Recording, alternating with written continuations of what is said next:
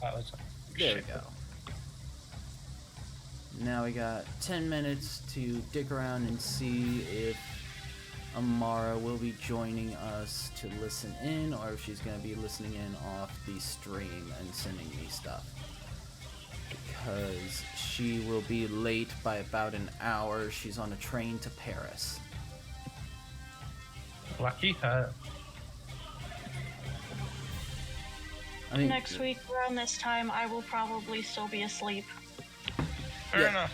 Next week we're gonna cancel since Erica won't be able to join, Mitch won't be able to join, Bean won't be able to join. That just leaves. So. The only question now is, am I going to live through Friday night to come back to y'all? Because my heart might just explode. I feel that. Yeah, it's supposed to snow at the LARP we're going to, so I might just bust my ass and die. Well, mine's more, I'm going to be riddled with goddamn anxiety because my friend and I are seeing a band that we both absolutely, love to death, and we sort of get to meet them. I say sort of because, it's not a, traditional meet and greet. They just kind of walk past and we get to high-five them kind of shit. But, oh boy. That's still pretty awesome. It's fucking with me that literally we're led down to 6 days until the show. We leave on Thursday night, and I am so fucking anxious. It's not even funny. It's a little bit funny. It is, but also I've already told my friends, I was like, I'm going to have panic attacks. Just hold my hand and don't let me run away. And pray that if y'all panic, my mom friend mode kicks in, because otherwise we're all fucked. Because our mom friend has already said, she's absolutely in love with one of them, to the point that, she is pretty sure she is going to deactivate her mom mode unintentionally and just be dead to the world mentally. And I'm just like... Should we be afraid for those poor band members? Is there something we should worry about for them? This is the life they chose. Are they going to need aftercare? They might need therapy if we pass out and bonk our heads on the barrier, because we're literally going to be right up in the fucking front. We are in we have the VIP, so we get in earlier than everyone else, so we are going to be dead front of the stage. And so yeah, we might pass out and bonk our heads on the barriers, but I mean, it'll be fine. They might just need a little bit of therapy watching several of their fans die in front of them. It's gonna be so funny. You just go. They won't have any physical damage to them. It'll be fine. The next time that we see Bean, just black eye, big bump on her forehead, just... Hips tooth. And there you go, just busted to hell. I'm just expecting the news to be band members mysteriously disappeared. Suspects might be VIP member. I mean, good luck, because their security teams are absolutely fucking ridiculous. We've seen a couple of videos of them just going through airports, and between the idiots who try to rush them thinking they're cute and just the people who accidentally get too close, I've seen more than one person get fucking yeeted across the floor, and I do not doubt that they would do that in a heartbeat to us at this concert if we fucking tried anything. Oh. Totally. Unless if you woo the band member to come to you. I mean, listen, I already told Emerald, because they have a habit of doing this, Emerald being my friend, I've already told her, if any of them, because I've seen so many bands do this, if any of them take my phone and do selfies of themselves on stage and pass it around and do a video, I will fucking die. It's that simple. I will just disintegrate right there. You'll just ascend the material plane and become the goddess of fangirls. Something like that. God, goddess, whatever preferred pronoun your deity is. Disembodied entity of fan people. There we go. Very All I good. know is that after this is over, I'm never going to be able to wash my hand again. I will have to cut it. That's gross. That's concerning. I will have to cut it off and put it, like, have it mummified and just never use it again. It's fine. Oh, She's just walking around One of like those really Peter after he met the Booberry Man, just growing a full-on civilization on her hand because she refuses to wash it. I am also completely joking because no. Can't do that, yeah. Not only that, but I'm gonna be wearing gloves, like fingerless gloves. So like. Oh, those are gonna be framed. Yeah. Also, speaking of frames, my fucking degree that I had hanging up on my wall, or like my diploma, just decided to yeet itself onto the floor this morning. So, yeah. So I went to go get something from the kitchen. I think I was going to get food. And I hear a crash, and my one dog starts freaking out. And I come back out here, my fucking diploma frame's on the floor, and I'm like, how? What the fuck? And then I had to comfort the dog because she was absolutely losing her shit. She's like, what is happening? And I'm like, Ghosts. You are stupid, my child. But yeah, no, it's probably my dad trying to fuck with me. I would not be surprised. We live next to a cemetery, and he followed us from our old house. So. Oh god. yeah, fuck that shit. I could So never live between- next to a cemetery. Between the cemetery ghosts and my father, it's one of them. And at this point, whoever it was, fuck you. You ripped some of the wallpaper off. Now I have to put another fucking nail in the wall.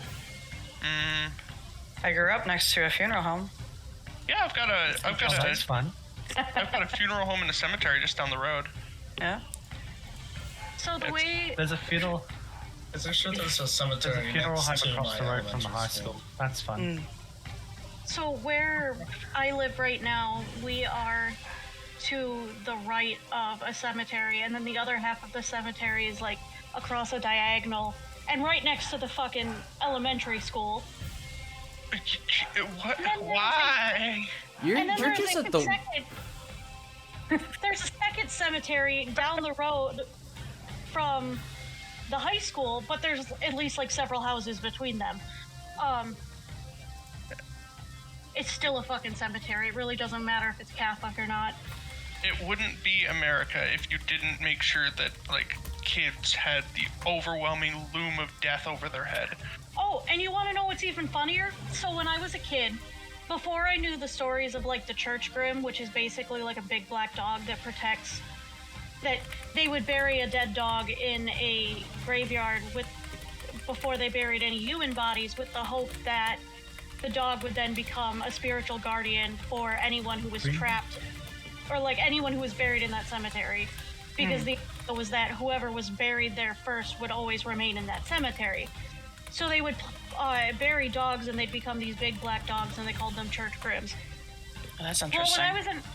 when I was in elementary school, because the playground is literally like separated from this cemetery by a flimsy ass wire fence and a tree line, this like black Labrador showed up between, like in the tree line, between the cemetery and the school. Ended up just being somebody's lost dog, but like, oh my lord, the old ladies in that school freaked the fuck out. They were like, oh my god, it's an omen. And we're like, no, it's a dog.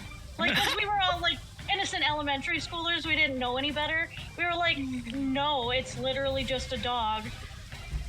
Do I you just guys, looked up the church grim. It You looks have- terrifying. The grim. do you guys want to hear about the time I Pass your escaped sights from into the elementary future. school?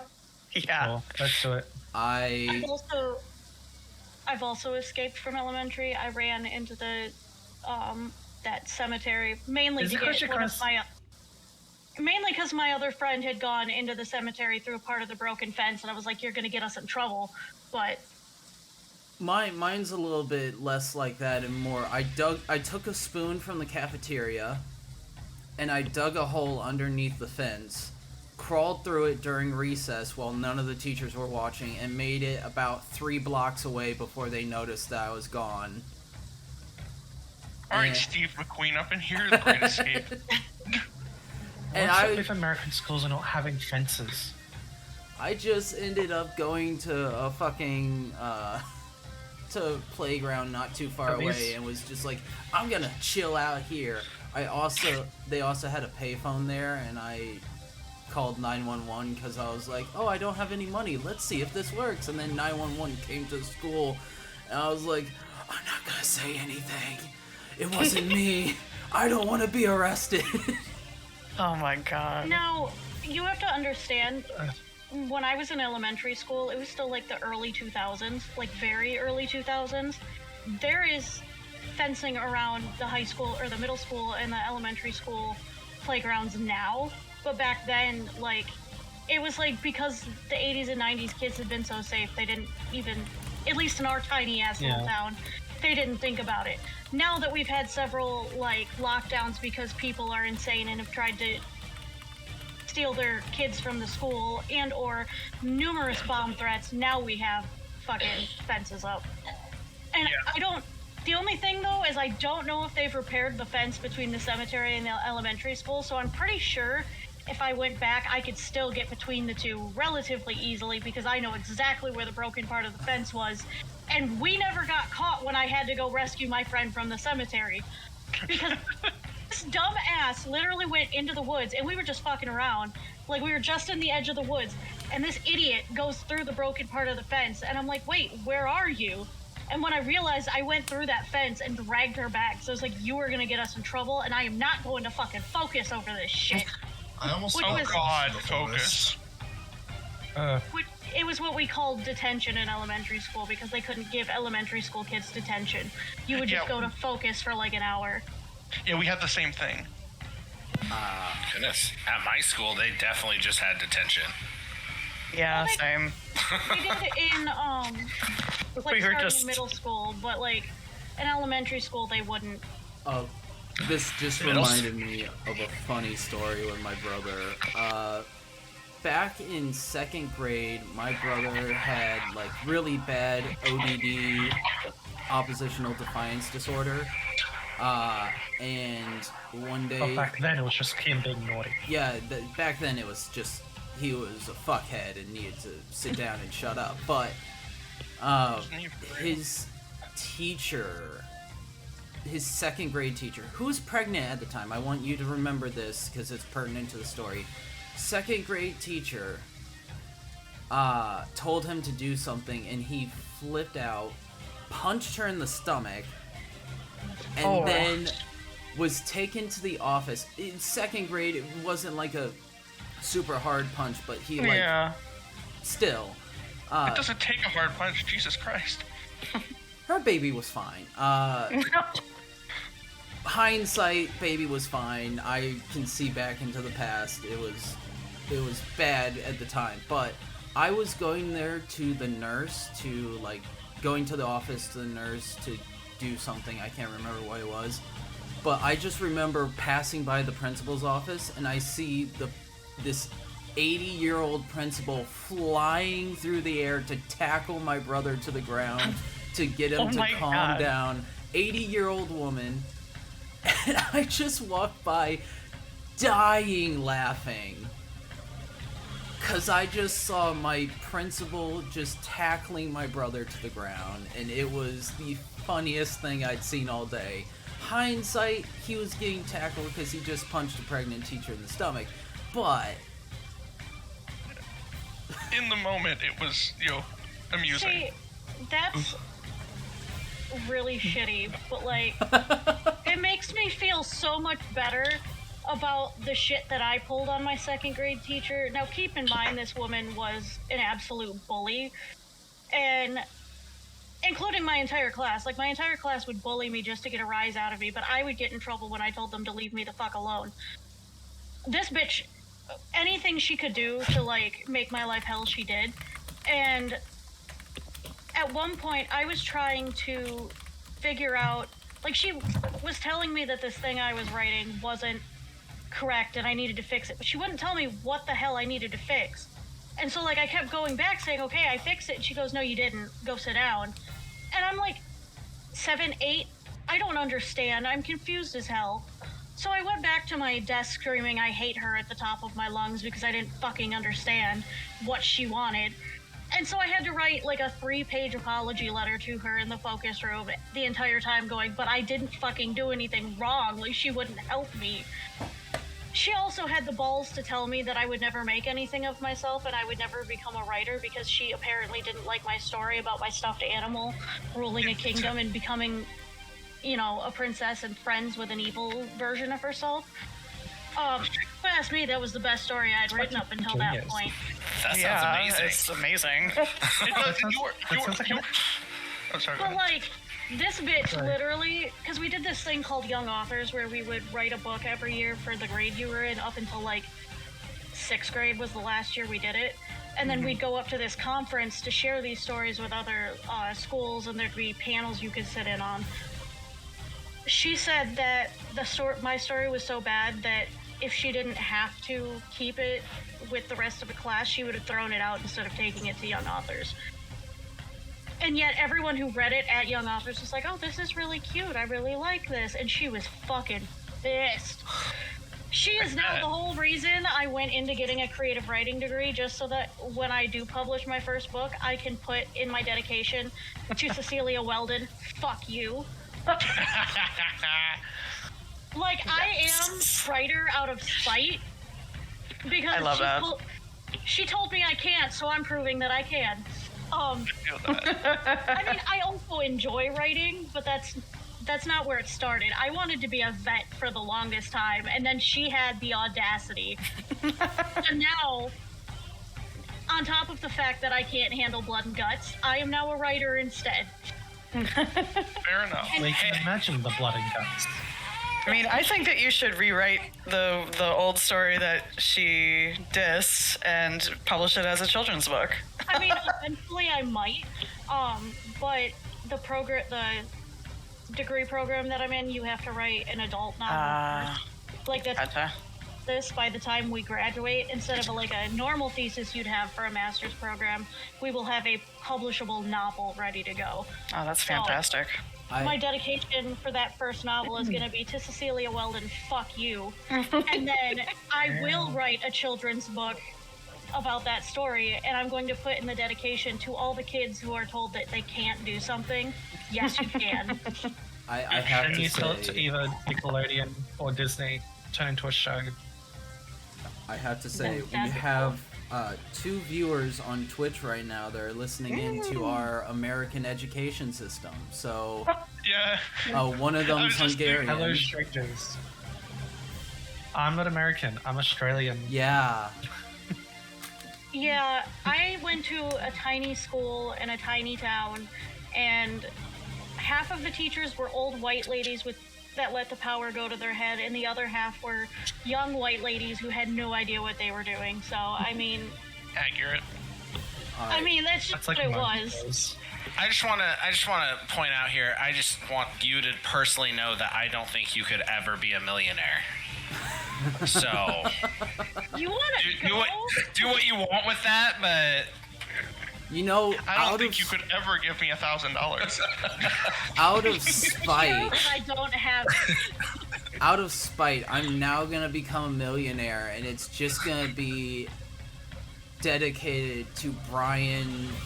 Fucking hey, I made $1 million because this one fuckhead said that I couldn't do it, and then I'm gonna lose it all. No, here's the thing. I've friends. If I ever like get $1 million book deal or some shit, I'm not only gonna pay off my student loans, my mom's house, all the other payments we need, replace, fix, upgrade everything we need, but I'm going to find anyone who told me that I couldn't do a thing, like I couldn't be a writer. I will find some way to pay something off for them and send them a letter out of spite saying, hey, yeah, you know how that's paid off? That's because you said I couldn't do the thing. So just watch the it and maybe best. I'll pay off your fucking son's birth.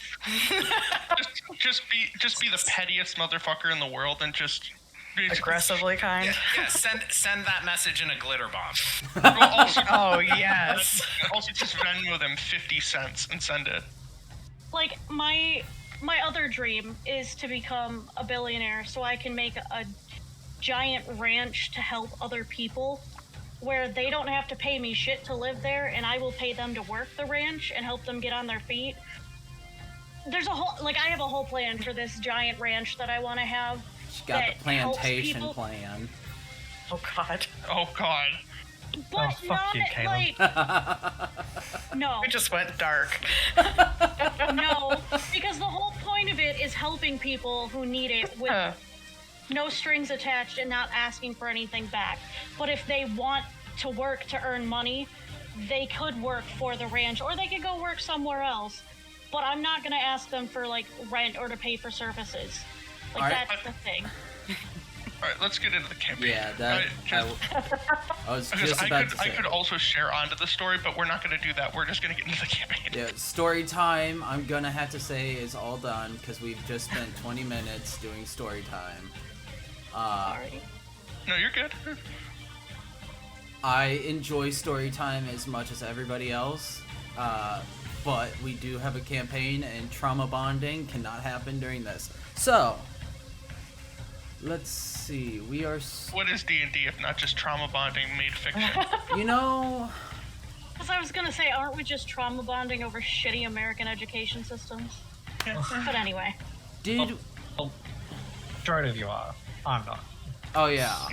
I'm from a different country. No, you're just sitting here judging us. It's fine. I also No, I've we heard also from, have a pretty shitty education system in Australia. Yeah, I was about to say I've heard from buddies of mine that live in Australia that you guys don't have it much better. Also, Well, Hungary it depends doesn't on where have you it live. better either. But yeah, If you're rich, live in the eastern suburbs of Sydney, then yes, you do have a better education. fair. Well, here we all have the same playing ground. Even Yep. private schools suck. Caleb gets to ruin us all. All right. Okay, Essentially. let's get into it. So, we started off last time, you guys threw an entire necklace of fireballs. You're damn right I did. Well, it was a group decision. Also, why does it hide you, Raylana? I don't understand that. But, Do I need to If it refresh? doesn't hide Raylana, it hides Cal. I don't know. It does weird stuff with my health, too, sometimes. It's bizarre. And who's Magdalena Kazmarek? Why is my Yeah, I saw that in the chat and I'm like, that's my who's character in a that? completely different campaign. yeah. I don't know why it rolled there. I didn't even have VTT activated because we don't use it for that campaign. Oh, I don't I know why had it's it here. activated, so it rolled into mine. Oh, okay. Well, yeah, that's a character from a different campaign entirely. A much more annoying bard. Yes. She's great. She's probably my favorite character I've ever played, but she's very annoying. Anyway, Cal Okay. yeeted a necklace of fireballs into the center of the ring. Just like a And circuit. annihilated every single one of the twig blights that was sitting there. Heavily You're damaging one of the anchorites, not fully damaging the other. Let me look back over because we did have the fireball damage change from 29 to a 31 because 29 just didn't feel right. And then everybody This is rolled correct. initiative. Initiative is up to date. And we are starting at the top of the round with Milo. Okay. So, is this all I can see? This one orc dude? Currently, yes. Okay. Well, I'm not very much the scout type. Let me see what I have for spell. I always chuckle when Cal isn't the first in initiative. Do you know how salty it makes me? I'm like, how dare you fuckers be faster than me? I have an initiative of +7. Yeah, I have an initiative of +3. I don't know why I keep getting first.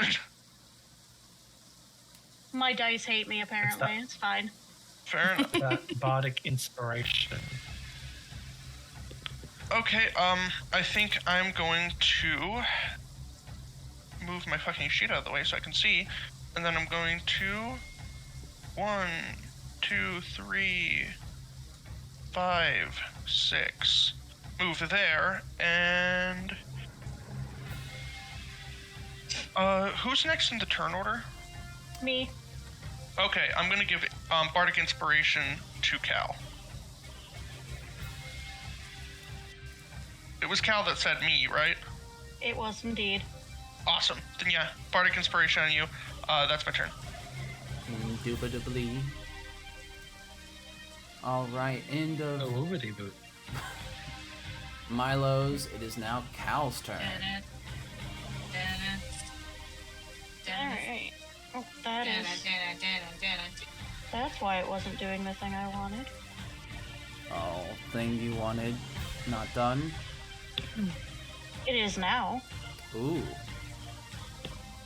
I figured out how to do conditions myself. Ooh. Nice. Yeah, if you right click, you should be able to see condition/markers, and that will give you guys a list of different things that you can do. Interesting. So we're gonna go 30 feet here, going wibbly wobbly, timey wimey, it's fine. And then bonus action dash 5, 10, 15, 20, 25.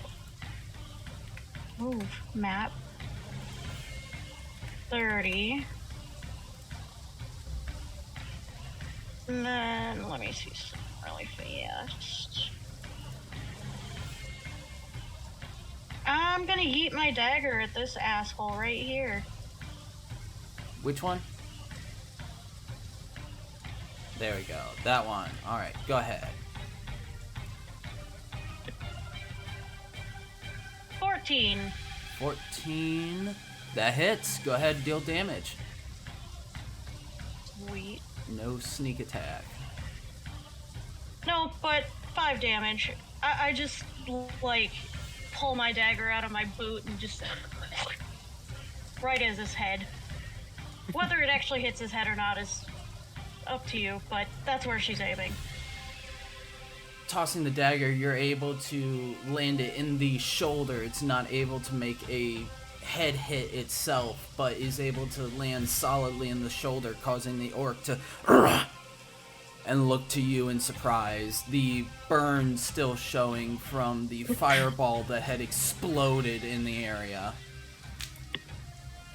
Cal will, before I end my turn, she will chuckle and say loud enough for the orc to hear, "Surprise, fucker."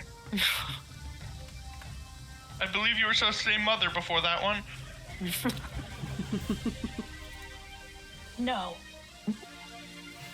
But that will be the end of her turn. Alright. The end of her turn. It is now Darius's turn.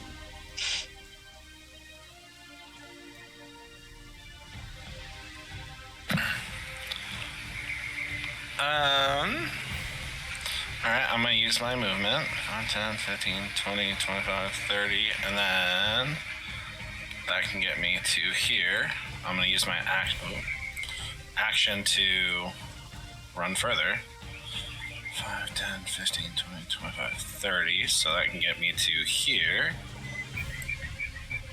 You know, Caleb, you could have chosen to put us somewhere where we didn't have to run diagonal. You could have. Yeah. That was a choice you could have made. But this is more fun. Spending the Yeah, first I could've- turn just I- running. I could have made it about here if I hadn't had to deal with diagonals and not using them. But if I put you guys anywhere else, there was a chance that you wouldn't have been able to have a good line of sight to throw that fucking necklace of fireballs without being seen. Fair enough. True. Fireball. I think that's gonna be my turn. Alright, don't get me copyright struck.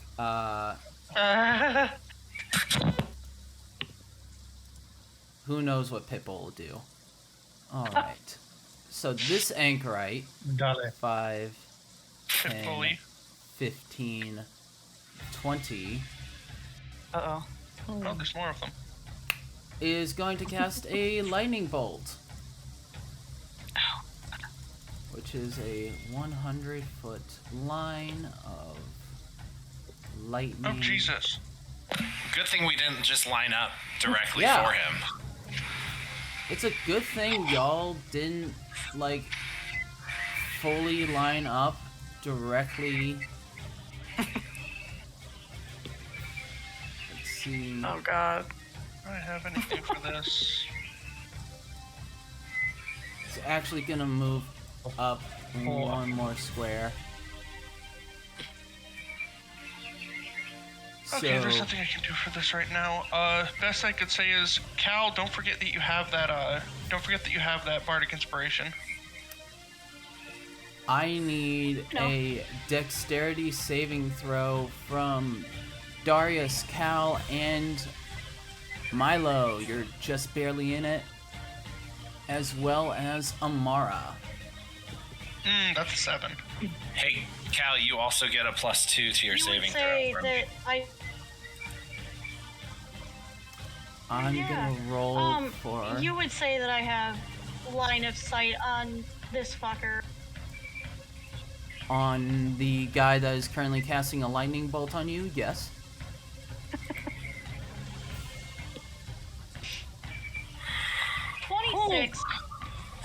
That was almost a 1. Alright, so 7, 26, and 10. And then Amara's gonna roll. 6. Wonderful. So, that is 8d6 damage. Oh, Cal takes half. alright, And I'm going to use Uncanny Dodge to take half of the half. Okay. Do you have evasion yet at Because this I point? forgot that I have that. Or is that another No, subclass that that's has... a higher level than I currently am. No, it's a rogue thing. I'm just not the right level. Hang on. Oh no. Well, Amara...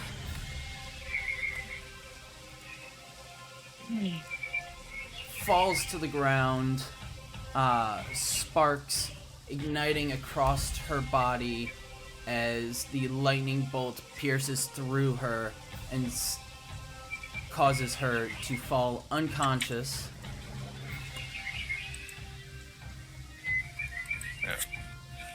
Milo, barely up, is just gonna shout, I didn't sign up for getting shot with a lightning bolt.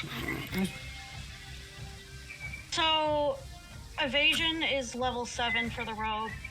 So And you're like then one level away from I'm not only- taking damage. Yeah. So, I will be taking my sorcerer level at 8th level. But if I'm doing my math right, I should only take 7 damage from this.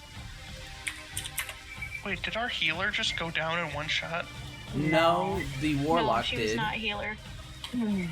Oh, sorry, I will eventually understand the party dynamic. But this is a good note. Don't be late for D&D, or Caleb will try to kill you. Fair enough. I mean, y'all just ended up in a line, and he got fireballed. He's pissed off. I would like to use my reaction to slide to the left. Anyway. My bardic should just be inspiration is to grateful cha-cha that I- real smooth. He should Or just be just, grateful yeah. that I decided to uncanny dodge rather than hellish rebuke his stupid ass. Oh, that would have been. So, the anchorite comes from around one of the tall stones that blocked off the sight of the group, and as he does, he weaves his hands together and reaches up into the air, a bolt of lightning striking into his palm before he yells out a Atograkte! and sends it out in a streak towards this line of people, hitting each of you. Cal, you're able to duck, dive, and dodge out of the way of most of it. A single arc of the lightning glancing across you. Darius and Milo, you both are hit full force across the chest. Lightning sparking across your body and rippling through your muscles as you look behind you and you can see Amara falling to the ground. Well, that's not good. Hitting the ground, falling unconscious next to the rest of the group. That is his turn. Now the other anchorite. 5, 10, 15, 20, no, 20, 25, 30. Oh no. Do I do it again? I swear to God, if you kill half the party in the first turn, I would be so pissed. Hey, you're about to take down almost half of our team if you do that. Let's see. He is going to...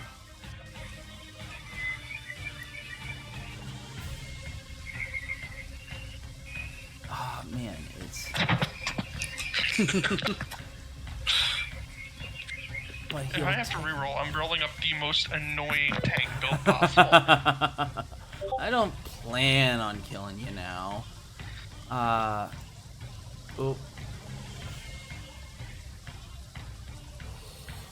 Oh, Amara just messaged me.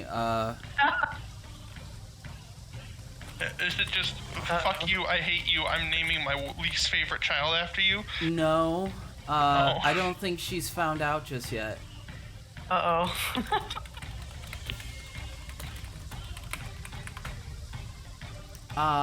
So.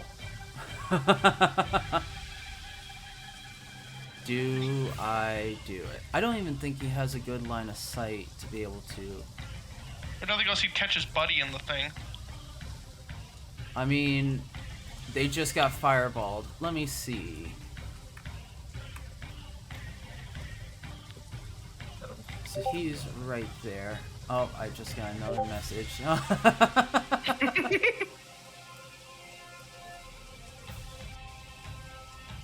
So I could hit all of you guys.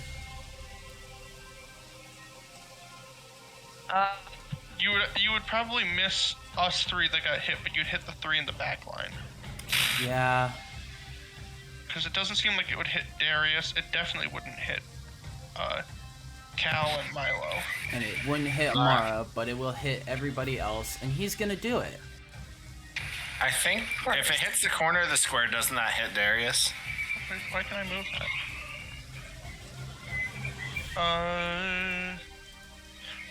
He's definitely gonna hit his buddy too.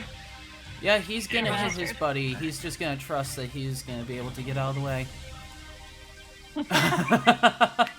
Alright. He's just gonna trust he can get out of the way. It literally can't even see the token past the lightning bolt. Dexterity saving throw. Yep, dexterity saving throw from Bartholomew, Raylana, and Drake. It's just flat, right? Just a flat roll. 15. 15, 16, Okay. and 4. Oh. So Raylana and Drake take half damage. Let's see what this... And I take half of that half because I have resistance to lightning. And the other anchorite does not succeed, so he's gonna take full damage. So... Yeah, just kill your buddy. Uh-oh. Hey, Amara. Yes, So you just got lightning bolted to the ground. In one shot. In one shot. So the Welcome to the party.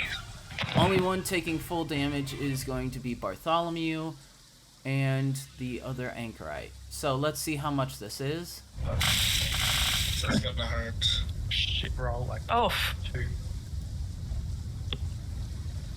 32 points of damage. And I only take 8. Yes. 16.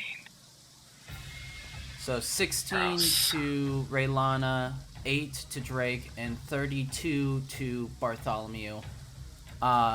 This one Jesus. takes 32, dropping him to 0.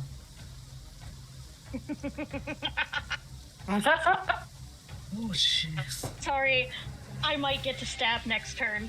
It makes me happy. Fair enough. So that was. I just like the evil laugh.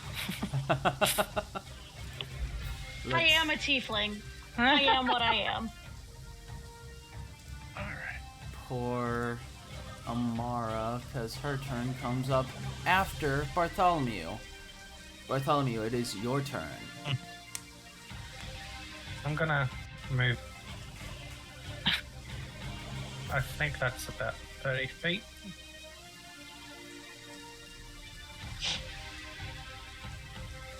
I'm not going to do anything. I'm just going to cast. What am I going to cast myself? Come on, screen, work with me. I mean, if you have it, Cure Wounds might be a good idea.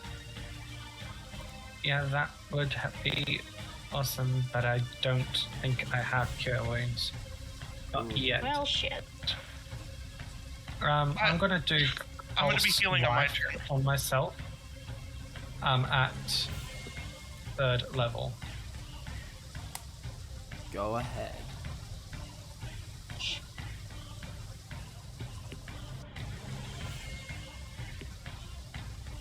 Thinking I might have to give fucking Milo more healing spells.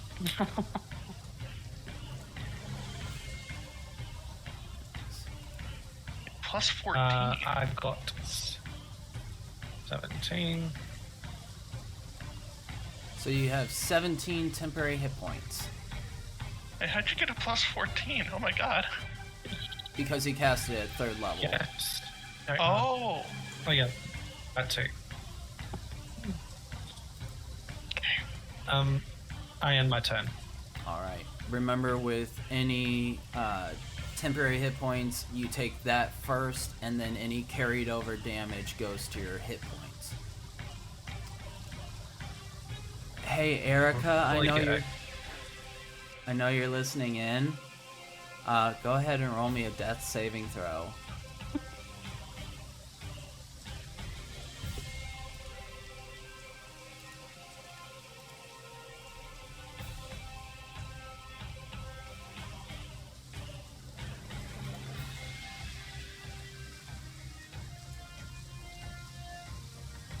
Let's see if she can.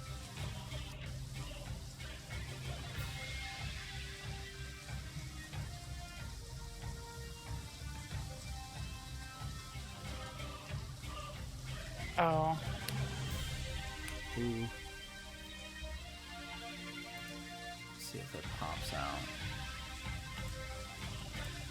Nope.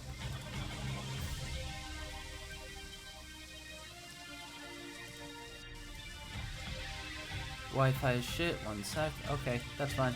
We can.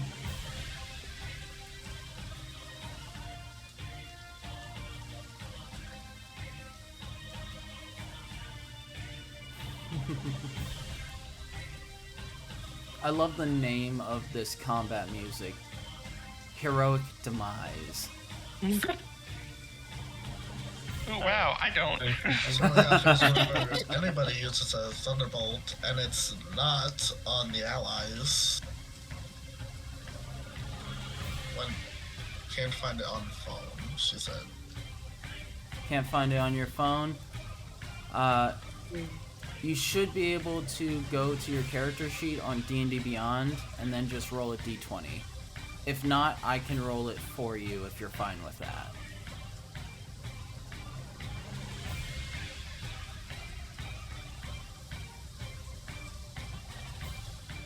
Done some pretty good rolls with those Thunderbolts. Let's see if that says the same for a death saving throw. Oh, failed. Failed. Oh. Okay. So I'm gonna mark down one failure on her sheet. Amara.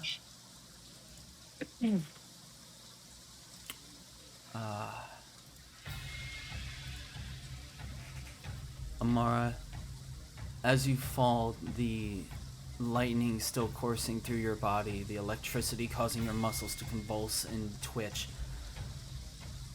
Your vision darkens, and you stand before the Archfey, Geladon, that you had made your pact with. And he looks to you with a sad smile. And he goes, such an unfortunate circumstance. You're so close to completing what I asked of you. Hopefully, your allies are a little bit more forgiving. That is Amara's turn, with one death save fail. Raylana. Okay. I'm going to start by moving 5, 10, 15, 20, 25, 30. And I'm going to use my mass healing word. Mass healing word, go ahead. So, Let's see, what's the... 11. Ooh, lovely. What Yes. is the radius? 60 it's feet range. 60 feet. So everyone gets it. Yeah, everyone gets it. So, That Amara, puts me back to full. I will heal you up. Back up to full.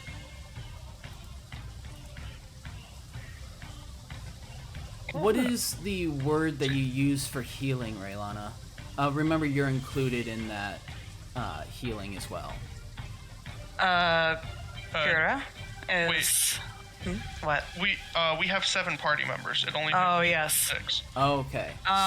Actually, I was gonna say Drake is probably our highest health-wise right now, so maybe if I leave him out, then we will have enough for keeping everyone mostly healthy. Alright, so Drake, if you added any, take off the 11. Everybody else gets the 11 hit points. Don't worry though, I'm watching. I'll help what I can if you get low.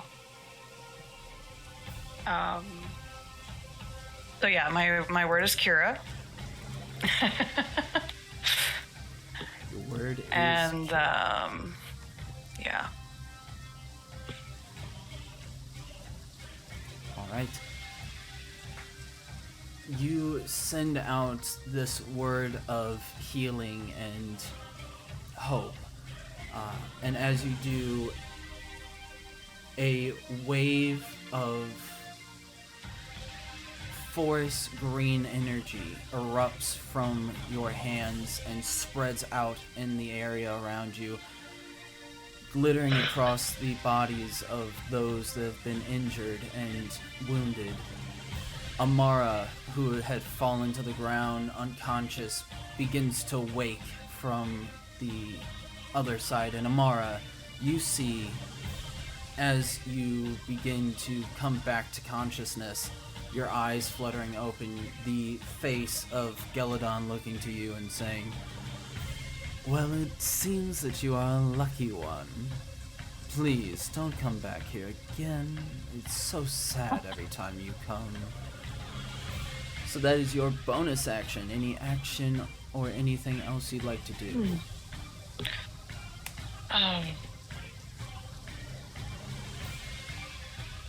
I think I should try to take out my crossbow and hit that guy. If I can. Wait, do I even have that range? 80 feet? Let's see. He is currently 50 feet from you. Okay, so I will try that.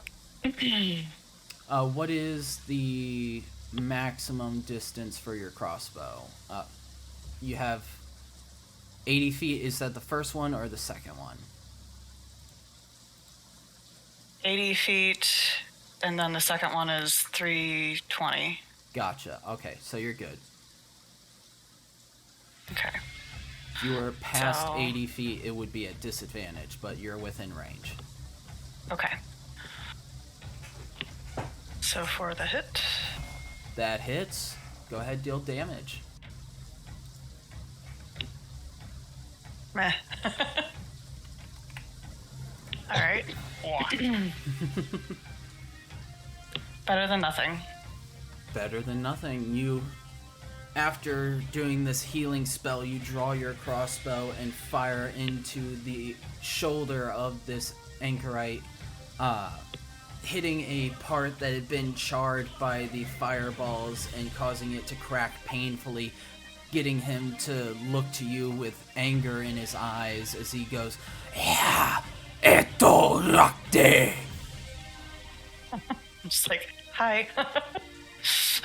Wait, same shoulder as the dagger or other shoulder? This is the other one, not the one that was hit. Oh wait, no, this is the one that was hit with the dagger. Different shoulder. And that's my turn. Well, it looks like you can't shoulder that burden. Get out. More. Out. I'm hurting them more than I'm hurting us. Listen, Everybody I get take 1d4 dad jokes. psychic damage. I deal with so many fucking dad jokes on a daily fucking basis. Alright. Last in the order but not least, Drake Warrior Kill. It is your turn.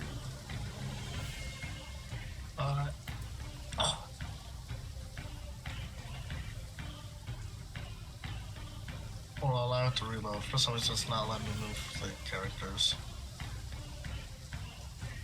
Let me see.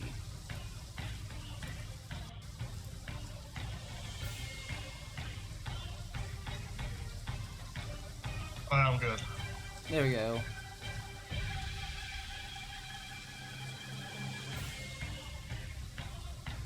Probably should have had it snapped. Move a bit. there. Then I'm going to dash.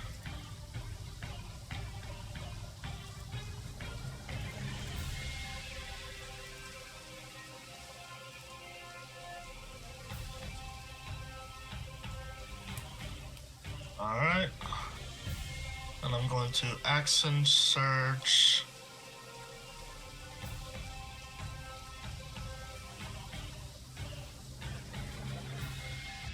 Alright. Now I can't attack him from close up, so I'm gonna try to hit him with a spell. Okay, go ahead. Let's see, which one should I try? I'll try to go as Toll the Dead. Toll the Dead. Alright, what's the range on that? 60 feet. Okay, he's more than within that range. He needs to make a wisdom saving throw. Alright, wisdom saving throw. Nat 1, let's go. Nat 1. Go. Mitch, I have a home rule where if you roll a natural 1 on the saving throw, you take double damage, and that applies to both characters and enemies. So, Okay. I assume that doesn't apply to the other campaign because we never went over no, that. that doesn't apply to that. That's just in this one. Okay. And he is missing some damage, so I'm pretty sure I do D12. 4 D12s. 4 D12. 2, 3, 4.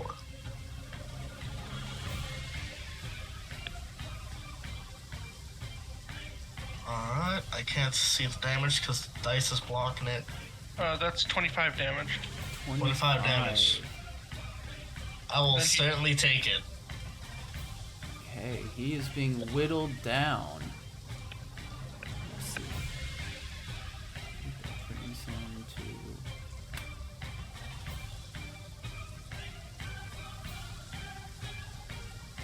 hold on. Sharing the Twitch stream to the other server. And get rid of that. And I need to do calculator because I cannot do math in my head for some reason. Oh, it's that. Yeah, I was close. Here, we can do it for you. Just tell us how much health you have left. Oh yeah, I know. I could give you guys the exact hit points, but I like to do math on my own. So the necrotic energy that erupts from your hand and then begins to toll evil bells around the head of this anchorite, causing him to grip his head in pain as black veins form across his neck and along his cheeks, his eyes going gaunt and his skin withering a bit as he looks to be almost on death's door here. Alright. I am then going to rage. Going to rage, alright.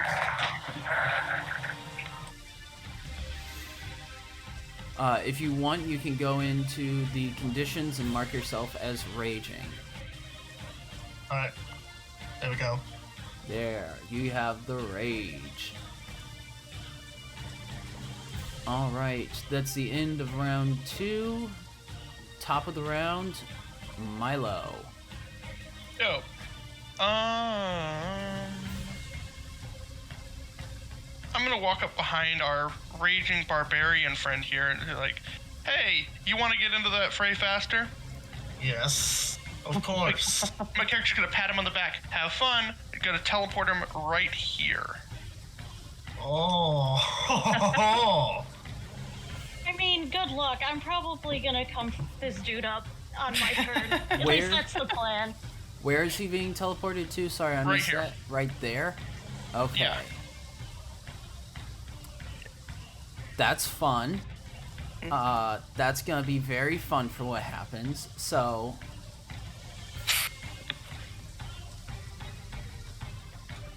That's not the end of my turn, though. Mm-hmm. So let me pull up my character sheet to make sure I have something nice.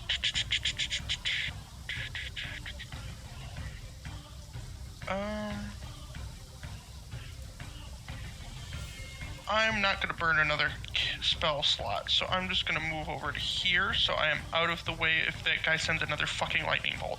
Pretty sure that's at least on a quarter. Solid. Better safe than sorry. Yeah, I heard that when lightning's coming down, you should stick near to the trees. They hit trees first.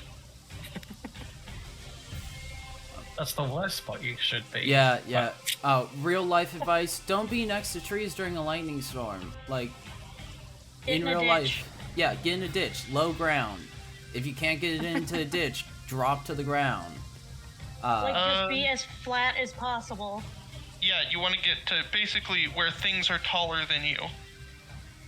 Not only will it make you less of an attractive target for said lightning, but the more you're connected with the ground, the less damage the lightning can potentially do to you if it still hits you.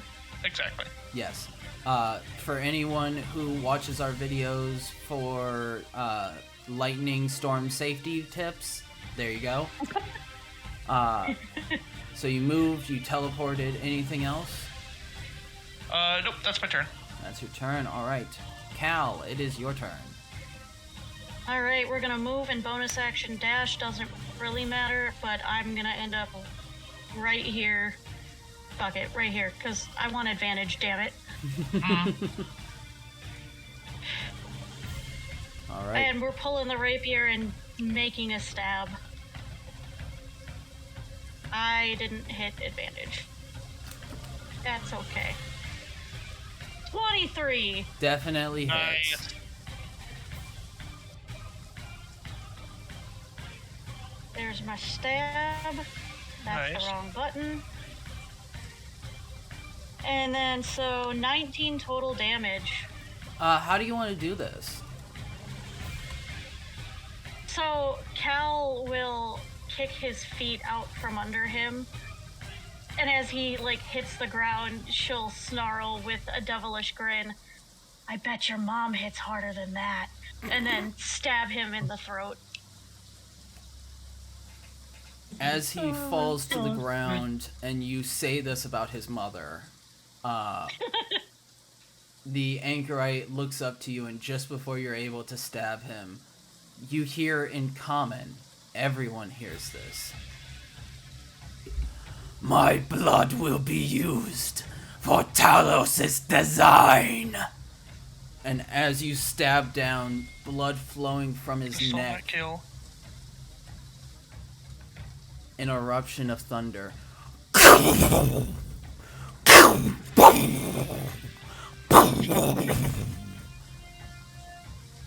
And lightning falls onto his body.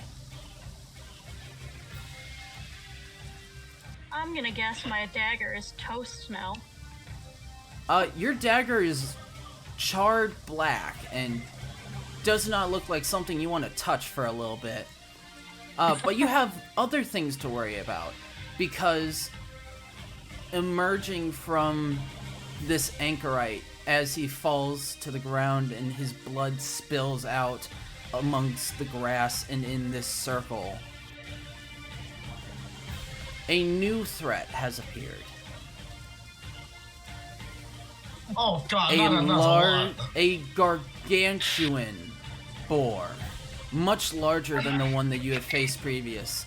This one towers over even the stones and is able to be seen by everyone. Let me just... Oh god, Cal, you summoned his mother. Your mama's so fat, she has gargantuan size. Let me just erase those walls so everyone can see. As lightning crackles along its tusks, the tusk much larger than previous. Those who have faced this before know that this is Gorthok, but it looks different. It looks angry. And it looks down at the group. And you hear, erupting from the thunder, a voice that cracks amongst the loudness of this thunderous storm.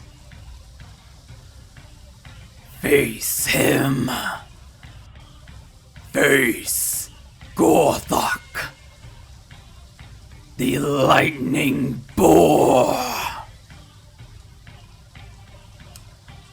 Anything else you'd like to do on your turn, Cal? Being the cocky shit she is going to shrug a little bit as she stares at this thing. Just because it's bigger doesn't mean shit. We killed it once, we can kill it again. Drake looks up at his face, smirks, and goes, yes, I in fact do want to face you. Let's do this. Something, size doesn't matter. You get the joke. Let's get on with this.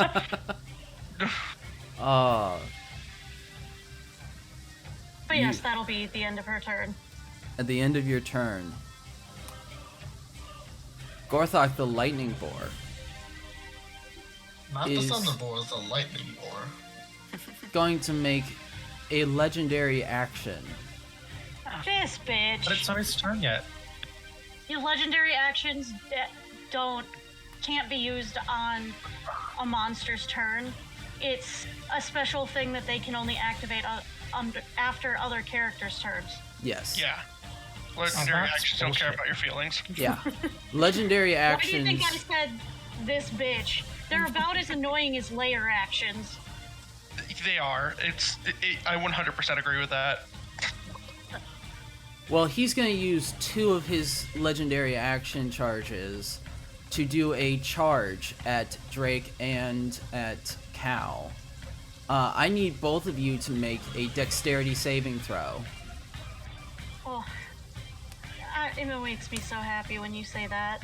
How about a 16? Try a 22. Okay, you both succeed the dexterity saving throw as he charges at Cal and Drake. Let me just put this to the bottom so that it's you guys are able to move your tokens. But this large boar with lightning crackling along its sides charges both of you, and you both only take half of the 4d8 slashing damage. So you take 9 points of slashing damage, halved again for Drake to... Because of rage. Yes, to 4 points, because we round down instead of rounding up. I'm gonna need him to, in return, make a dexterity saving throw. Oh, An anti-fire check. Ah, that is just the DC, you bitch! Can she use inspiration to help with that at all? Yeah, Nope. Yes, she can. Yes, she can. You No, can I add. can't. Oh wait, no, you can't. You can't add inspiration to your DC. Never mind. You're right. My bad. He is gonna take 6 damage, because that's 6. half of 11 in our favor. Taking 6 points of damage from the fire that erupts. The rain pouring down in this area is dimming the hellish flames that would erupt around the creature, causing him to not be as burned as he should be. That's... Once again, she fails to fire Pikachu effectively. That is his... It is a thunder water Pokemon. Oh, and just so everybody can remember what he looks like, this but bigger. That is his turn, his legendary action now to Darius.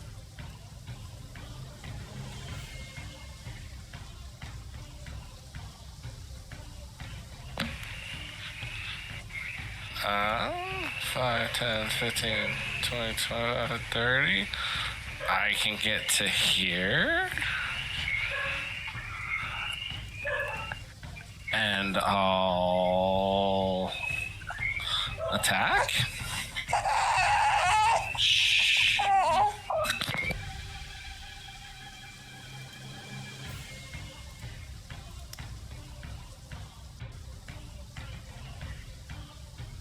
That misses. Are you kidding me? 17 misses. 17 misses. I'm playing this 2 guy. lightning bolts and a pig that has 18 AC later. All right. Well, that's not gonna hit then. Certainly isn't.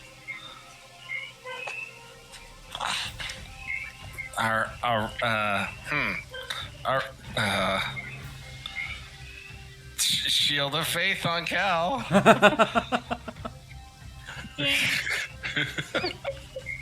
I feel like that's my go-to spell on my go-to person in battle.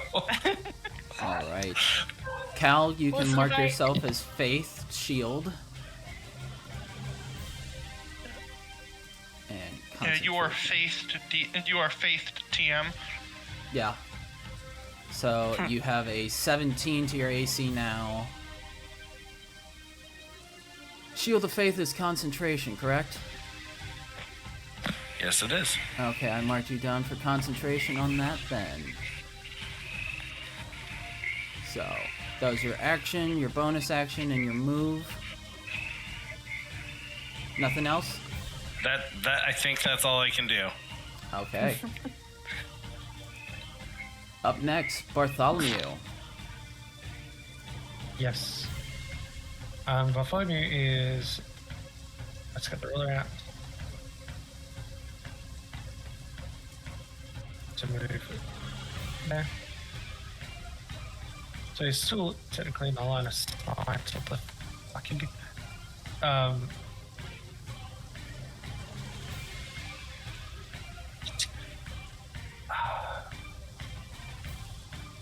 The 2 I'm gonna cast. Go ahead. Sorry. I'm gonna cast Scorching Ray at level 3 on the pig. I mean, second level. Never mind. Oh no, third level. My bad. Third level. Rolling to hit. Yes. So you have how many Scorching Rays? That was a 13.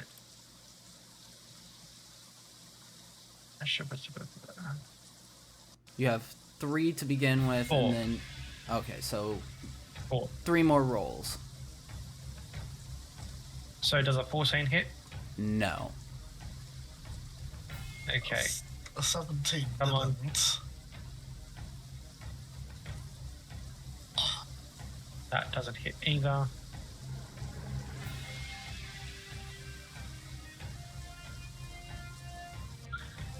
And that doesn't hit her. Buffalo's gonna whack his. You got one more Scorching Ray since you upcast it. Oh, right.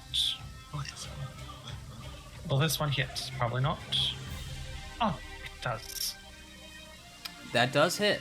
Go ahead, roll damage for that one Scorching Ray. Yeah.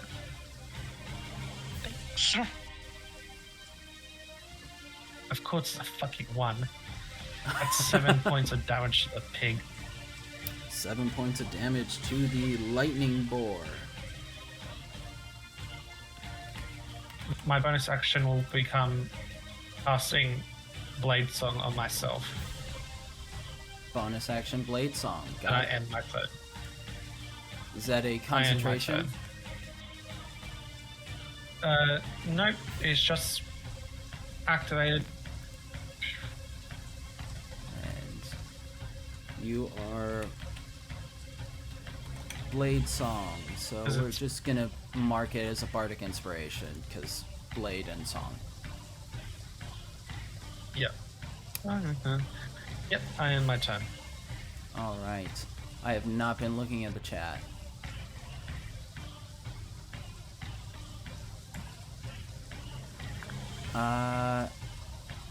Erica, we are now fighting the reincarnated form of Gorthok the Thunderboar, now the Lightning Boar. And it is now Amara's turn. Let me see. Amara. Have to use half movement to get up. So that's 15 feet. 5, 10, 15 right there. Amara, you're okay if I pilot your character for this? Or until you're able to join? He did. Keep in mind, he did take you down earlier.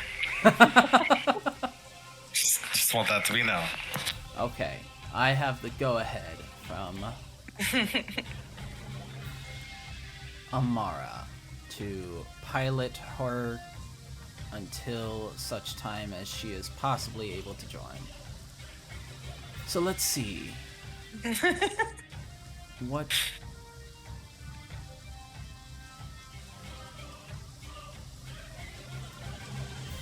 There we go.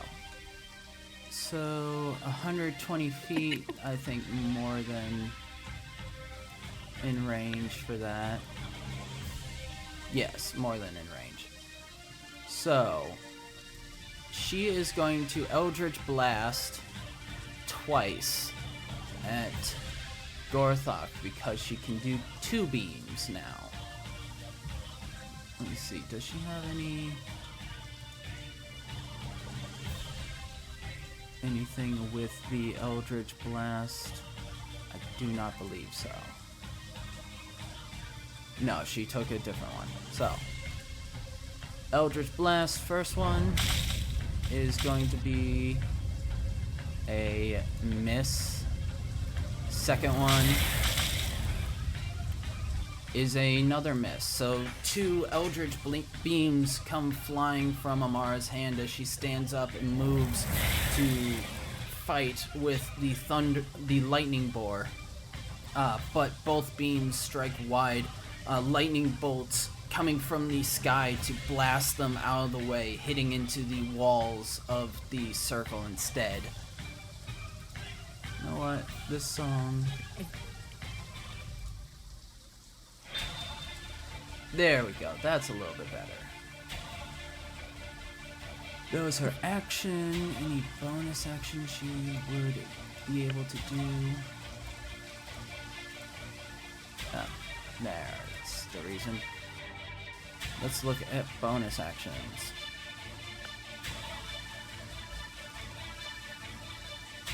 You could probably cast Hex if she so chose. Look at her spell slots. Huh.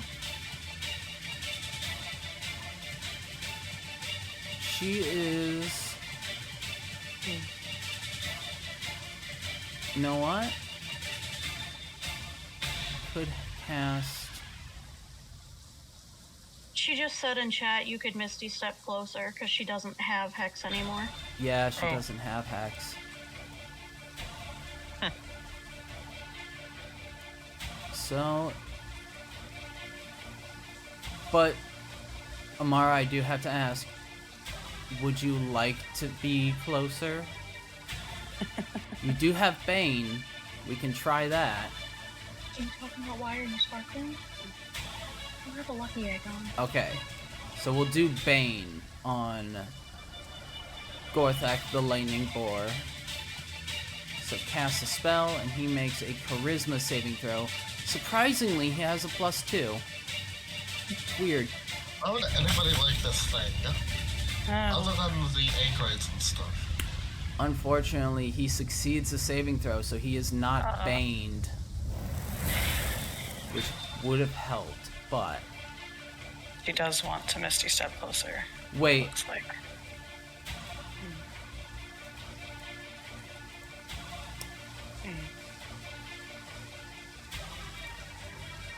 Actually, wouldn't have been able to Bane, but you can Misty Step because Bane is an action to do.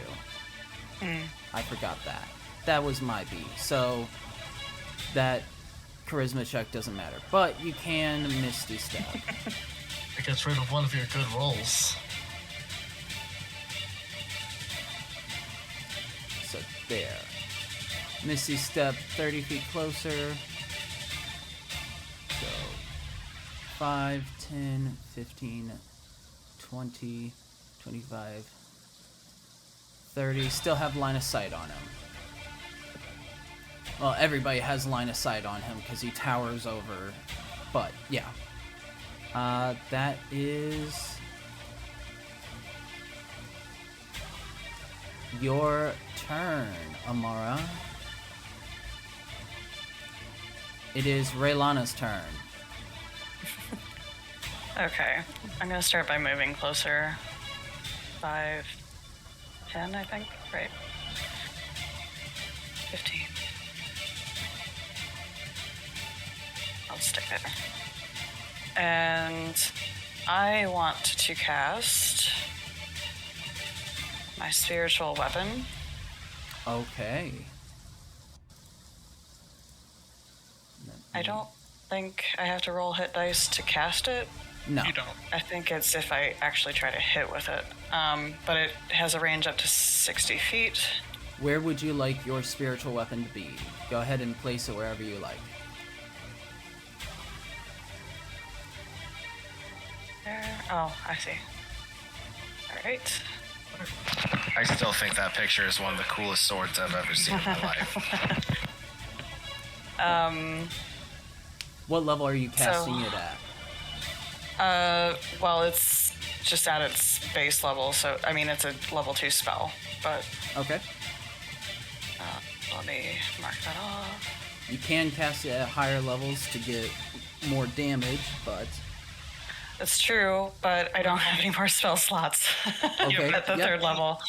It's only every other level, though, so you would only be able to really get anything out of it if you cast it at 4th. Okay.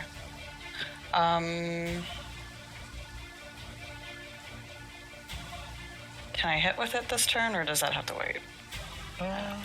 I'm pretty sure that you can... Yeah, when you cast a spell, you can make a melee spell attack against a creature within 5 feet of the weapon. So yes, you can. Okay. So I would like to try to do that. Go ahead.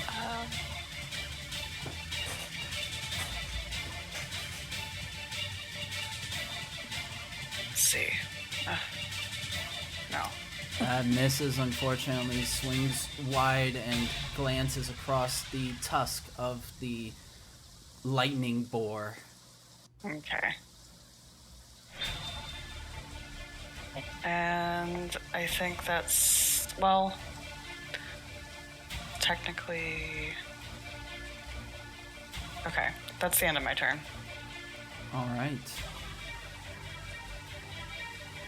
You still have an action if you'd like to use an action. I guess I could try for the crossbow. Never know. And all damage counts. Alright, let's just do that then. Oh, That Okay. hits. Nice. Go ahead and do your damage. alright. I wasted all my good ones last session. Yeah. See, that's when I just ground my dice for a little bit. You can always change your dice skin, see if that helps. I'm good. You send out this... what does your spiritual weapon look like, Raylana? It is like this copper color with a glowing green light. It's a mace. You send out this glowing green mace, the copper tones radiant, and as water falls upon it, you see it steaming up from the radiant energy that is made up of this. And as you do, you swing your hand out as if you're swinging your own mace, but unfortunately it skitters across the edge of one of its tusks. But as it does that, it's distracted for a moment and gives you a perfect line of sight to launch a crossbow into its hide. Though it doesn't seem to do as much as you'd hoped it would do, sticking just barely out of the fur of this giant creature. I know it was a misspoken thing, but just launching a crossbow, I just imagine her just picking up a crossbow and just hucking it at the guy. Alright, end of your turn. It is now Drake's turn. Attack with the Dragon Slayer longsword with reckless attack.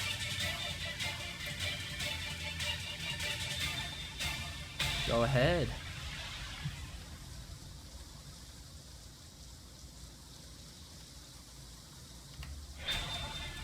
That misses. Alright. Guess I'll bonus action second wind. Okay.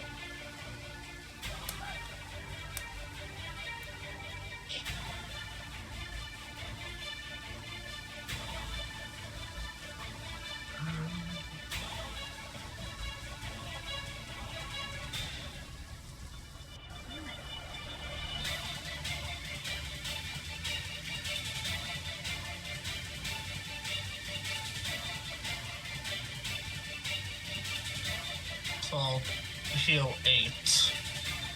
Healing 8 points. Got it.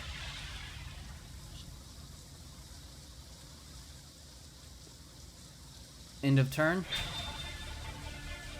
Guess that's all I can do. Alright.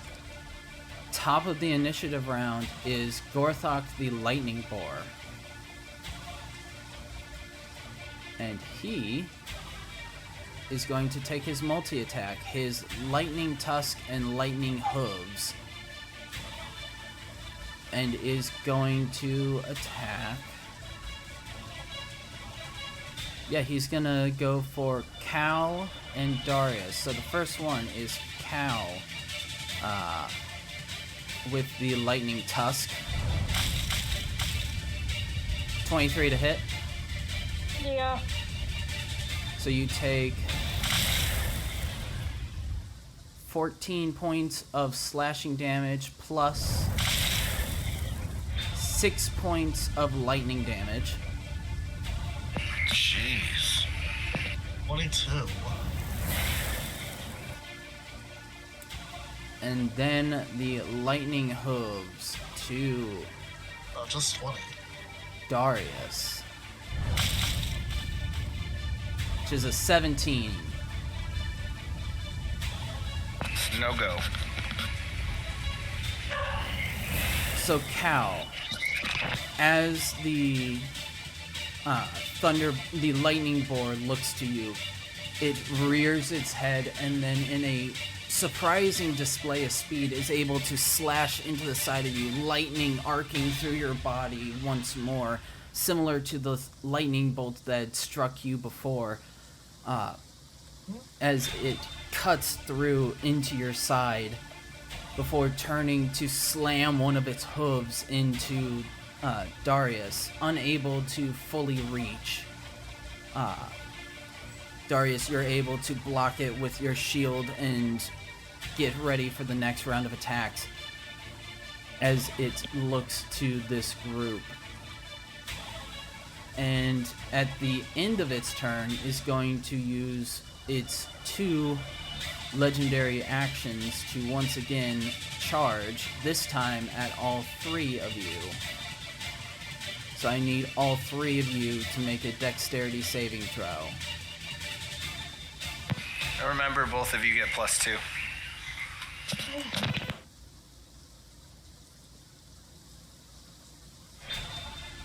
Probably a waste, but fuck it. We'll try. Oh boy. Yep. Okay. That, 9, so that's 11. yeah. Sorry. So Cal is going to take the full brunt of the charge as it slams forward into the group. Cal, you are also pushed back 10 feet. So let's see. That was 4d8.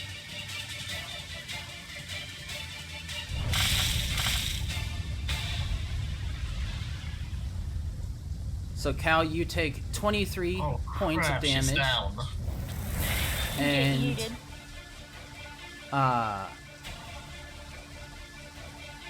Boarious, you take, I think it's 11 points. Correct. Yeah. And Drake, you take 11 halved to 6, yeah. And Boarious, I need a Constitution saving throw. That's right. Oh, saving throw? Sorry. Yep, That was a check. just found that out. It's actually saving throws.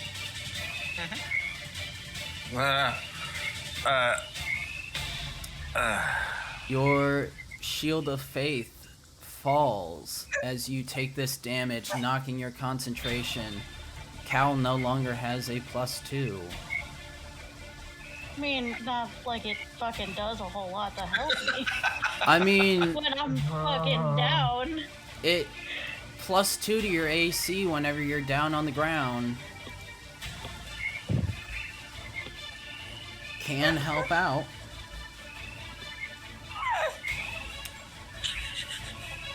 Alright, that is its turn spent doing that. Milo. Okay. So my character's gonna look over towards Raylana. Can you get Cal back up? Yes, I can get Cal back up from here. Good. I need to focus. Good. I need to focus on this. Oh, I rolled the damage first. That's not what I meant to do. There we go. Dissonant Whispers. He needs to make a Wisdom throw. DC. Let me find the DC. 15. 15. 15. Wisdom saving If throw. DC is 15 Wisdom saving throw. He has a +0 and he rolled a 5. Okay, so he's gonna take 5d6 damage. That's 21, and he's gonna use his reaction to run directly away from me as fast as he can. So it's gonna proc attacks of opportunity from all 3 of the party members that are still up. Does it provoke attack of opportunity if it's force movement. Yes. Yes. That is- was literally a point of contention in the Crucible that they finally cleared up. Yeah. Alright, give me a second while I deal damage. I fucking love that spell. Way too much. Yeah, Dissonant Whispers is lovely. Yeah, it's the two spells I always keep on every character that I can on them is Heat Metal and Dissonant Whispers. I always have them. There's a reason I like the Aberrant Mind Sorcerer. 15, 20, 25. Nobody has the Sentinel feat, do they?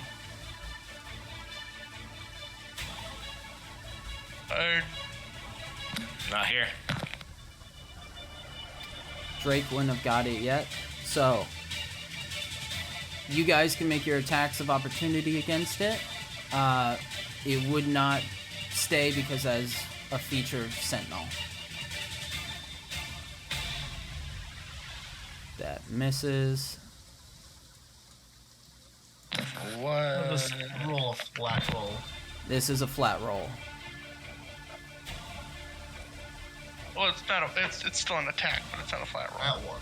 Alright, Ooh. time to switch. Don't forget to roll for the spiritual weapon as well. Does spiritual weapon get attack of opportunity? Because I think that's only creatures that get that. Yeah, because it would be a reaction, not a... No, cannot make attacks of opportunity. Oh, It's- never mind then. The rules of opportunity attacking state that the attacker must be a creature. Okay, my bad. Yep. This is the learning how to play and teaching, so I'm perfectly happy. This is embarrassing because I've been playing this system for 6 years now. Hey, nobody can remember every single rule of this game. My doc's got me on new meds and it's fucking with my head. I will I've use been that as an playing- excuse. I've been playing since middle school. It's fine, dude. Fair enough. Alright, he runs his speed, so he has... there. Anything else you'd like to do on your turn? Oh, so they can pick up that guy.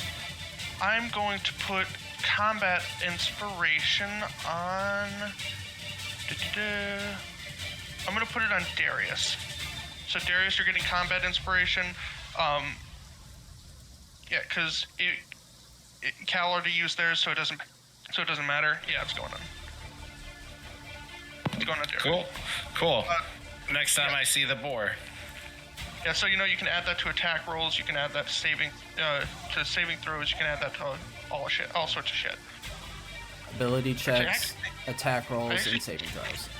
I actually don't think there's any difference between Bardic Inspiration and combat. I think it's literally the same thing. It just adds new shit to it that it can do. But still, doesn't matter. Yeah, that's my turn. That's your turn, alright.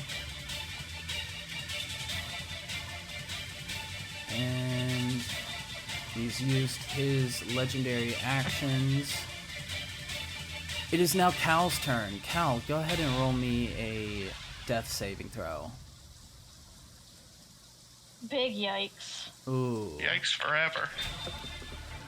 Yeesh. Cal, you are in the manor within Phandalin, your new home. A home. And you hear a familiar voice. The voice of your father. You hear him laughing, something that you've not heard in years. Something that you didn't know that you missed. And you can hear it coming from down the hallway, and as you start to walk, you can feel yourself getting lighter. That is one death save fail.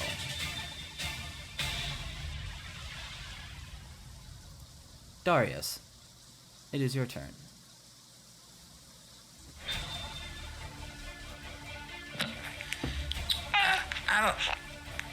I don't know what to do. Do I chase the boar? Do I help the group? I mean, technically, the boar is from here is about 60 feet from you.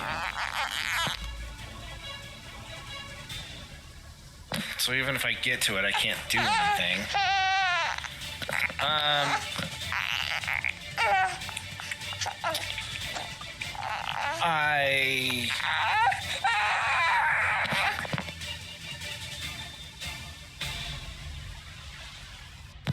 I will heal. I'll heal Cal. Alright, how much are you healing Cal? It's a great question. I have 2 spells that can do it. You also have lay on hands. No, I don't. Yeah, you used that for Amara last time. I did. That's right. Might be.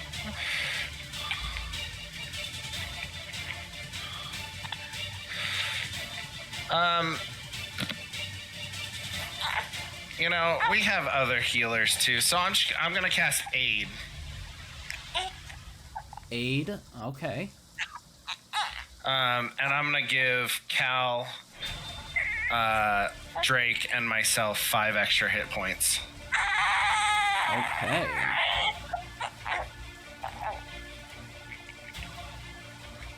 If I understand that correctly. Yes. Oh, For the next 8 hours. So your guys' hit point maximum bumps up by 5. So go to in your character sheet, go to your hit points, and where you see override max HP, enter in. No. Uh, It's easier just to do max HP modifier. If Oh. you do override max HP and you just do 5, it'll change your HP to 5. Okay, so max HP modifier plus 5. Yes. And that will Learned that boost. the hard way.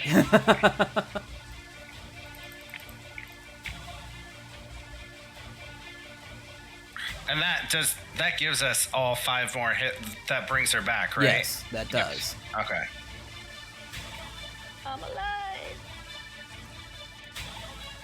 BRB, I have to go get food because my stomach's about to kill me. All right. Maybe we should all just take a bio break because I gotta go to the bathroom. Oh yeah, we can take a bio break now. 10-minute bio break.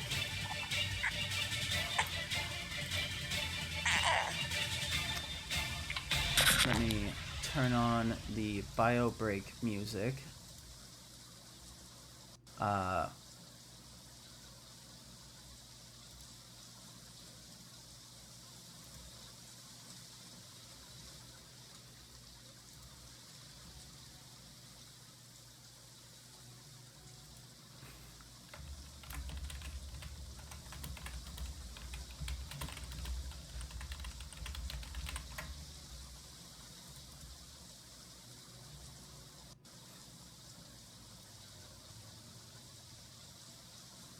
Don't fall asleep just yet, Ethan.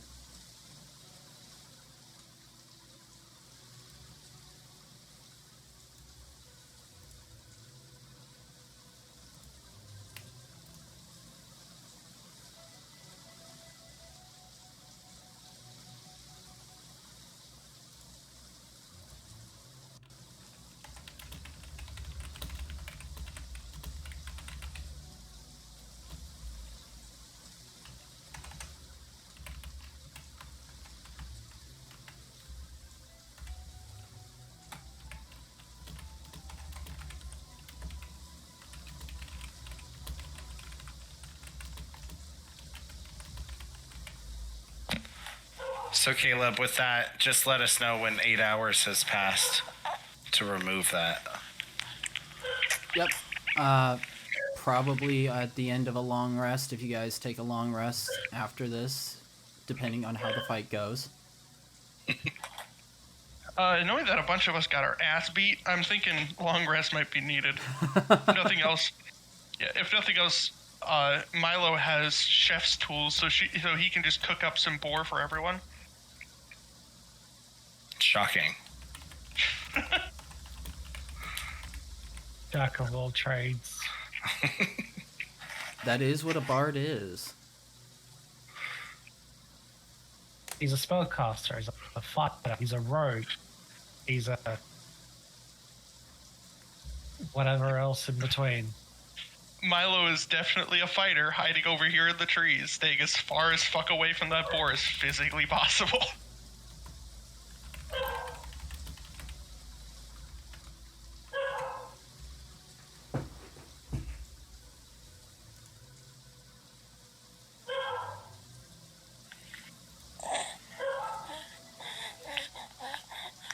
Oh yeah, Cal is a vegan, so that's gonna be fun.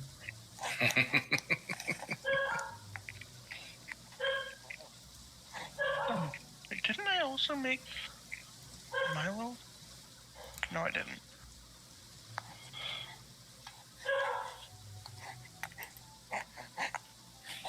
I was wide awake before this, and now I just want to go...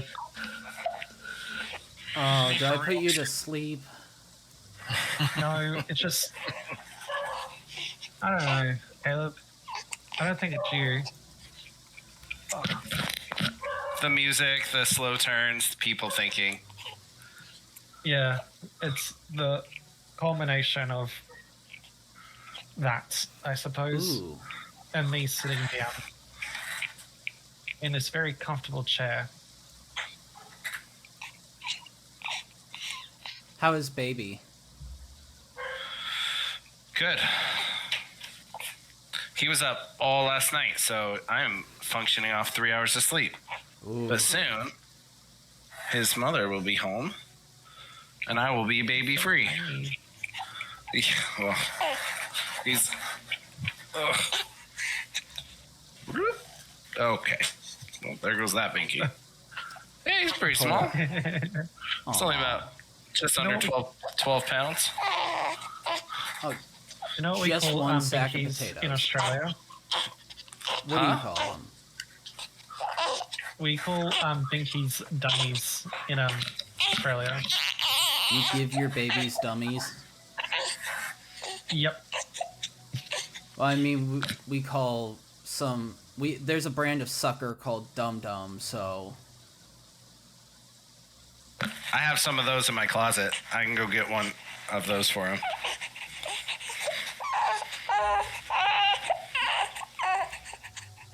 He's very talkative. Always. Always. Rather talkative than silent, because silent baby's scary. While we're on break, I'm going to go see if he has a dirty diaper. I'll be back. All good. Yeah, you guys know that I work with kids with autism, right? And... No. Oh yeah, I work with kids with autism for ABA therapy, and right now I'm working with a child that is completely nonverbal,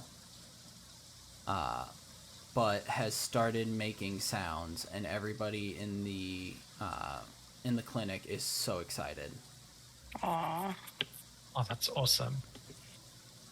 It is very fun. They've also started eating different things, which would not do.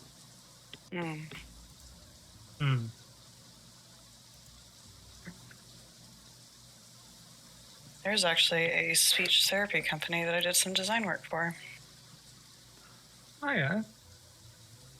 I currently work for Beyond the Horizon, and it is a lot of fun. Honestly feel like it's a pretty good fit for me. That's great.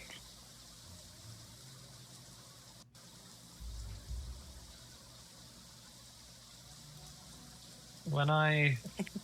Was it that thing? I think it was. When I did work placement at the one of the primary schools near me, I was asked to sit with a kid with autism. His name was Adrian, I think.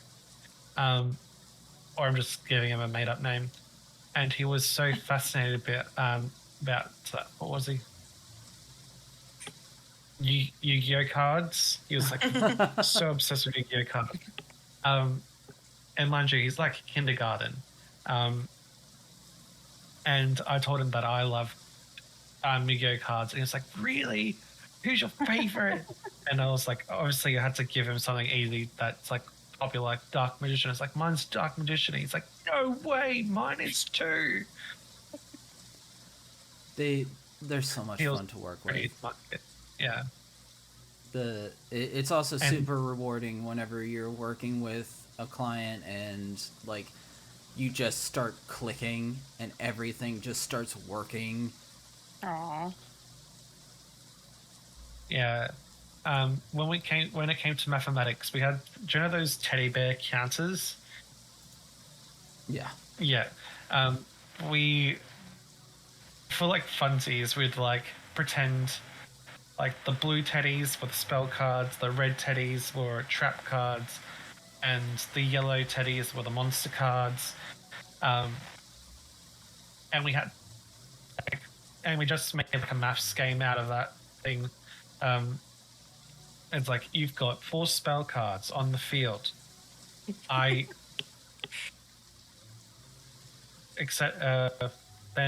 I don't know, something on the lines of that. Like, you've got 4 spell cards on the field. How many will you have when you add 2 monster cards?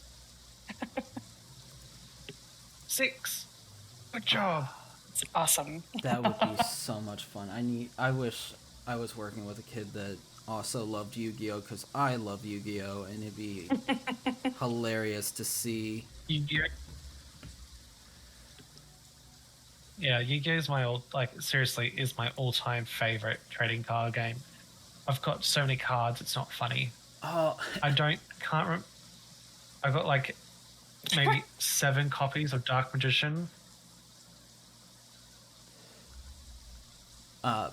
Bean apparently has a super rare Japanese Dark Magician. Oh yeah, is that the one where it's it's like white and blue hair and skin with like dark blue outfit, or am I like the anniversary collection, or is that something different?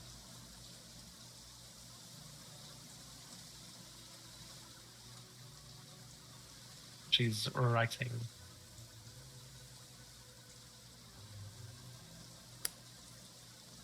Okay, now it's just not letting me. That's fun. Sorry about that. My cat just unplugged my computer twice in a row for no apparent reason. I can't get mad at him because he's blind, but god damn it. Your cat just doesn't like D&D, apparently. Apparently, he's more of a Pathfinder kind of guy. He enjoys being utterly confused by really high-level math. Yeah. I even got Pokemon cards and Magic the Gathering cards. Oh, I play a lot of Magic the Gathering. I've got some Pokemon cards, too. I still... Oh, you got Caleb. I still have my Warrior Yu-Gi-Oh deck from high school that I used to just wreck house with. Because I was an asshole, and I had I had 2 warriors that the effect was you cannot target any other creature except for this monster, and it also had a secondary effect where if you normal summoned it, it special summons a same level or lower warrior monster to the field with it. And I just set them in defense mode, and they would just sit there, and you couldn't target any of my monsters with attacks because both of them had to be targeted at the same time. I bet you that is pretty cool. I'm currently building I've got a Former Power deck, a Synchro Stardust deck.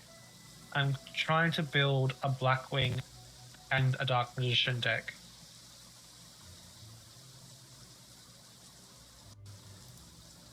I am. I'm gonna have to like send you an invite on Yu-Gi-Oh! Master Duels for online Yu-Gi-Oh! Cause Yeah, I'll send you my code in the chat. You have dual links. there are 3 of us that play apparently in this D&D group. We're gonna Erica says she plays too. Yeah, I saw that. Do you have dual links or nah? I have Yu-Gi-Oh! Master Duel, the free game from Steam. The one I have.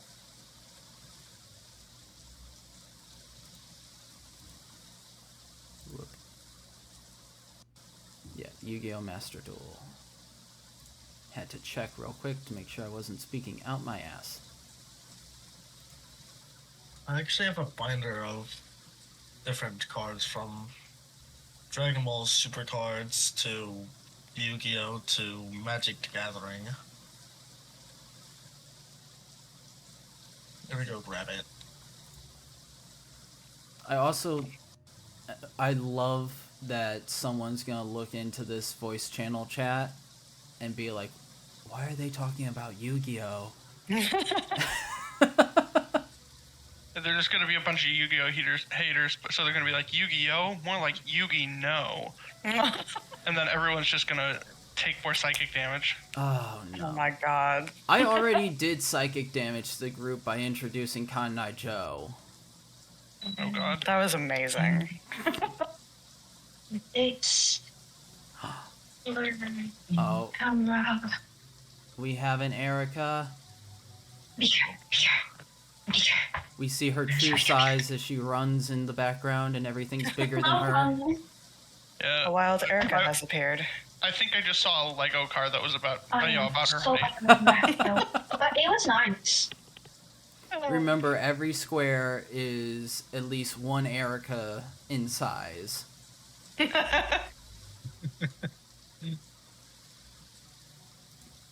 yeah, that's my Yu-Gi-Oh! Master Duel ID and gamer tag, I guess. I will be adding you on Wait, there after the game.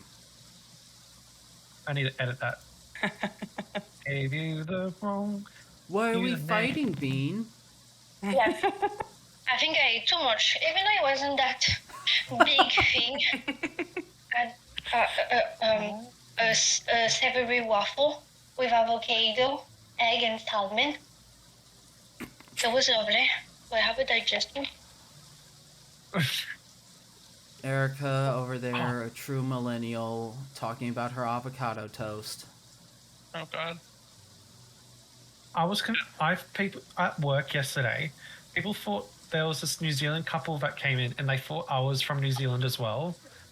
For some reason, I'm like, it's like, are you from New Zealand? It's like, nah, I'm Australian. But you sound so Kiwi. And I'm like, I don't know why. I guess I just do. It was very perplexing because I've never gotten Kiwi before. I've always gotten, are you English? Are you Irish? Are you Scottish? I'm like, Who the hell technically, is... yeah. I mean this in the nicest way possible. Who the hell is mistaking your accent for a Scottish accent? Well, thank you. You're welcome. I kind of parrot sometimes when someone has a Scottish accent.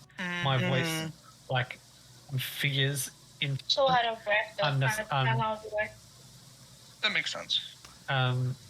Involuntarily, but because both of my nans on both sides of the family are from England, they came to Australia after the Second World War. My accent kind of like slips in and out of like Liverpoolian Scouse or Northern England. I'm not quite sure. Newcastle. Yeah. When I go to visit my family in Wisconsin, I progressively get more. Wisconsin. Yeah. Oh, we had a Wisconsin person down here sometimes, and it was so fun to hear them talk about the cheese curds. I mean this in the nicest A lot way, of cheese heads, eh? Cal, you and I are friends, I like to think. Please never do that accent again. That was so bad. As someone who lives in the Midwest, like directly next door to Wisconsin, don't do that again. As someone who lives in the Midwest but is so far removed from Wisconsin, I will never do it again because I hate the way that it feels whenever I say it. I feel that. Probably It the sounds like a only rip-off accent I'm Canadian capable of.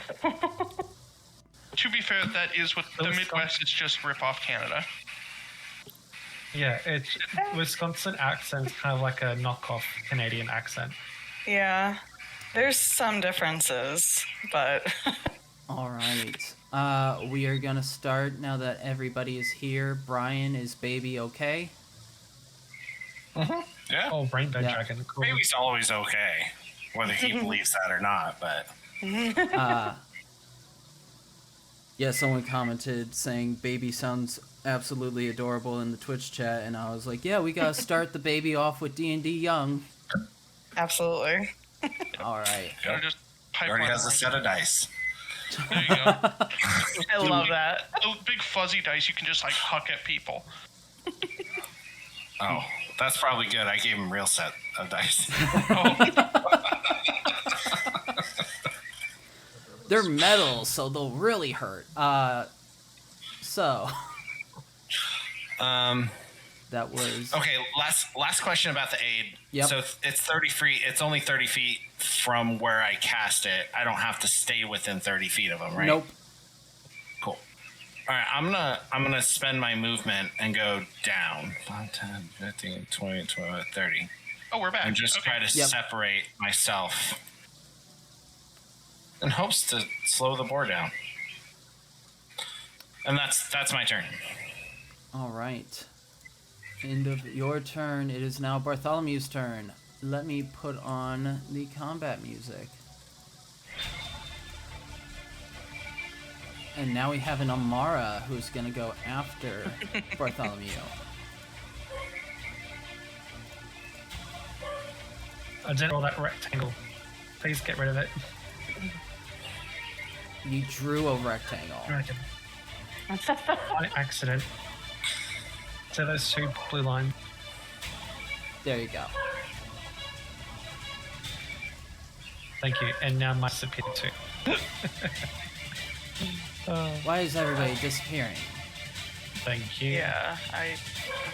There we go. Knock it off. Nobody else disappears. Where'd Drake go?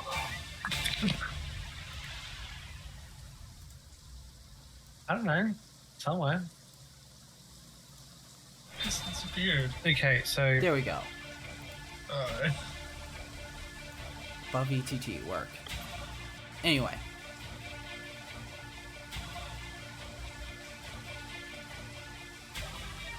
do I have a clear sim from this angle? Everybody has a clear sight of him. Yep. He towers over the walls, so you're able to see him fairly easily.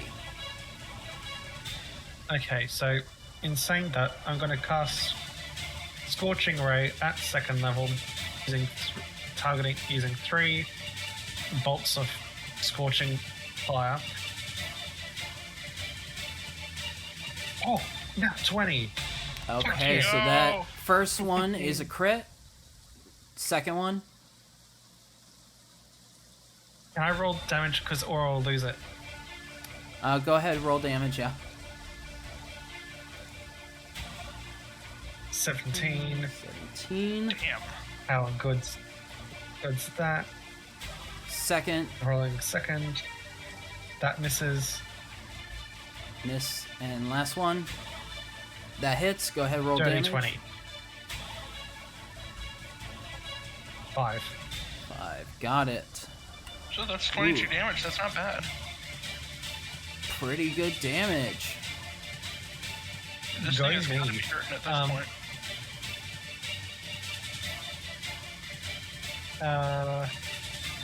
I end my turn.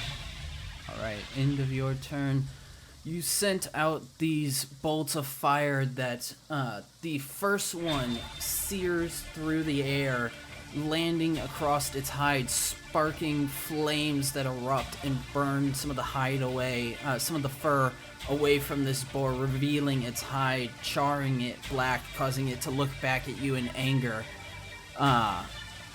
The second one is unable to hit the rain pouring down from around this boar, putting out the flame before it can reach, but the last one is able to strike it in the same side, hitting the same area, though it doesn't deal as hard damage as you'd like. Alright, end of your turn. It is now Amara's turn.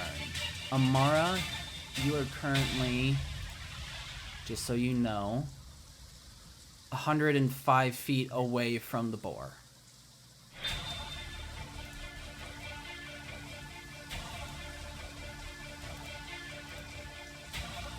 So first of all, I'm going to move. I counted ahead. Over here.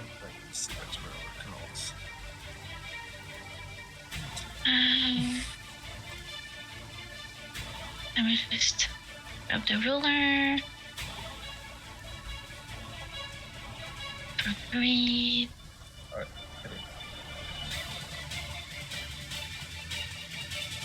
Is that a diagonal?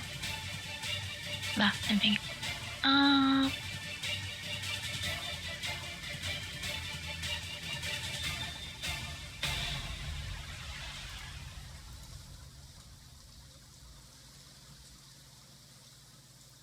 whatever. Let's try firebolt. Alright, you're gonna firebolt it? 18. That just hits. Oh, nice. You know, smack. We know it's AC now. 11 fire damage. 11 fire damage. Alright.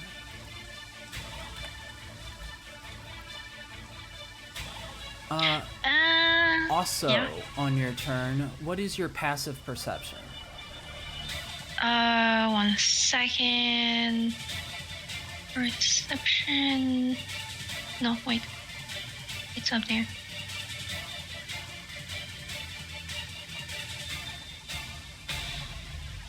Sorry, my brain is out. 14. 14.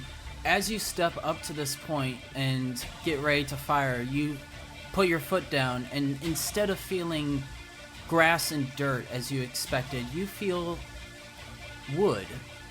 Wood that gives way slightly, as if there's a cavity underneath this area. But it holds for now. Interesting.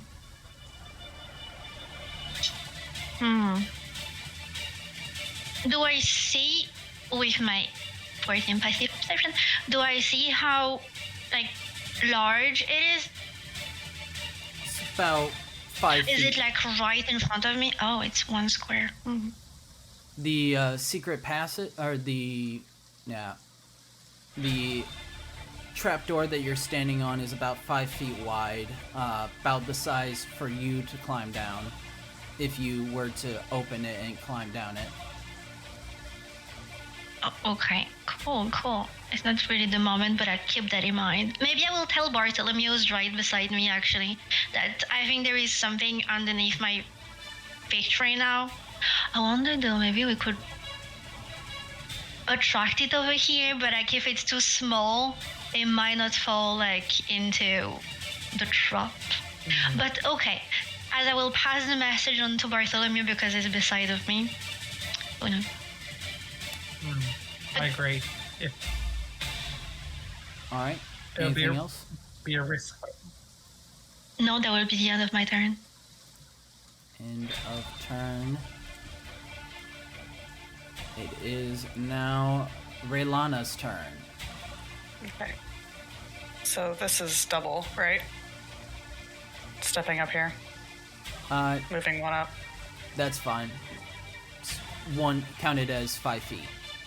Okay. 10, 15, 20, 25, 30, 35. I want to... I'm not on the combat tracker.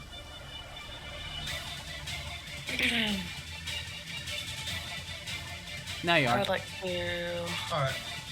Cure Wounds on Cal. Okay.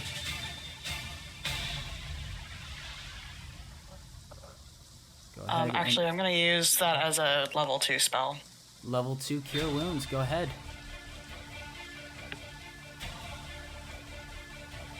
19. 19 points to Cal.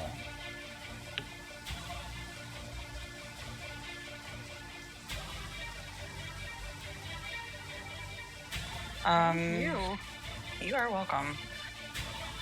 I think I can try to hit the boar, but it's probably going to be disadvantage with a crossbow. It would be just out of range for flat roll, so it would be disadvantage. Okay.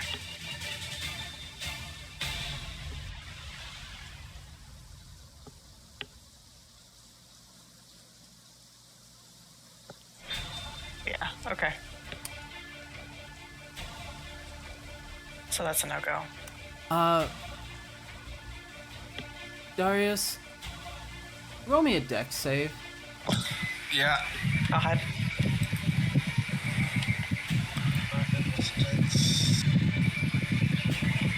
If you roll low, don't forget you still have Bardic Inspiration.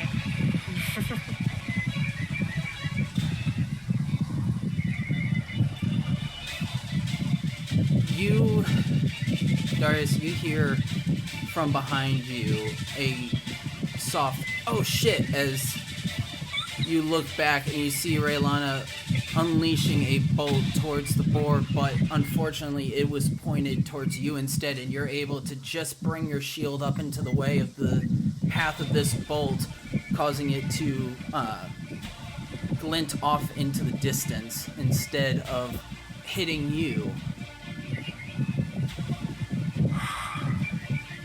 I'm a disaster. Sir, is this really how we're gonna do this? You did real good on that healing, though. Sorry.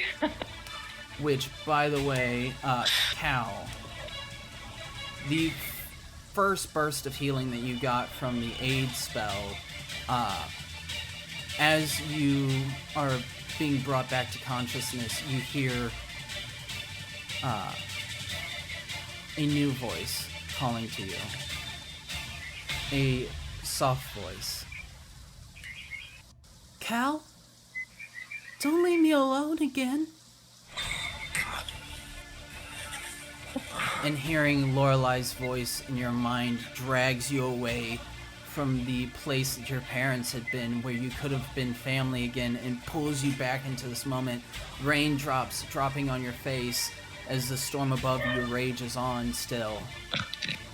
And then Raylana comes up and is able to bring you into more health, to be able to withstand and still fight. Raylana, is that your turn? That is my turn. Alright. Raylana, I know it's not entirely your fault, but that's 2. That's 2 now. As a bonus action, I'm going to. I'm a bit of a klutz. 3, our friendship might be at differences. So bonus action, you're ending Make it your up rage. to you. Because it's gonna end anyway, because I won't be able to get to the boar. Alright, go ahead, take your rage off your conditions.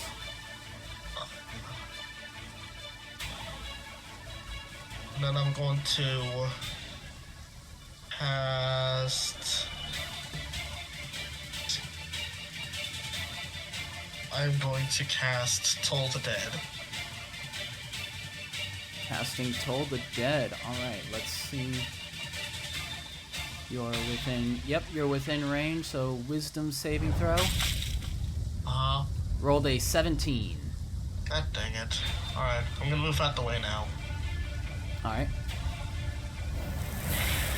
It's the end of your turn. Start of Gorthok's turn. Is now no longer frightened of Milo. but is going to turn to glare at Milo and is going to stamp its feet. And as it does, you see electrical sparks beginning to come off of its feet, burning the grass along the ground. Before, above in the clouds, a lightning bolt streaks down. I need a dexterity save, Milo. Alrighty.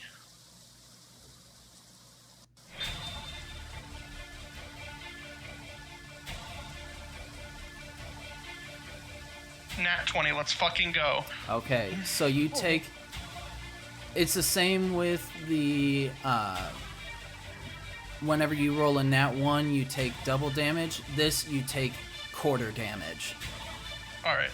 So, it's both ends of the scale. I want to reward you guys. Fair enough. So, instead of taking 18, you take 9 rounded down to 4. 4, got it. So 4 lightning damage. And then it is going to... Yeah. As Milo's like struck with the lightning, he's just gonna basically sidestep most of it, flip the damn thing, the bird, and stick out his tongue. The end of Gorthok's turn, beginning of Milo, he's going to use his legendary actions that he recharged. This time he's only going to use 1 to do a hoof attack at Boarious. But only gets a 12. So that misses. It is now Milo's turn. Okay, so, firstly, knowing that Talos has a big love of armor, all of his clerics are super heavily armored and shit, does this boar appear to have armor on it? It does not appear to have armor, but the hide of the creature is thicker than a normal boar. It's bulkier. The musculature of this is such that anything that really hits it doesn't seem to do as much damage as it should. Okay, but no metal. No metal. Okay, Talos would probably be upset about that, but that's fine. We're gonna move. Milo's gonna move up to here. Then he is going to...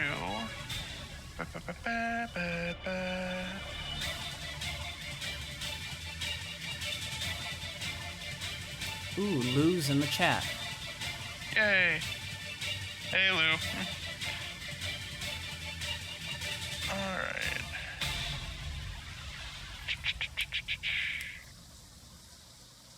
Is there anything I can do? It's starting to appear that that answer is a no. Was my Bardic Inspiration ever used? I not think yet. so. No, I wasn't close enough to do anything. Okay, then Milo is going to dash and go to here.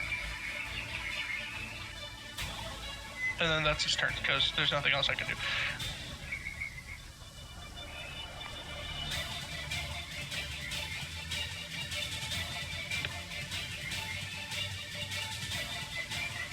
End of turn.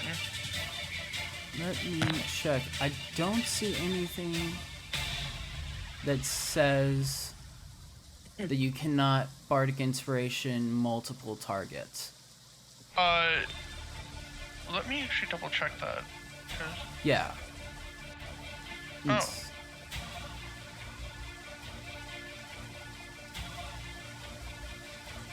Yeah, because I've doubled up on it during Shard. You just can't Bardic Inspire the same creature.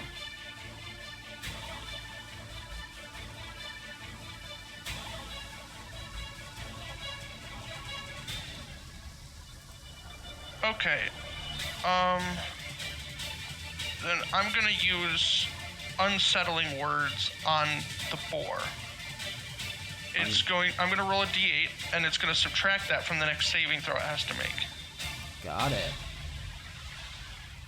So it's gonna get a -5 to its next saving throw. If anyone has anything that can make this thing bleed, use it now. -5 to its next saving throw. That end of Correct. turn? Yep, end of turn. Alright, at the start of Cal's turn, it's going to use its last legendary action to do a tusk attack at Darius. Got a 17. Nope. Fortunate. It cannot hit. Darius, your shield is just taking a pounding against this gargantuan creature. But It's it my is favorite shield. it is now Cal's turn. So half movement to stand.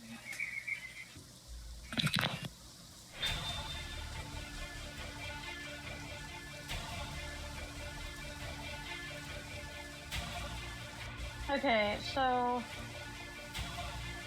15, 5, 10, then bonus action dash, 5, 10, 15, 20. Get right next to a little asshole. We're gonna try to stab. Yeah, try to stab. Go ahead and try to stab.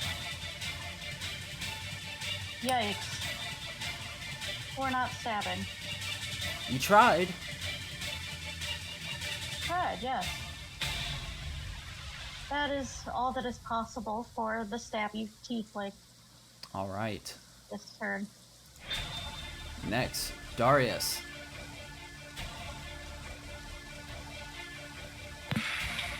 Darius is, he's going to try to attack.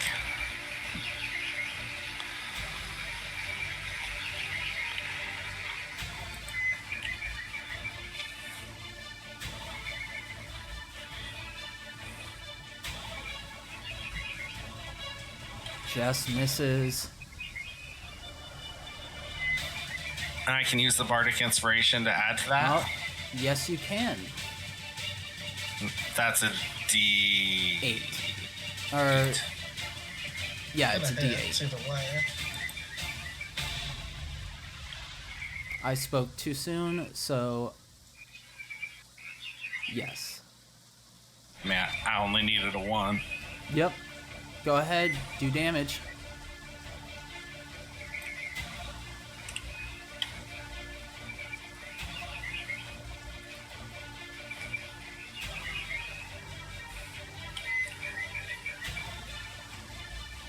Got it.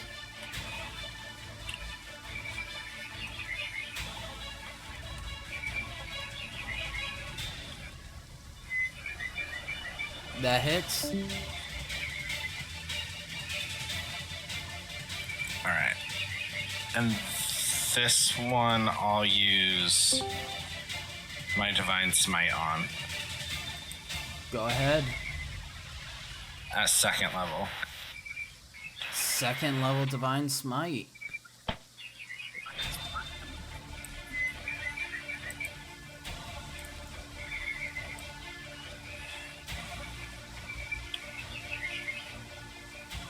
So it's 3d8.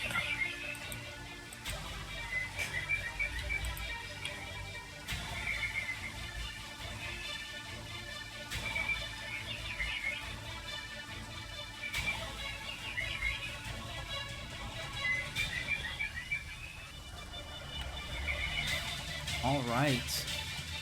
Whittling this board down.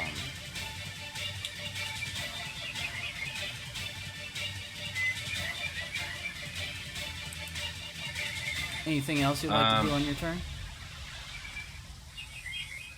I would. Yeah. 10. I'd like to move. 15. Like 5, 10, 20, 20, 25, 30. Is that all within range so he doesn't get an opportunity attack? Yep, you're still within his reach. Okay. Just, just in case. But that also means that, yeah, that's flanking damage. Nice. I think if I could go one more spot, it would have been flanking for me, but Yeah, you gotta go Cal. one more square over.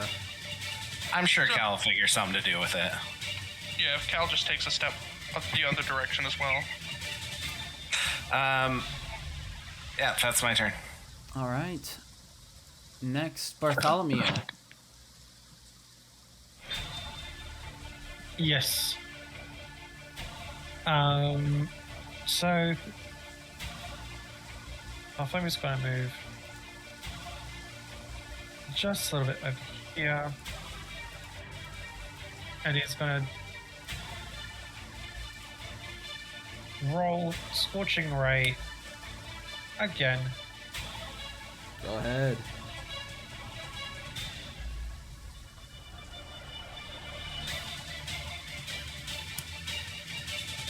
That's a miss. That's indeed it is. I thought that was a 20, but it was not. That misses. That hits. 19.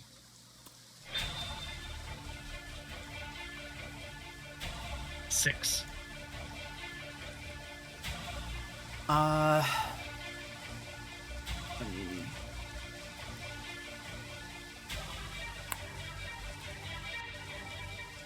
No, I won't. The first bolt that you send out, this scorching ray, comes out a lot weaker than you thought it would be, and within 5 feet just dissipates into the rain, completely being smothered by the storm ahead. The next one reaches and almost hits, but smacks against the rock wall of next to the creature, before the last one hits along the side, this time hitting a different portion of its hide, causing it to squeal with anger, but still standing. I was hovering over the dexterity saving throw. I thought about it for a moment, but then I was like, no, it's a straight line. You were in a straight line with Raylana, but this one's off to the side. I wouldn't have it just veer to hit you. Sure. Maybe. I mean, if you want to. No. I will end my turn. End your turn. Alright, it is Amara's turn. So first I'm going to move over here. Just grab the ruler. Oh, okay. And I'm going to use, where is it? There. Infestation. Infestation, alright. Which has, sorry, 14, what is it, Constitution saving throw, I believe? Infestation. Yeah, it should be Yeah, construct. it does. Oh, it does nothing because, wait, I'm confused. I have to roll the con save first, and then... Yeah. Oh, But he rolled a natural 1, so... 18. 9 poison damage. Bumped Pretty sure to that's 18. also actually a -4 because of its -5 on its next saving throw. Yeah, so... That is a negative. That is a nat 0. 1 proper. Oh, that's a 0. Yeah, you're right. Because he has a +4. Yeah. Wait, I thought that was only applicable to dex saves. No, it's just any save. It's next saving throw. Oh, okay. Yep. So Cool. it Oh. is... Now Cool. saves are back to normal. So you hit him up the nostril. Yeah. Right What, in the nostril. tell me, what is the thing that you send to him? Because... Well, let me just read. the material has a different kind that it can use.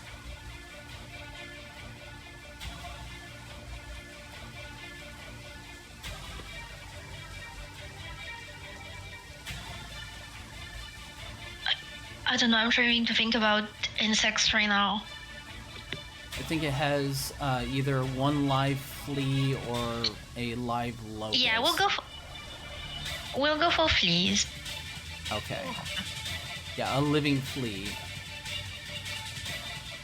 You, Amara, you take this flea from your component bag, and as you do, you throw it out towards Gorthok, and as it reaches the fur, all of a sudden, a eruption of fleas just multiply across his body, covering him from head to toe in biting insects that suck away at his life force and begin to weaken him before they all drop to the ground dying, sparks erupting around them as if they'd been zapped by some kind of electric zapper. That's pretty cool.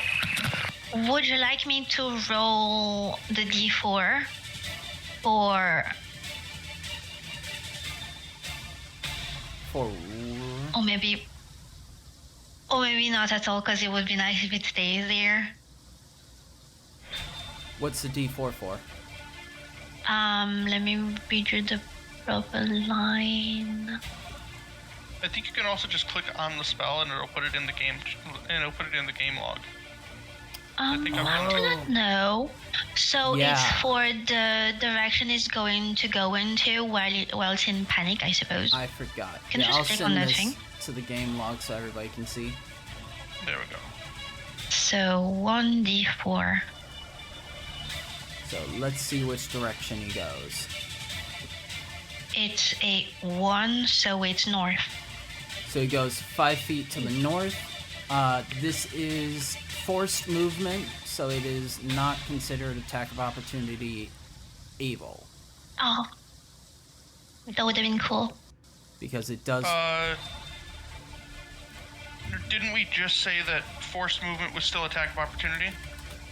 No, so the reason Dissonant Whispers triggers it is because you're being forced to make the choice to move. You're not actually being forced to move. Okay, I understand now. My bad. Yeah, like I said, it was a point of contention for the Crucible, but that's yeah. Fair enough. Yep. Okay. This... Good to know. Yep. So if a spell would cause it to move away and doesn't give it the choice of moving, then it is considered forced movement, so it doesn't provoke attack of opportunity from anyone nearby. So it moves north. Now it is directly standing over Cal. So I can stab it from underneath. Good to know. Yes. Go for it. Oh, that's the end of my turn, by the way. And Get us giblets. turn, it is now Raylana. Okay. Gonna move. 5, 10.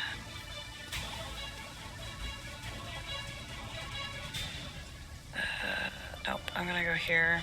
I should. Is my sacred weapon even still active? It's only active Yes. for like a minute. Okay. Each round is 6 seconds, so 10 rounds is 1 minute. All right. Let's see, 5, 10, 15, 20. I believe it's 20 movement. Yes. Okay. So, first of all, I would like to go ahead and use my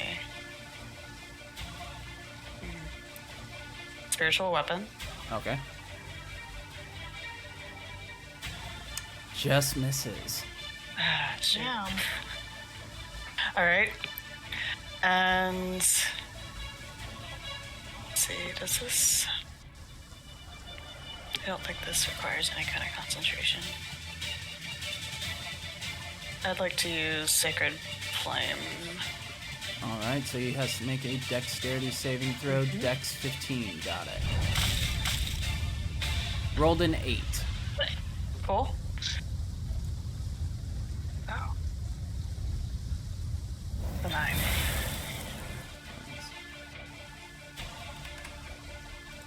right. You guys are whittling this boar down. So that was bonus action. Yes. Still have some movement left, I think. I'm gonna stay here, though. Alright. Okay. So that's it. Drake, it is your turn.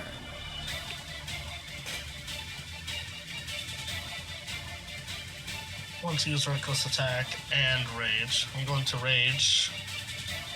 And then I'm going to use the Dragon Slayer longsword and use reckless attack.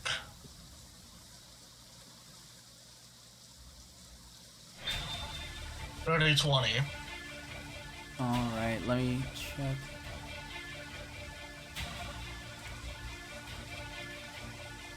Yep. Okay. Just had to check something. That hits. Go ahead, deal damage.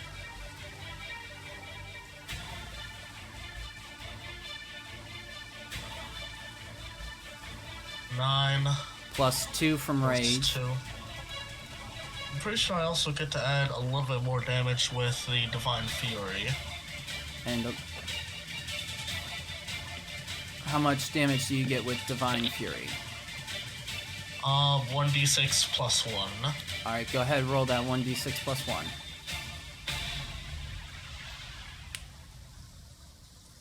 7. 7, 11, 18. Did I cast Booming Blade? Was that or no? If you're raging, no.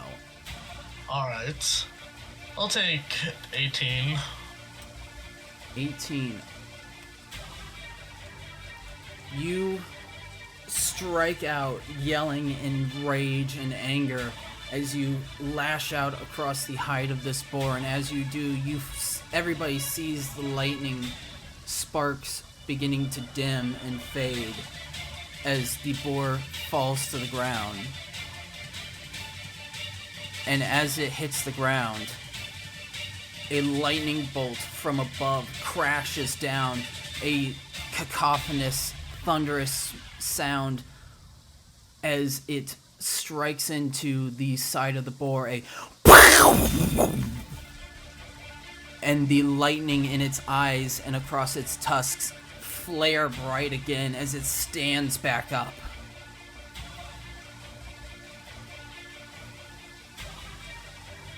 Alright. I end my turn now. Alright. The end of your turn. It is now Gorthok. He is going to Lightning Tusk at Cal.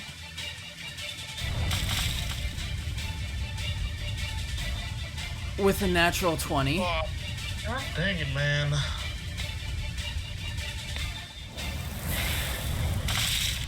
So that is 20 points of slashing 4 damage. hit points away from being down again. Can I use Uncanny Dodge? You can. Half that? You have your reaction Fuck yeah. back. Thank God. So- So that'll only be 10. And then, well, also it has the lightning damage. So 30 reduced to 15, I think.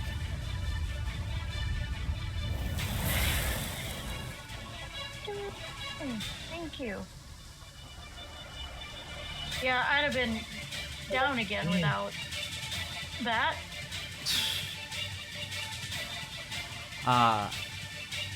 Let's see. The next attack is going at Drake, who had just attacked it, for a 26 to hit.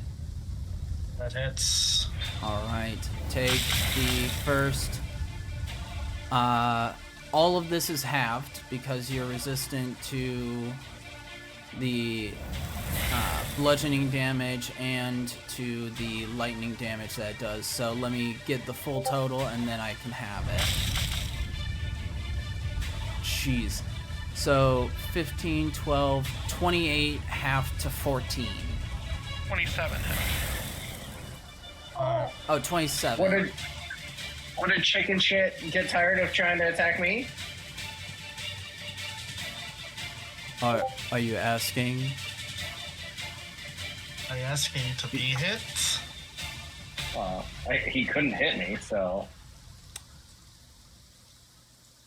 That's gonna end his turn. So it's 13 instead of 14. Drop down. The start of Milo's, he is going to use his legendary action to do a tusk attack at Boarious. Is just going on a rampage now. Having hit 2 others, is going to hit the one that he hasn't been able to hit. So that's 20. You asked for that. Wait. I'll use my lucky feet and make him re-roll. Okay. Just to fuck with it. Another 20. He ain't screwing around. He is going to hit you, and that is his final action. I'll use another lucky. Can you stack multiple luckies? Let me... I don't know. It doesn't say you can't. I just only have 3. Yeah. I don't think it takes a reaction to do it. I mean, that's your choice. I don't know. I don't know enough about the game to know that. It does say it costs no action. Yeah, I know that. It's just I'm not sure because there is a wording that says has to take the second roll, has to take the new roll. Can you use lucky multiple times on the same roll? Can use them once per attack roll, ability check, or saving throw. That's by rules as written. Okay. Cool. Wherein it states, Alright. whenever you make an attack roll, an ability check, or a saving throw, you can spend 1 luck point to roll an additional. So,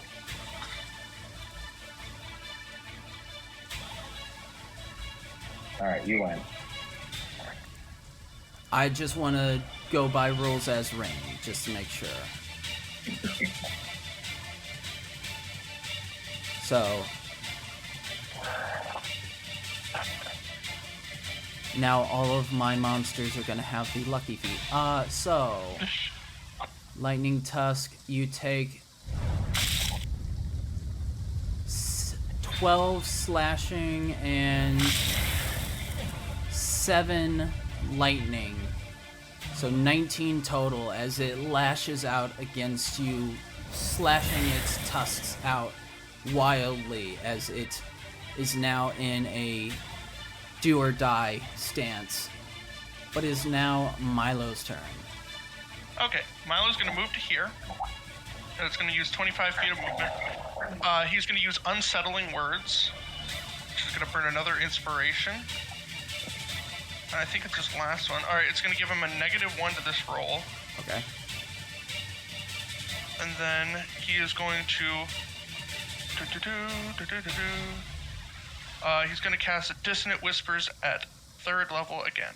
That is still rolling the damage first. Okay. Oh, nat 1. Alright. So he takes 22 points of damage. And he's going to run away. How do you want to Directly do away from me. this? What do you mean? Alright. Alright. Shit, fine. Milo's eyes are gonna flare with like this amberish glow as he says something, and if anyone can speak Sylvan, they would recognize it, but if not, then it's incomprehensible. I can speak it. Awesome. Then you would basically just hear my character shout. Me too. Oh, then yeah, both of you would hear Milo shout, "By Spring's power, die!" before, before the thing's eyes would flare the same color, its lightning changing from like that bluish glow to the same like goldish amber as it drops to the ground. Does Cal need to make a dex save to not get crushed under this thing as it collapses? Oh yeah, it comes know right what? under this. I'm gonna say yes. Because this is a gargantuan-sized creature. Go ahead, give me a dexterity saving throw. You had to open your bloody mouth. Fuck, 11. So you take... Wait, it's a saving throw. It's 13. Oh, you're not within 10 feet. Yeah. Ignore me again. Sorry. I wish, man. I was trying. It's gonna be... I know. 3d6 bludgeoning damage. Can whoever is near try and like push her away or pull her away out of the way? Not in the moment. I'll Even if take we that could, 6 I've damage, already. It's fine. Even if we could, I already used my action to attack. I haven't used it to shove. Fair. But I am now pinned under a fucking gargantuan fucking boar corpse. you are. And as the boar falls, the storm above clears. The lightning slowing and the cracks of thunder quieting. And Cal screaming, ah, shit. We shall go in aid. It's the vegan that's trapped under the giant boar. The vegetarian. Vegetarian, apparently. sorry. My bad. I did the mistake first. Yeah. Sorry. She still drinks milk and like eggs and shit. She just can't eat meat because it makes her sick. Yeah. Too much for someone who's not really had a chance to eat that kind of stuff. Exactly. Meat is expensive. Mm-hmm. But combat is done. There is a giant boar. I can't... It is about 30 feet long and stands 25 feet tall. It's a lot of boar meat. Can I actually... I have proficiency in, I have proficiency in leatherworking tools. I don't have leatherworking tools, but I do have a dagger. Can I try to skin this thing? I will allow that. Go ahead and make a... is anyone gonna be trying to help get Cal out from underneath? Yeah. Yes. Okay. We already moved over there.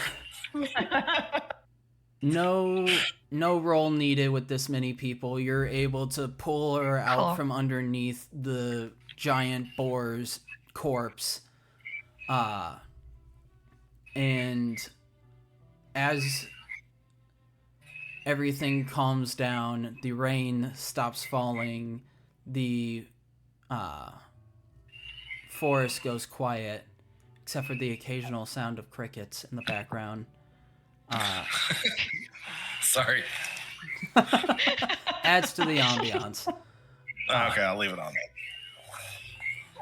You all have this moment of tension before you're able to settle down. Milo, go ahead and give me a... I'm gonna say a dexterity check with proficiency added. And Okay, remember, so you also have bless still. No, I'm going to use my dex save because it's already with adding proficiency, and then I'll Okay. just roll. And then bless is a 1d4, right? Yes. Okay, so that is going to be a 16 plus 19. 19. 19. Taking a dagger, you're able to start carving into the hide of this boar. It's gonna take a long time if you're trying to get anything more than maybe like a 10 foot by 10 foot section of leather, because it's so big. But in estimation, knowing that I also have leatherworking tools, You have proficiency, but you don't have leather working tools. But what I'm asking is that do I know how much would be needed to make a set of like leather armor and the like? To make a set of leather armor, probably that 10 foot by 10 foot. Okay, then yeah, I'm gonna get the 10 foot by 10 foot square, and then because I have chef's tools and I have a chef's kit, can I try to harvest some of the meat from the boar? Using that 10 by 10 section I got to try to give myself an in for it, so I could try to harvest enough to have dinner tonight. Go ahead and roll a nature check with proficiency if you don't have it already. I do not, but okay, nature is going to be. So this is just going to be. I'm going to just roll it. I'll roll the nature check. Just keep in mind it's at a +3, and then so that's a 19, and then I will add. That's a 22. 22. Looking at the meat, this is grade A quality boar. Like, this is... Uma would be having the time of her fucking life right now. This is very good quality boar.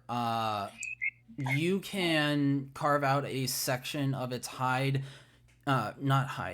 section across its rib, to get a piece of meat about...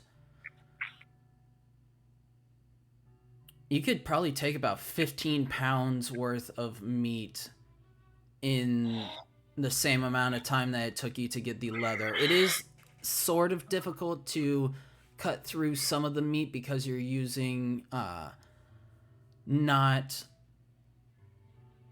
the I want to specify I do have chef's utensils, so I should have enough that I should have the right tools to cut through this. You have the right tools. It's just such a large creature that getting in the right position kind of takes you some time, so that you don't cut into a lung and cause blood to fill the meat, which is bad. You are also careful not to cut too deep into the stomach area so that you don't burst its gut or anything. So it does take time to get it all sorted out.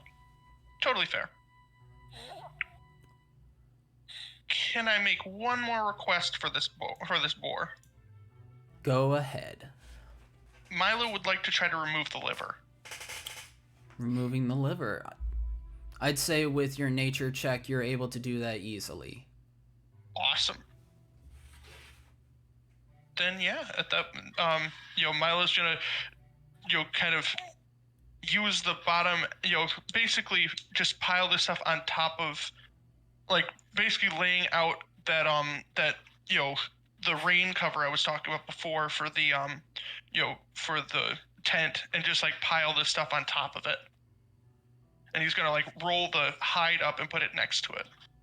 All right, you can go ahead and add to your inventory, probably at the bottom, other items, because I don't think it has a thing that you can add 15 pounds of boar meat, but you can go ahead, add 15 pounds of boar meat and a 10 foot by 10 foot section of boar hide weighing about 10 pounds. All right, I'm just gonna turn my organizations thing into extra inventory shit. Yep, that's fine. Oh, I probably shouldn't have cursed, but... I've already put that there's profanity in this game, so it's fine. I mean, how many times do I say the F word? It's fine. Yeah. A fucking lot. So fucking damn much. Fucking right. Can I make can I make some sort of check to try to tell survival, or use that nature check again to try to tell if this is the hide, does the hide still have the properties of that kind of electrical energy that the boar had, or is it kind of gone now? That one I would give a Arcana check. Okay, and I'll still be adding bless to that, because my Arcana is not great. Alright, that's a 10, and then I'm going to be adding bless. That is a 14. 14. Looking over the hide and through the fur, you see remnants and remainders of electrical charges that crackle along the fur of this hide. With a 14, I'd say if made carefully, this could provide some benefits against electrical or otherwise. Wonderful. Yeah, my character is very pleased with this. Question, did anyone outwardly say that people are vegetarian? Hal has said it to Bartholomew, but the others would have maybe picked it up by seeing her avoid meat and give Barty constant shit for always cooking meat. Okay, then after collecting all this stuff, Milo's gonna look around. Do we want to set up camp here for the night?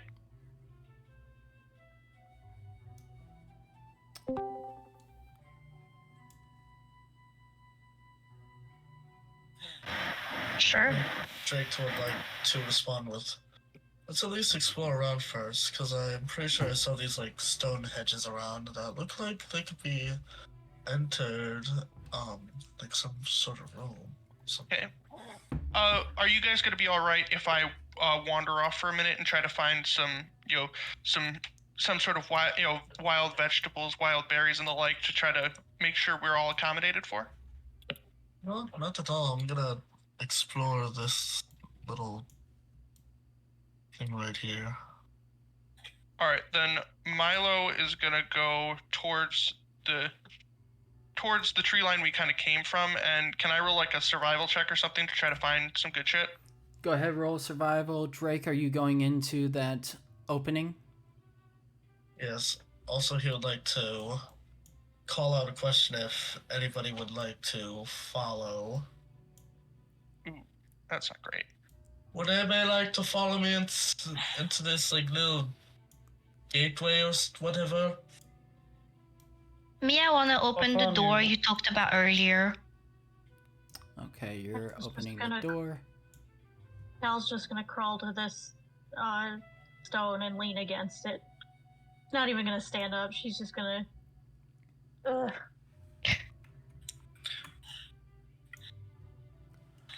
Are the tusks on the boars too big to try to take? You can certainly try to take it, but that's going to require a... Strength. I'd say nature check on that one to see if you can find the place where you can carve through. Drake... You could always call Milo back. He's not that far away. Yes, and Milo, you are unable to find any real vegetables in this area. Looks like this place has been picked pretty clean. This seems to be a camp of sorts. Okay. Drake, looking in, you can see that this is a dark, cavernous area. It's hard to see within. You'll probably need a light of some kind. I would like to light a torch. Lighting a torch. All right. Let me check how much light does a torch get. I think it's 15 bright, 15 dim. 20. It's 20 20. Yep. You can thank Shard for that one. 20 bright, 20 dim. Got it. All right. So let me add that. 20 bright, 20 dim. There we go. I'm just gonna enter in. Bartholomew, are you going down with Amara? Yes. Okay. Amara, you find yourself there. Bartholomew, you are there. It is pitch black in here. I might let it torch for him because I know he can't see in the dark. Okay, Amara, torch. 20. 20.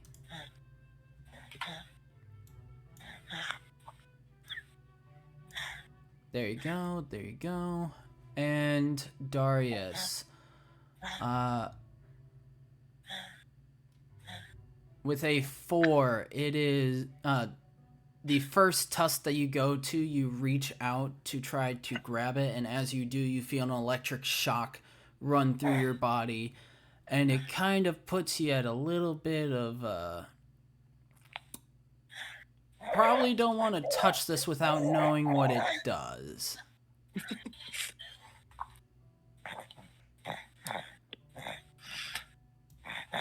Darius will just collapse next to the stone, next to Cal. All right.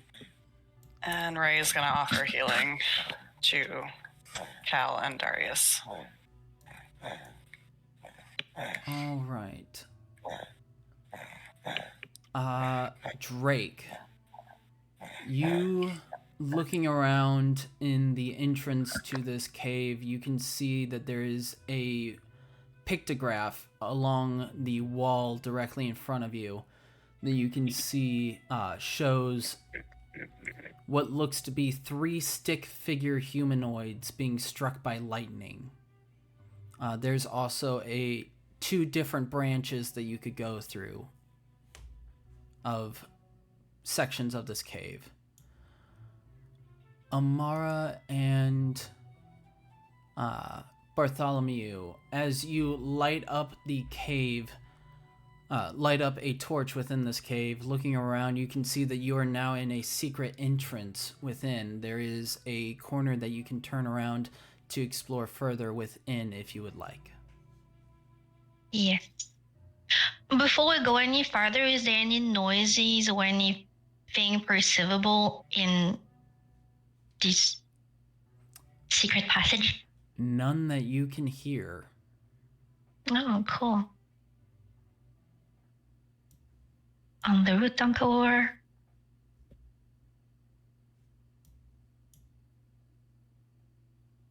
Rick would like to enter this room right here. All right.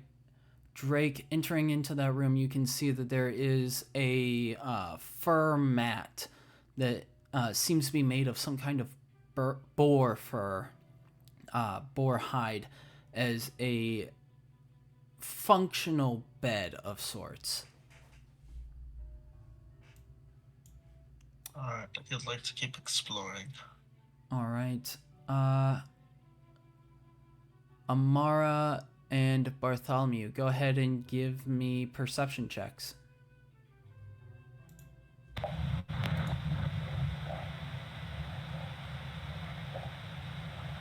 Ugh.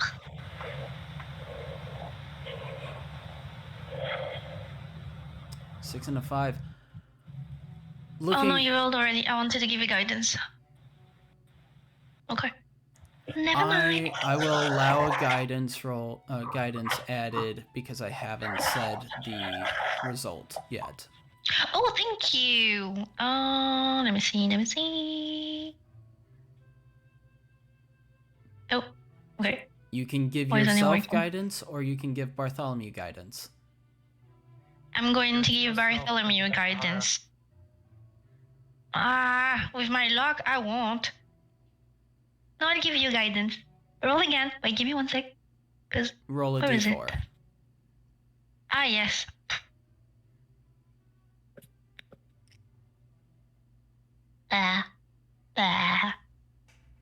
So Bartholomew rolled a 7.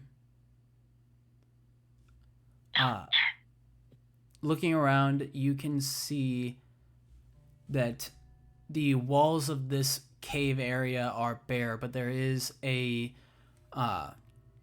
another boar fur hide bed of sorts that has been put in here.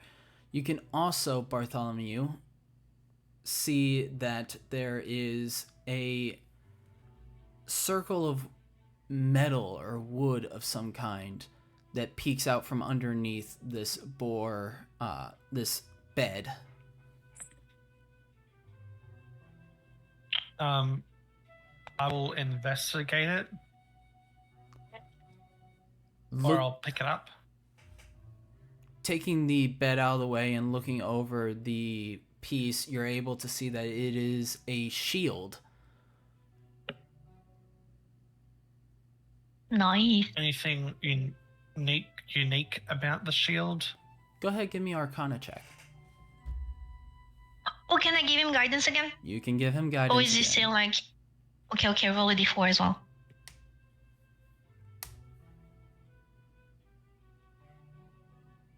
Ugh. Not one.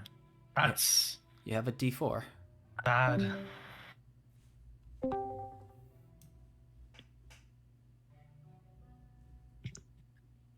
Why am I seeing a 6? Because he's got a +5 to it. 7 total. There's something about this. It's not a normal shield, but it's hard to tell. Can I use detect magic on it? You Yes, can. I know it's going to take me 10 minutes. If you want to So sit I'm down just there going for to- 10 minutes. Yeah, I will. Oh wait, can I carry it and like walk around? Like, can we keep exploring while I do that? Or do I need to be like still for 10 minutes? For a ritual spell, you have to sit down with it. Oh well, then I'll do it when we'll be back upstairs with the others.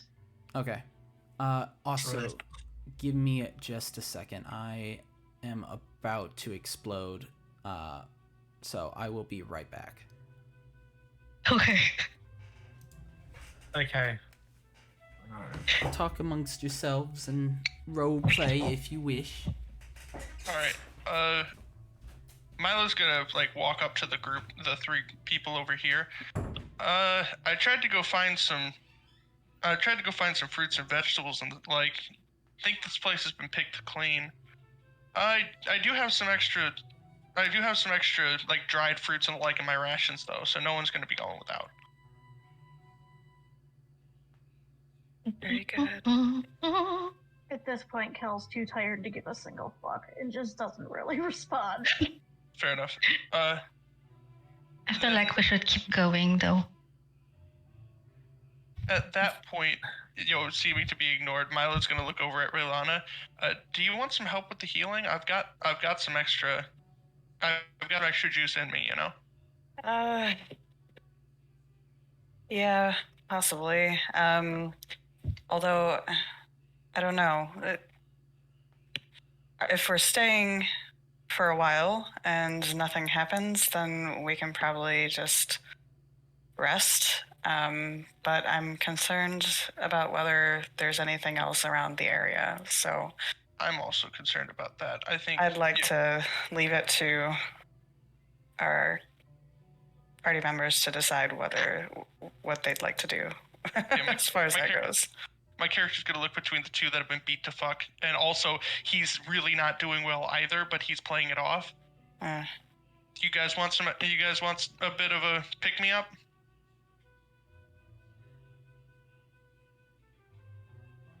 To My character is speaking to Cal and Darius. You only really get a small grunt out of her. I think that's a yes. Darius will look up. probably. Darius will look up. Most likely. All right. Sorry, Darius, what'd you say? If you want, Yeah. All right, just need a rest. then I'm going to use Cure Wounds on Cal. Yeah. then Milo is gonna pull out his violin. He's gonna start playing, and as he does, he's casting Mass Healing Word. That is gonna be a 6 to all 4 of us. Very nice. Ooh, lovely. Oh. And a 14 for Cal. Yay. Nice. If you weren't before, you are now her new favorite person. Mm. She looks a little more alive now. Good.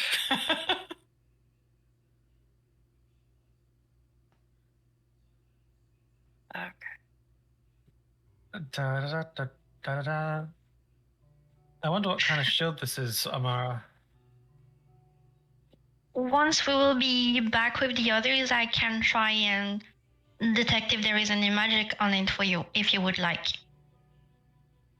Which would be very helpful. Because my magic is not being very cooperative at the moment. That's all right. I must be very tired. I hope none of you noticed me falling drowsy on the battlefield. A little bit. Wow. A little bit. Yeah. At some point, you froze, and I wasn't sure if you fell asleep or if like the screen was frozen with your arm up, like it was like, this is weird. Yeah, I noticed. Yeah, I noticed that too. I was like, I really don't think I'm asleep. That'd be awkward.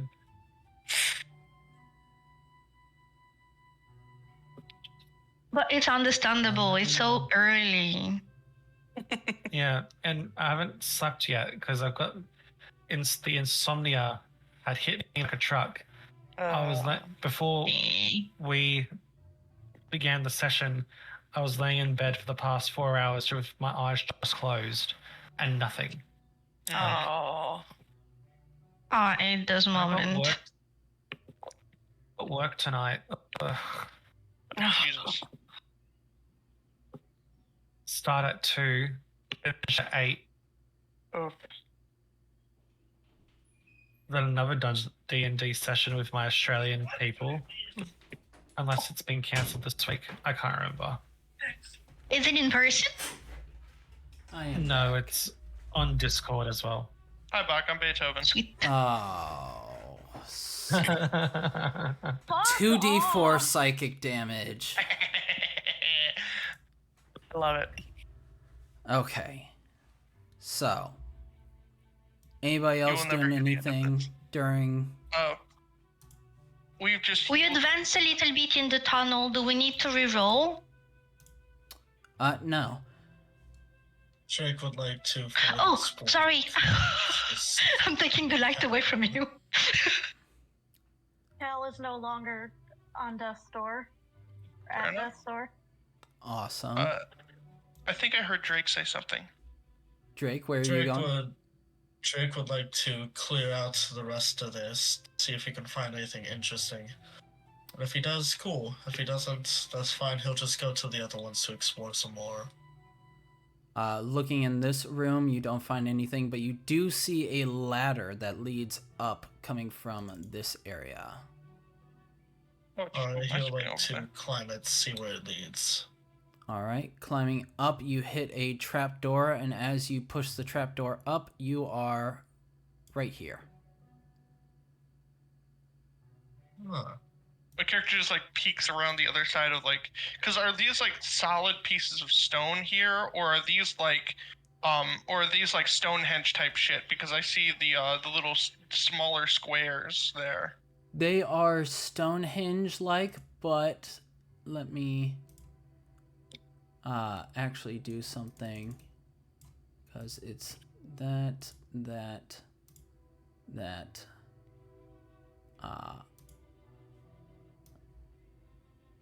This one.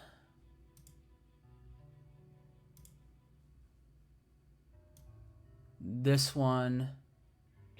And this one have all been crushed and trampled by the lightning boar. Fair enough. Well, if he had an appetite for stone, you could say that he was a voracious eater. Oh, God. Every pun you add adds a d6 to the hit points of the dragon. Oh, punish the rest You of could us say- for the damn bard. You could say that the boar was stoned out of his mind. Fucking damn it! Stop! You could say that we had a rocky relationship with it. Oh, come on! My God. Okay. He had a pebble of a time. Just one shot those two and let the rest of us fight the dragon like normal. And it's so shocking that you Agreed. back on us. If you don't cut the puns, Cal will stab you herself. Yeah, I want to specify all these puns were in character. He's probably got. Let's see. His meat's probably well marbled. Would like to climb out and go to this one right here.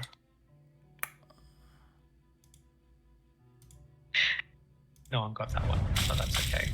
No, I do. no, we got it. Yeah. Oh yes, we got it. I think we're making our rogue try to like pick who they're gonna stab. So that one, Drake, actually puts you right there. Oh, Milo, she'll stab everyone. And you can Oh, see definitely. a light coming from within. If you're not careful, I can do it fast enough you won't even be able to stop me. And then Milo just pats her around the head and just teleports her 60 feet away. Jeez. Stop it with the teleportations. Boop, So- teleport. Not unless you want to die. Again, that's all. This talk though is out of character Well, yeah. because In case I forgot. Milo aggressively doesn't bring that up. Can you teleport someone straight up? Out of character, yes. Yep, it says 60 feet in any direction I want. Do they have to be willing? Nope. Just so long as I can touch them, and there's no to hit, there's no DC. It's assumed that I'm going to do it on a friend, but no, I do not have to. Yes, I'm and gonna hurl you at an enemy at some point. I would highly support that. the part I would dwarf, highly part support Goliath. that. Just picking up the fucking dad bard and throwing them at people. Wait, Drake and I can do it. Just an aggressive hug attack. Are you elder and elf, a Goliath half dwarf, or what are you? Is that a The question? answer is not clear. Is that a question? Don't worry, we're gonna ask him in a minute once we get out of here. Do we find anything? Nothing else of note within this cave. Great. Oh, hey, Drake. Uh-huh. Oh, hi, We've already looked around here. Actually, Bartholomew has found a shield. Alright, But feel free to look around if you want to. I'll explore the other areas. There's Sure. one more that I haven't explored yet. There are no other. Oh, yeah. Are you staying in here, Bartholomew? Because I'm leaving. You won't have any light. I'm coming. So just you can stay if you want. So, Drake, you're going there. Looking at the entrance, you see, Drake, that there is, above the cave mouth is a picture of a boar chasing after a stick-figured humanoid. Drake is just going to silently whisper to himself, man, these guys really like boars. Especially Gorthog, Thunder, and Lightning boars, huh? And then he's going to enter and clear out the cavern, see if he can find anything. Go ahead, roll me perception check. Alright.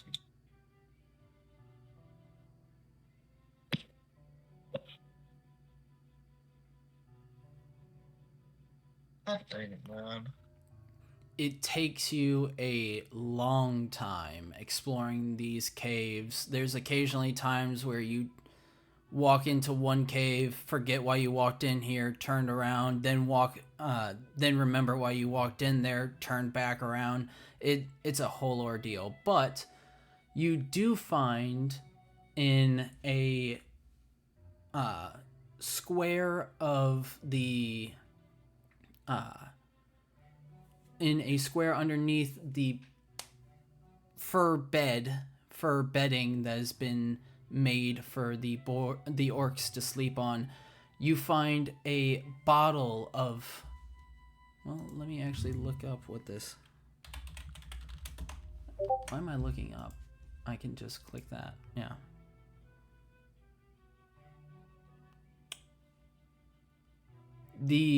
A Bottle of mead. No, it is actually a bottle of a syrupy looking liquid that looks like liquefied iron.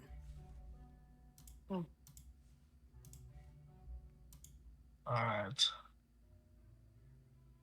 I would have loved if it was a bottle of mead, and that was something Caleb had to look up. I know what mead looks like. I've made it before. Alright. He's now going to exit and turn off. He is now going to extinguish the torch Extinguishing his... as he gets out, because he doesn't want to accidentally set any trees on fire.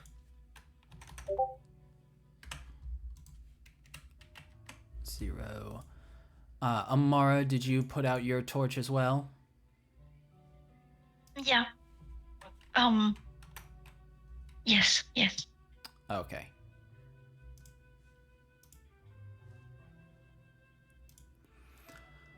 So, After healing, Milo is going to walk over to here and try to build a campfire.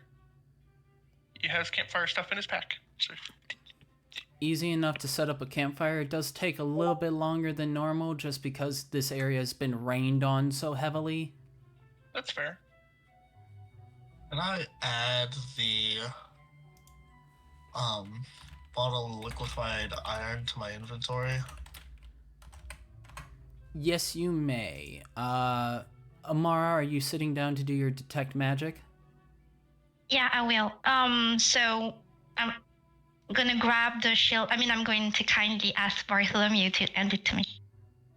Wait, There you go. if my character notices that, he would kind of raise a hand. What are you trying to do with that? He would kind of take a step over and take a look over the shield.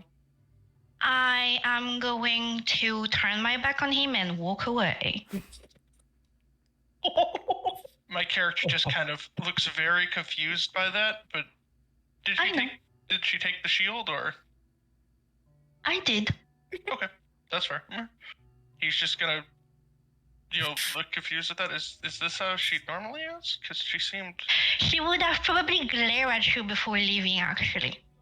Yep, same response. Is she normally like this, or did I do something? I think it may be something to do with you teleporting her through the Feywilds. I want to specify in character that there is no obvious evidence that he did teleport her through the Feywilds, just teleport. Well, I'm not quite sure. It specifies that it's basically like a fraction of a second, so it's literally pretty much imperceivable that it happened. It's Okay. basically, it looks just like Misty Step to the layman. Sorry, I just wanted to specify that so it didn't get crossed wires. You wouldn't, so Amara, you wouldn't know that you were taken through the Feywild, though you were taken. It is so quick that you wouldn't be able to perceive it. However, more powerful beings within the Feywild might have noticed. So, Yeah, I figured. it is something that you are not aware of just yet. But I'm still suspicious of him, so Fair enough. Fair enough. Yep. I will sit right there to do my little. I'm gonna send it through the chat. So can I I will not assume forget. that we're taking a long rest then? yes, Yes. Yeah, I think that was the intention. Okay, then Cal is going to once more summon Sashi and then go right the fuck to sleep. Okay. Fair enough. Then at that point, when the fire is eventually done, Milo's gonna use his cooking utensils to set up like a spit and start roasting some of the boar. Of course, it's not gonna be all of it because they don't need all of it, but roast a decent piece. Do I need to roll for that, or am I good? You're good. Awesome. This is such good quality board that it is very hard to mess up unless you intentionally try to mess it up. Got it. Oh, also the spiritual weapon should probably be gone. Yes. Sorry, I didn't mean to interrupt you. Go ahead. What about Bane? My undead horse. He's just been seeing my bag Mm-hmm. this entire time. Does he want to come out and stretch his legs. Your undead horse looks to you with glowing blue flame-like eyes, unable to speak and convey whatever meaning he is intending. Bartholomew will take his head and it's like, and just nod. Yes, it's like, yeah, you do want to come out and stretch your legs, and he will like kind of, like throw the bones over the way, and they'll kind of manifest and like magically build themselves again. Did I ever make that? Give me just a second. Milo would look over at like the skeleton reforming into a horse, and he'd kind of smile at that. I am surrounded by interesting people, it seems. I cannot find a good... Would you like me to find a good skeletal horse art and send it to you? Sure. It won't be exact. Yes. But... Let me get that for you.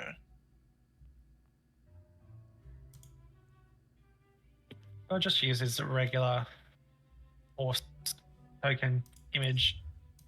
Yes, but that's not as cool. I think I have a good one, guys.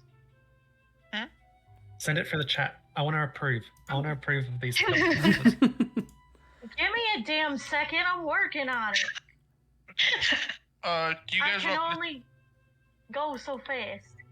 Do you guys want me to send it in the VC chat, or do you guys want me to send it in the New Blood chat? Or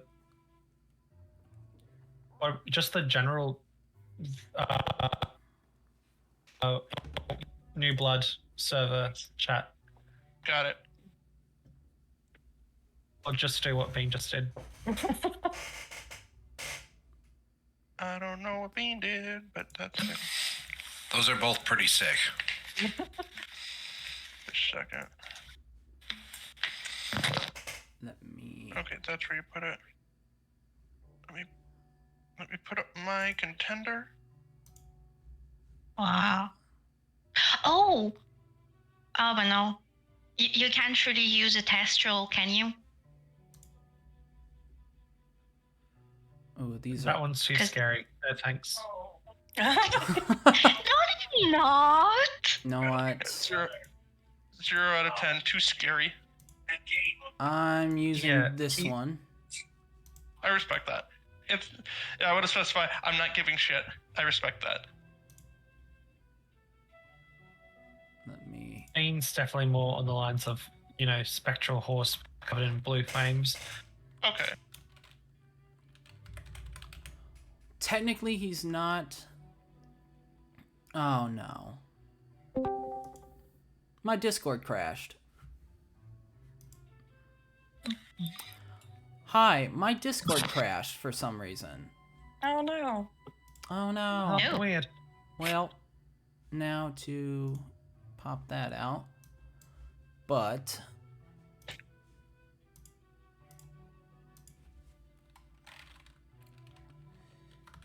Bane... Bane means pale bridge. So let me Wait. add this.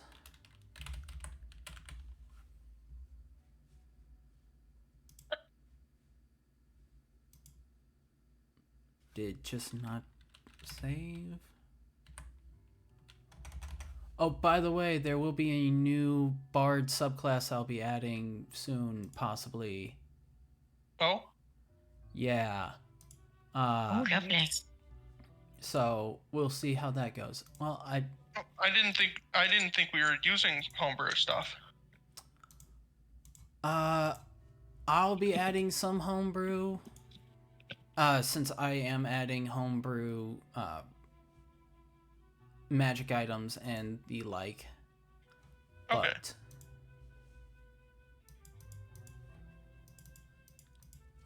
Oh, also, Cal, I was thinking that lightning boar's hide. Mm-hmm. Okay.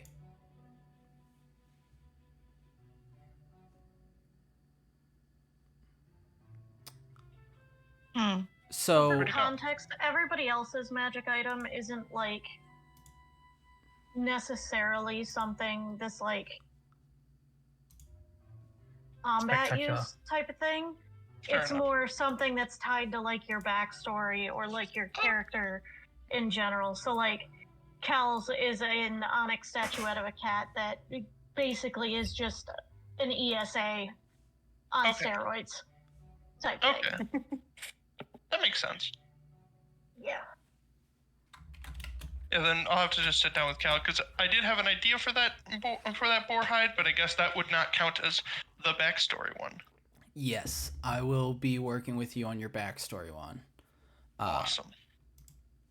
And I'll be working with Raylana. I cannot get the token because every time I try to download it, it just immediately crashes my Discord. So I'm not going to do that for right now. But I will have it Hold on, next time. I can make you a token really quick. Okay. Which one did you want? The one that Raylana sent. The moon is cool.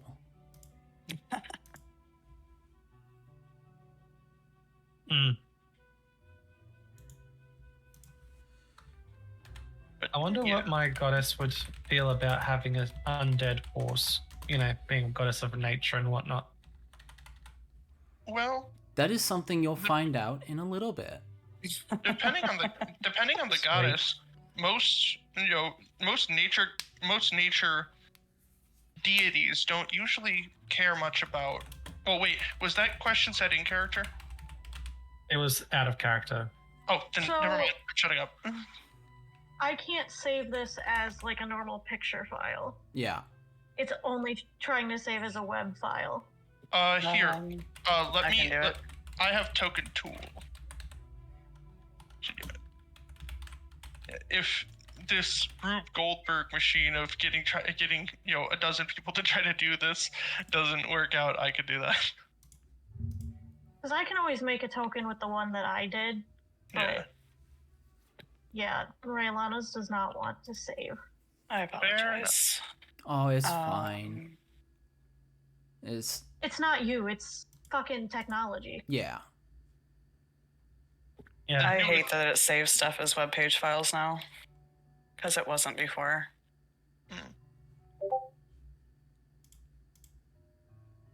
So yeah, Bane's just running laps on the grass and like circling everyone joyfully, whinnying at the sight of grass for the first Fair enough. Then a millennium. Milo is going to look generally, pleased to see the horse, the spectral skeleton horse, enjoying himself. Or themselves, I guess, because we don't know the gender of a skeletal horse. Hey boy, Okay. be ushering. Are you a girl or are you a boy? So,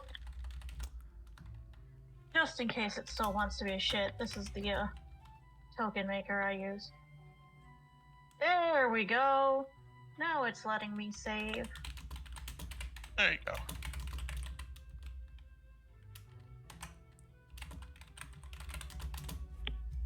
In you go, bitch nugget. Ba-ba-da-da-ba-ba. all right.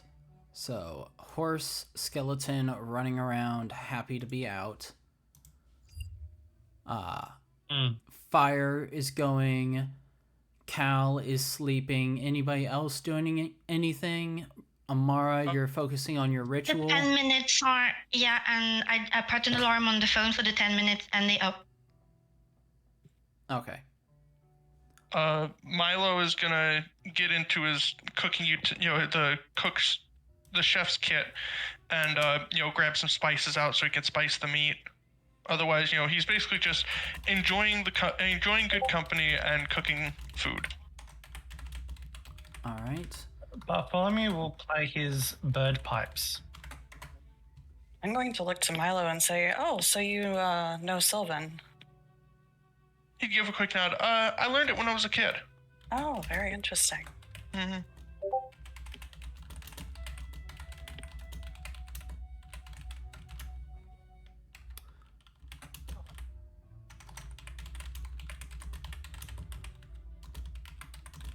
All right. Darius, what are you doing?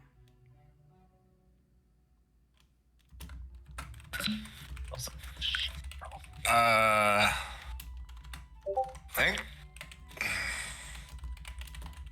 think Darius is just gonna take a page out of Cal's book and just kind of lean up against this wall and just try to fall asleep. All right, just trying to fall asleep. Got it.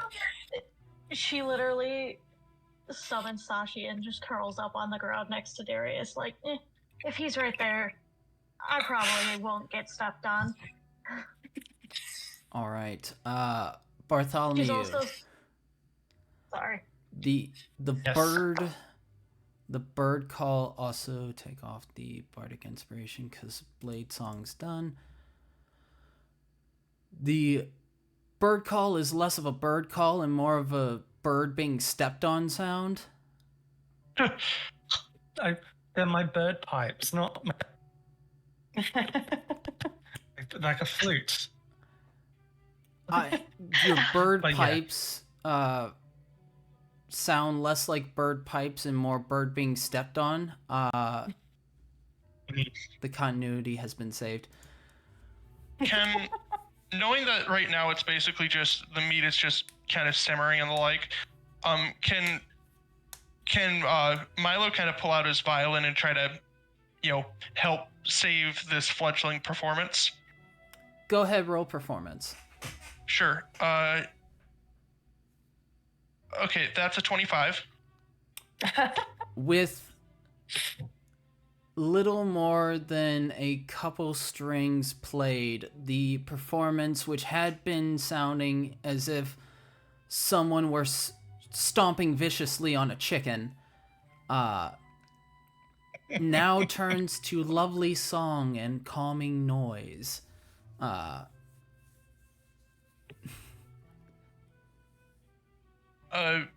With one hand, basically he keeps his eyes closed mostly while he's playing, but he's gonna look over to Raylana for a minute and just kind of mouth, can you watch the meat for me? Absolutely. And then he's just gonna keep playing. All right. During this performance, the detect magic has gone off. Now looking down at the shield, you can definitely see there is a aura around this shield. You just look at detect magic and see exactly what it tells you. It basically just tells you the type of magic it is. Yes, but I think it would be. So looking at the shield, you can see that this is very clearly an abjuration magic or protection magic on the shield.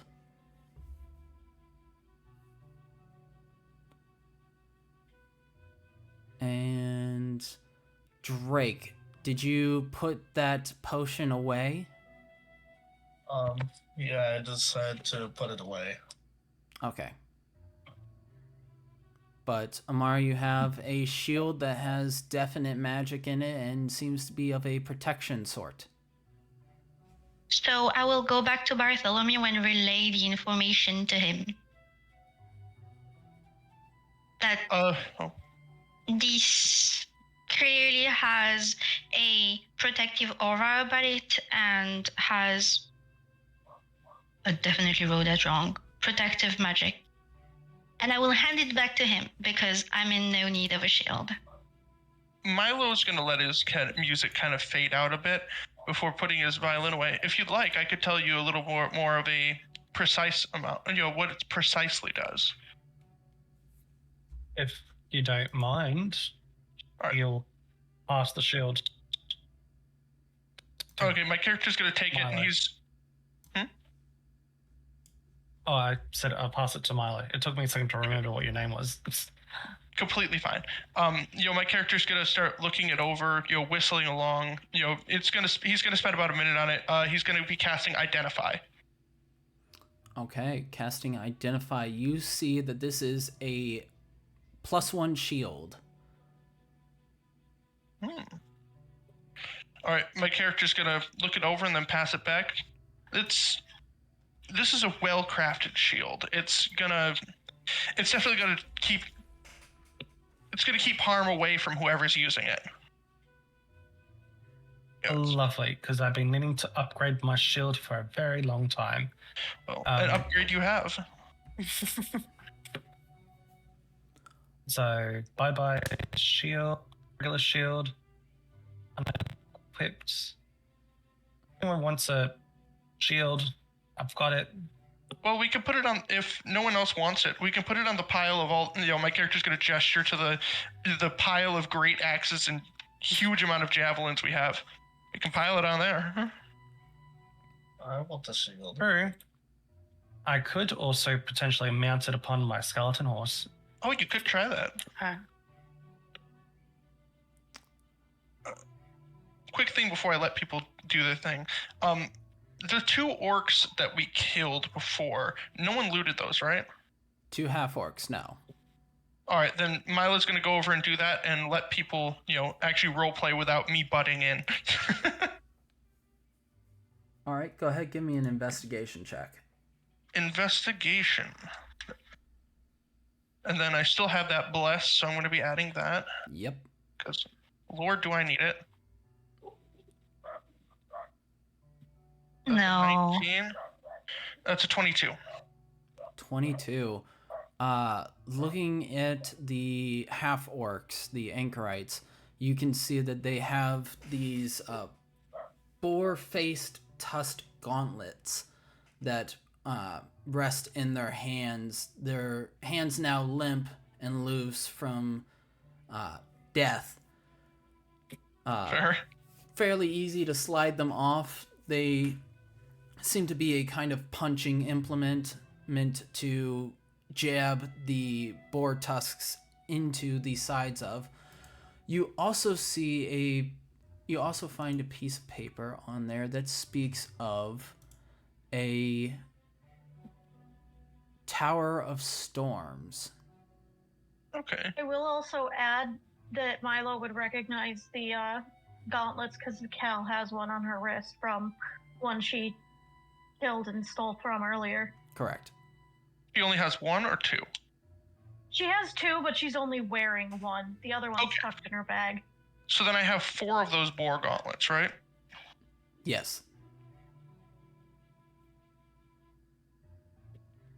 And then if you want to send me the stats for those, I'd appreciate it.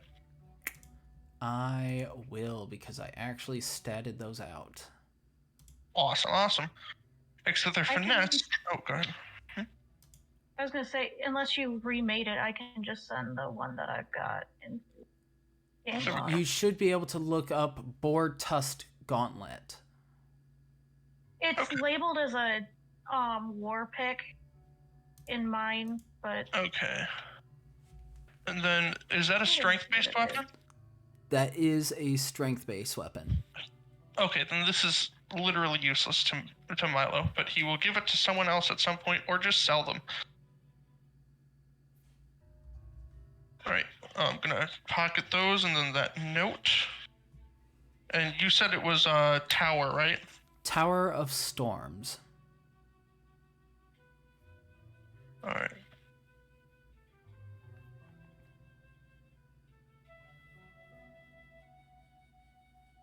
Sorry, I have little note cards that I write everything down on. All good. And then, do they have anything mundane on them, or just... They also, with your roll of that... 22. I'd say you also find about 10 gold pieces off of both corpses. Awesome. So, between the two, it's 10. Yes. Awesome. All right. Then Milo is going to walk back to the campfire and, pleasantly go over his things and let people roleplay. Can I assume that, even though it's probably, cooler now, Cal's dagger is a loss after being electrocuted? Oh, wait, fuck. Oh. Yeah. My character would try to go retrieve that. Is it busted or? I'd say after taking a bolt of lightning, yeah, it's pretty beat up. It could possibly be salvaged, but... Okay, then my character's going to retrieve it and take the time to use mending on it.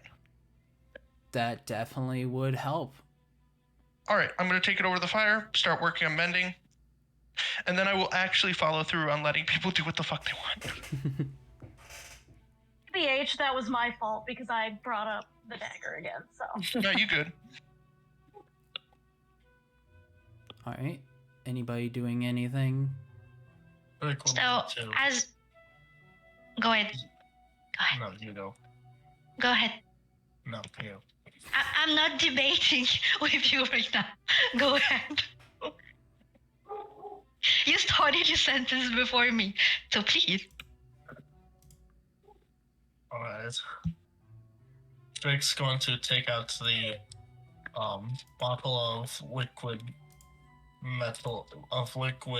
iron and just wonder what this could be used for. As you take that out, with Amara's passive perception, she'd be able to see there is a magical glow about it, and it's also abjuration. And I will tell him. That, oh, it's glowing so pretty. I think there's magic. With Drake's passive perception, just going to be like, what glow? I don't see any glow. What do you mean? It does. I'm sorry your eyes can see it. You only see swear this it because does. of the detect magic that is still active. Yeah, I figured. Oh, so if I know that it is protective magic, I will also let him know. That it might be of good use. Alright. I'll try to figure out later what this can do for me. Because since this looks like some iron, I know I can't use it by drinking it. I mean, that'd just be a problem for my stomach. But it certainly will be of some use, if you say so, because my wisdom is crap. What is it that you have actually? Because when Caleb said it, it caught. I couldn't find it in the actual thing, but what he said was one bottle of liquefied iron, or liquid iron. What looks like liquid iron. What it looks like. Oh. It's a thick, syrupy-like liquid that sticks to the side of the glass on the interior as you turn it and move slowly like molasses, but appears iron-like. Is it enclosed in a vial, kind of like a... Is it openable? Is that a word? Can we open it? You can and open can we take it. a sniff of it? So I'm going to ask Drake if he doesn't mind opening it so we can take a sniff. Sure. I mean, this looks like liquid iron, but who knows? This could be a potion. It just looks like liquid iron.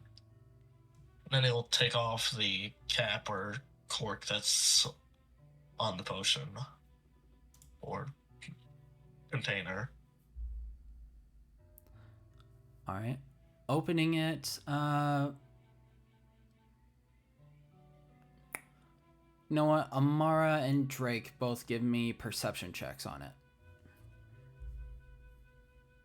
I might give him guidance, so you can add 1d4. Because my perception these past few... And I'm going to change dice. Yeah, I'm also going to do that because my dice are just hating me. I rolled a 3, by the way. Checks and stuff. Alright, I'll try my best to roll good, even though I can't really change how it is. Alright, 9 and then 1d4. Alright, so 12. Alright. Amara, sniffing, you don't really get a sense of anything. The campfire is too close and the boar meat is starting to overwhelm your senses. It smells delicious.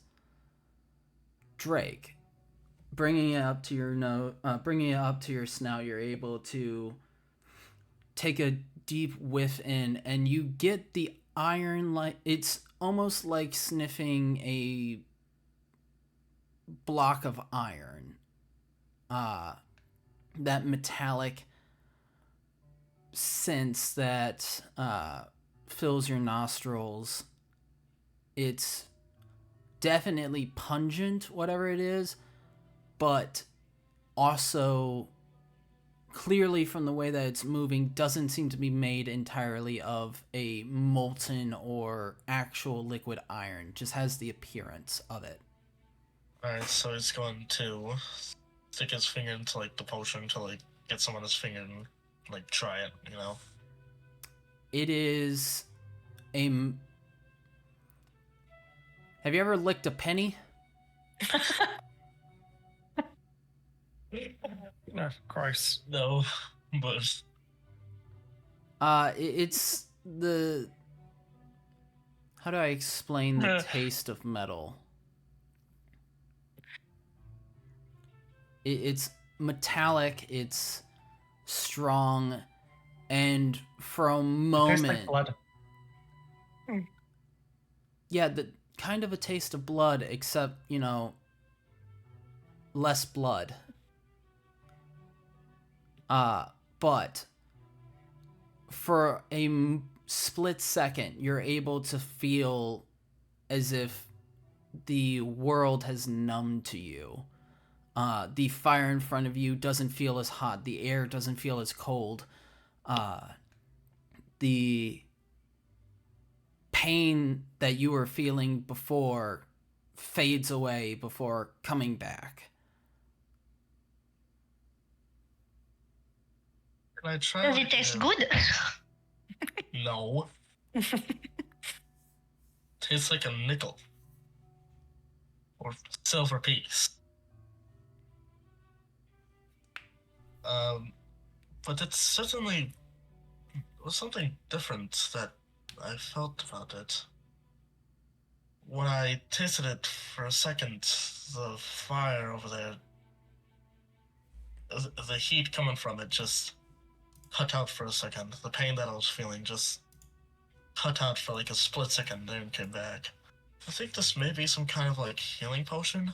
Definitely doesn't taste good, but I'm pretty sure this could come in handy. I'll store it into my inventory, and I'll put it back in my backpack. Alright. So, Milo. Milo would look up as he's just finishing, like, he's just finishing the mending, so the dagger is, at least somewhat usable. That's the name. What can I do? That was pretty amazing what you did back there. Reporting people, speaking to Dad. Any other fancy tricks? Up your sleeves? Milo would stand up and, like, do, a bard's bow. I am a man of many talents. Oh, and also, that's pretty amazing that you can speak Sylvan. I rarely met people that could. Thank you. I learned it when I was growing up. Care to share the story? I love stories. I can share some of it. A man must keep some of his secrets, after all. Of course. I grew up in the woods. I can't tell you what the name of the woods are because I can't remember, but my father taught me it. he taught me when we used to go hunting and the like. He would teach me it because when you speak Sylvan to certain animals and the like, it's almost like they can hear you, like they can understand a bit. You can use it to try to calm them down. You can use it to try to speak to them even. It's mostly just passive,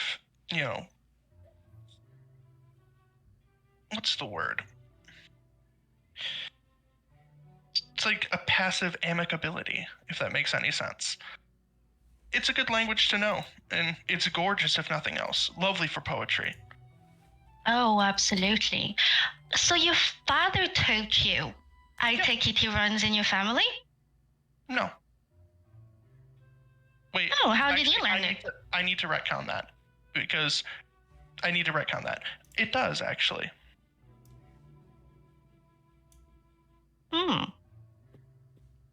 You have a pretty interesting family tree, I suppose. Never heard of a...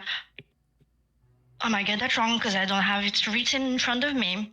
What are you again? Half orc, half... I have... What was the lie again? Out of character? My mother is a Goliath, and my father is a dwarf. Oh, yeah. Pretty strange. Half Goliath, whatever you just said, and whatever you others just said.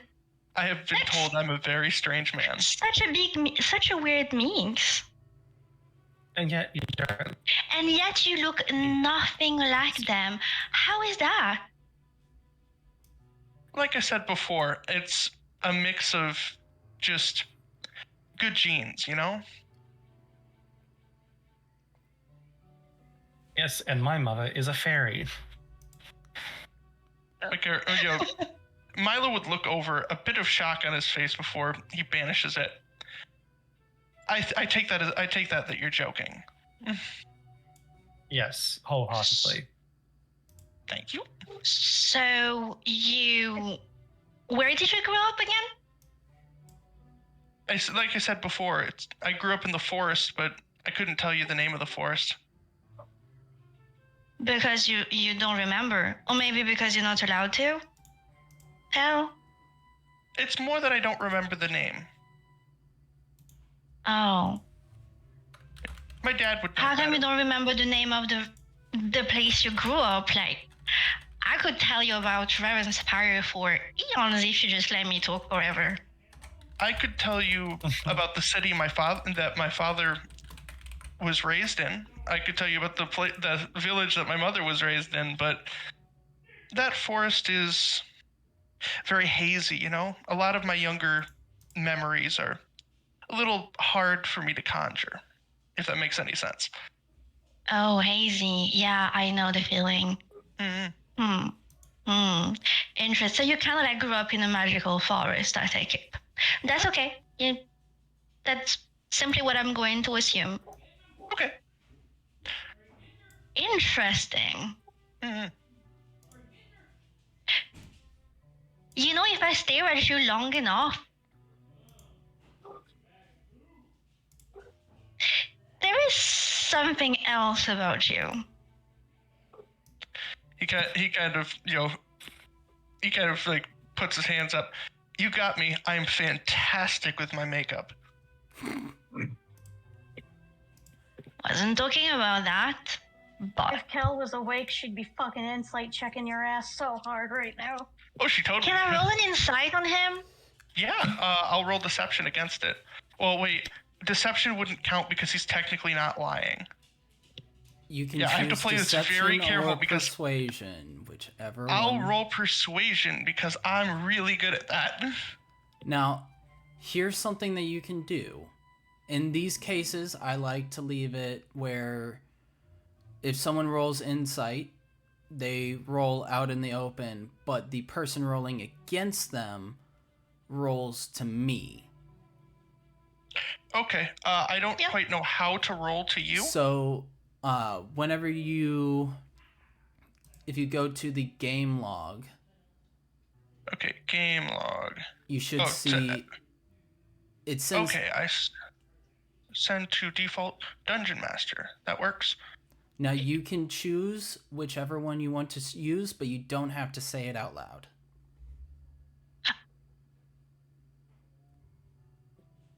Am I allowed to give myself guidance? You're allowed to give yourself guidance. You're a creature that you choose and is willing, so yeah. Yep. I do, yeah. All right. Did that send to you, Cal? Yep, I see it. Awesome. So. Awesome. Oh wait. Oh.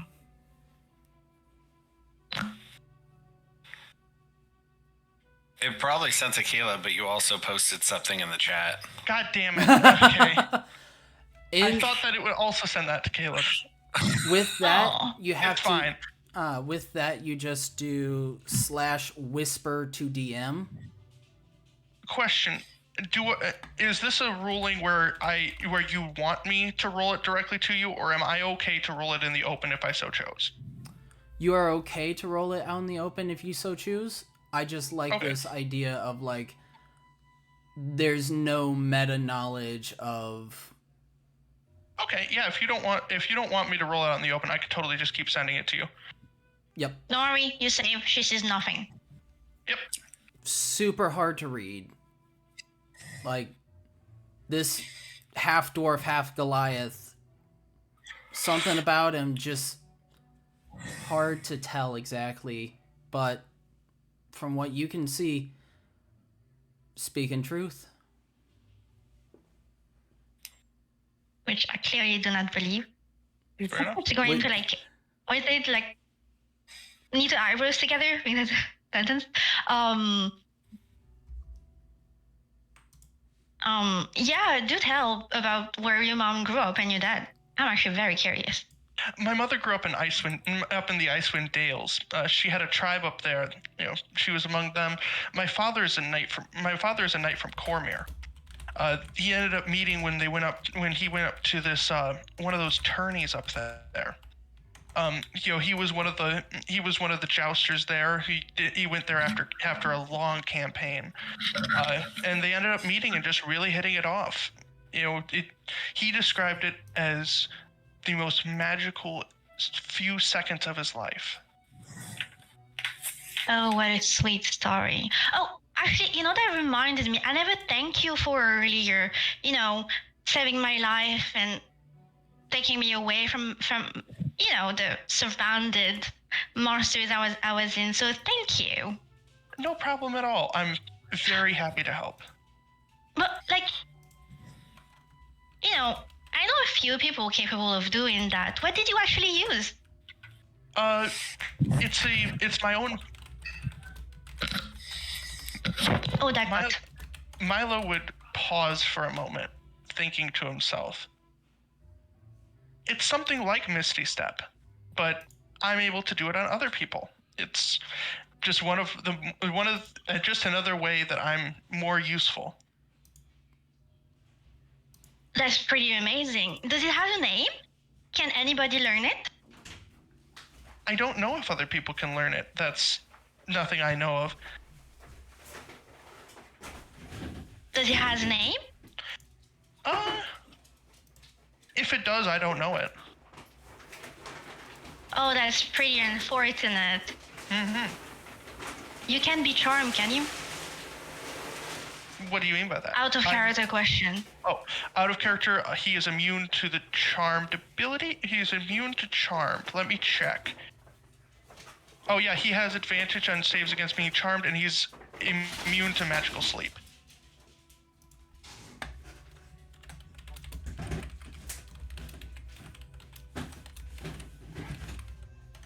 Wait 1 sec. Take your time, no rush.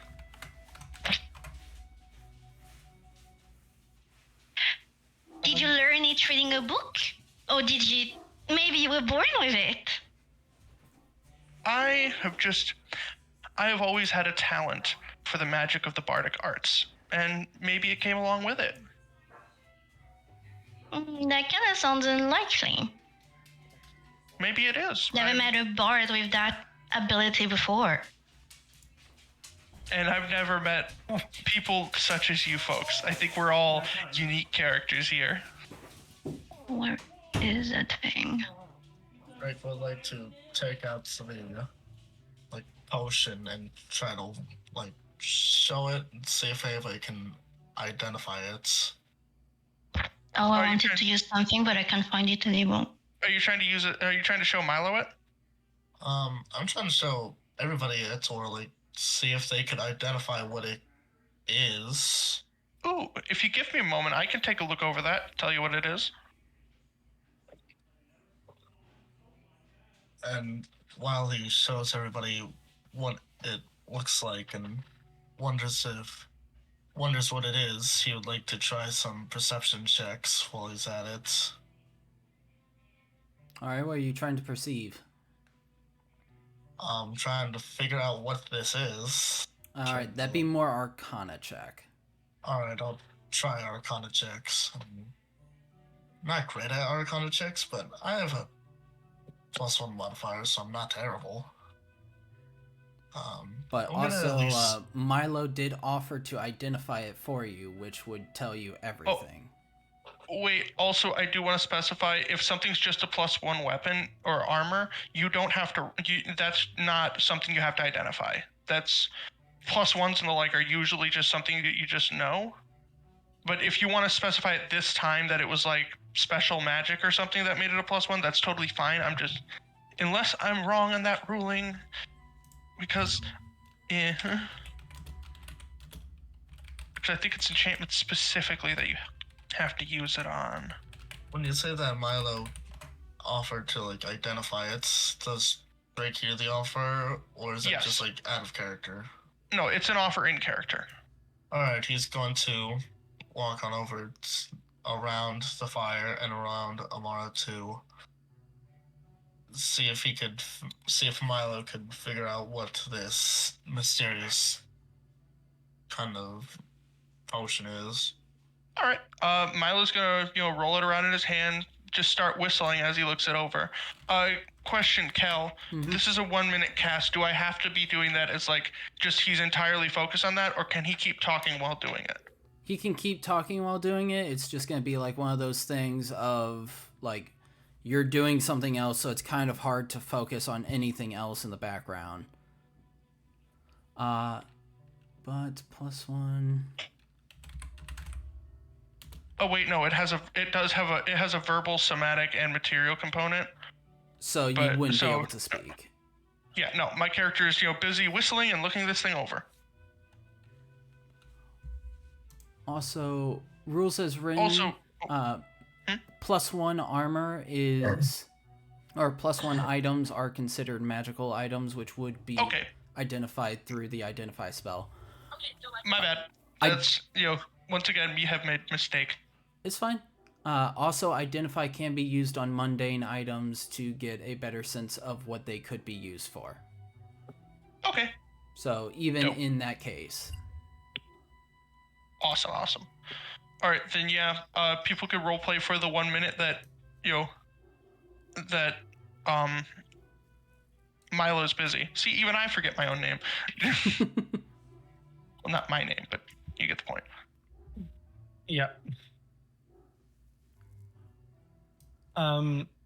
Bartholomew will attend to Bane, I guess.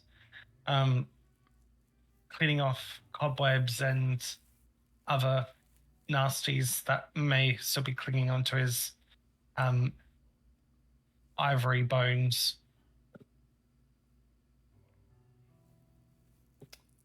all right. Give me a nature check. Sure thing, boss.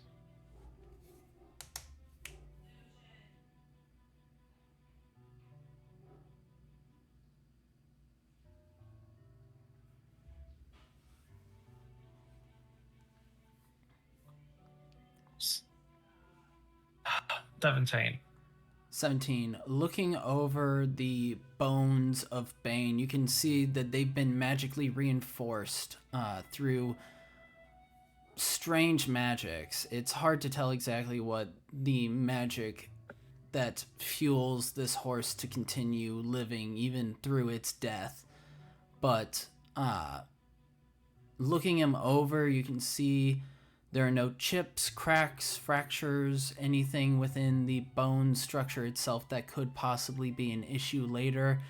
There were a few small spiders that you're able to capture and either kill or send off into nature as you wish.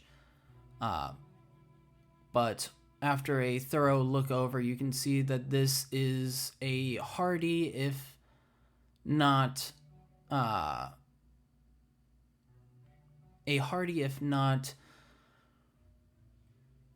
altogether pleasant creature to use as a mount. You'll probably need to find someone who can get you a good saddle to go through to support against all the bony structures of its vertebra.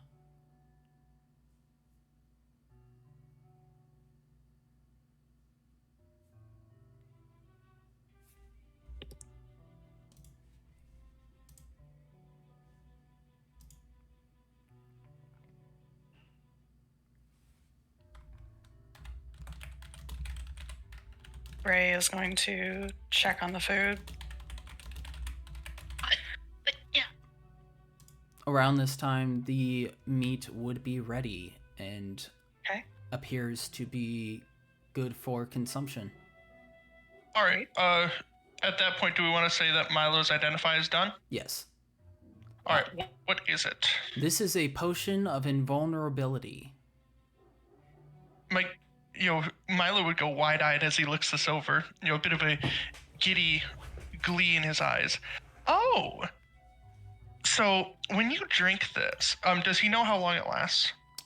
Yes, the identify spell does tell you how long it lasts. Let me look it up real quick myself. Yep.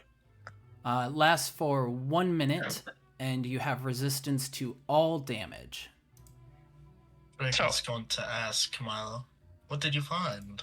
So, do you know how there are certain tribesmen that can throw themselves into such a rage that damage... Also, question, Cal, did it say invulnerability or immunity? Did it say immunity or resistance? Resistance. So you know how there's these tribal warriors and the like that can throw themselves into so much anger that it's almost like they can't be hurt by much. You talk about when, like, sometimes when I rage, and then when I go into a rampage or something? Exactly. This potion does the exact same thing. It would make it so whoever drinks it for about a minute would barely take a single scratch from most blades, and the same could be said of sorcery, magics and the like. Ah. This is a very useful and very expensive potion. Neat. Milo would hand it back to him. So you can now add Potion of Invulnerability to your equipment. Sweet.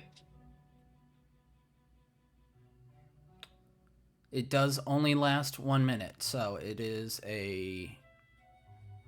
something to consider for each battle.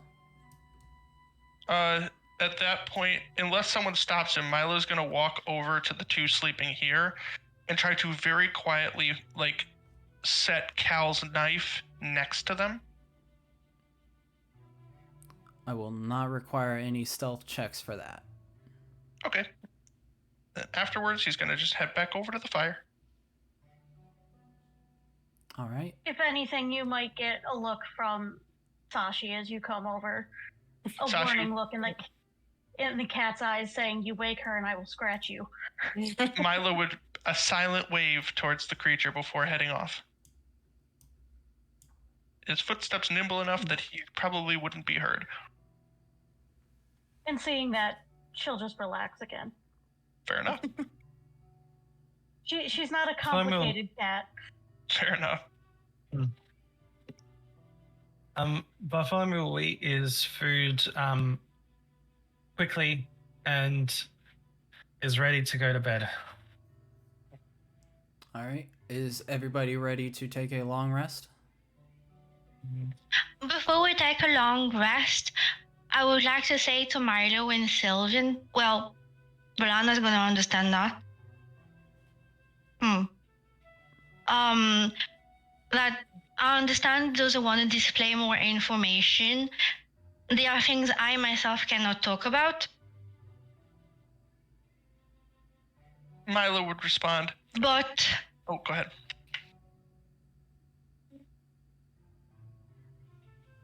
if anything will happen to him in whatever secrecy he is keeping that is linked to what he did,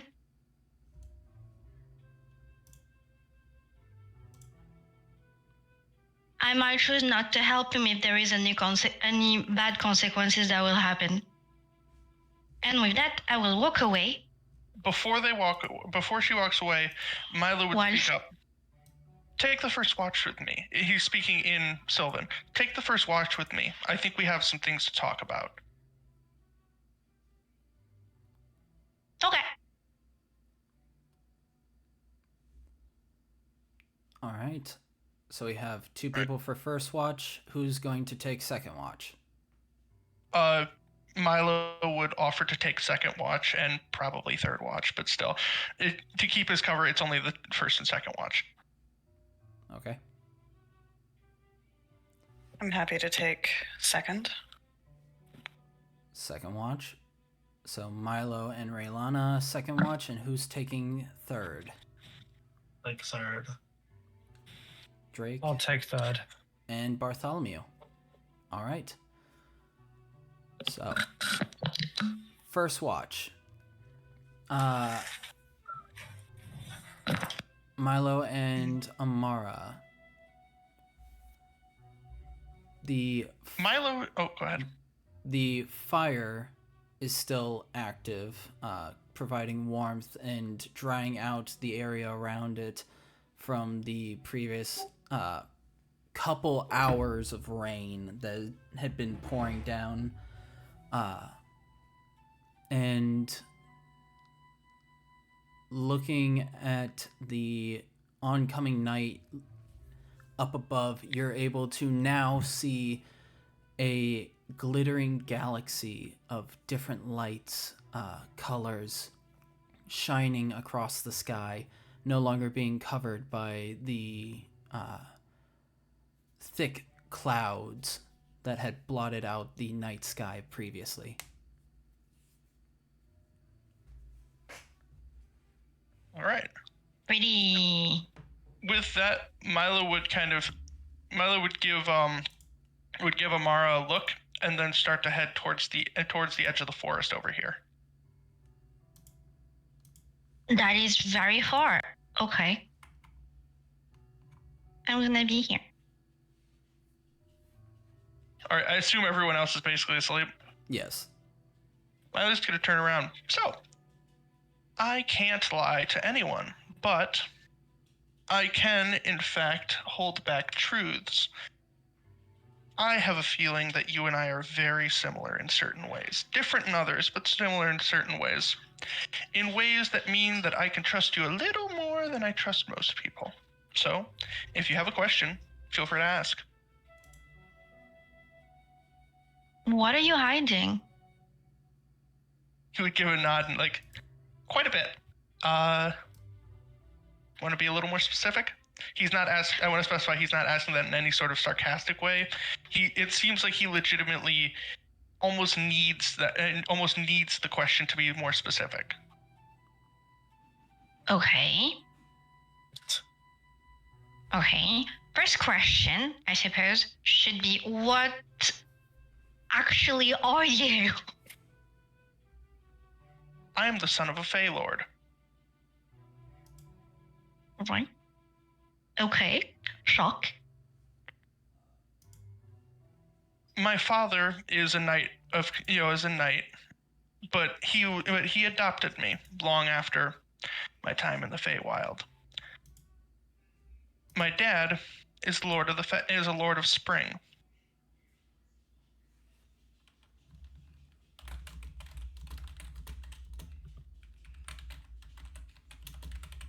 Right. How did you end up here? when I was young, very young, I was kidnapped.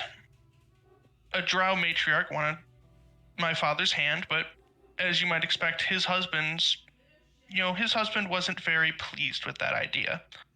They couldn't really touch a Fey Lord. It's a Fey Lord. You can't do much to him. But she was able to grab me.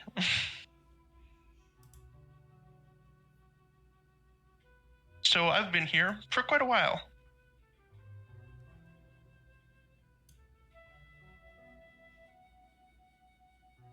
My ears are perked. Keep going. I spent about 200 years in Menzo Baranzan.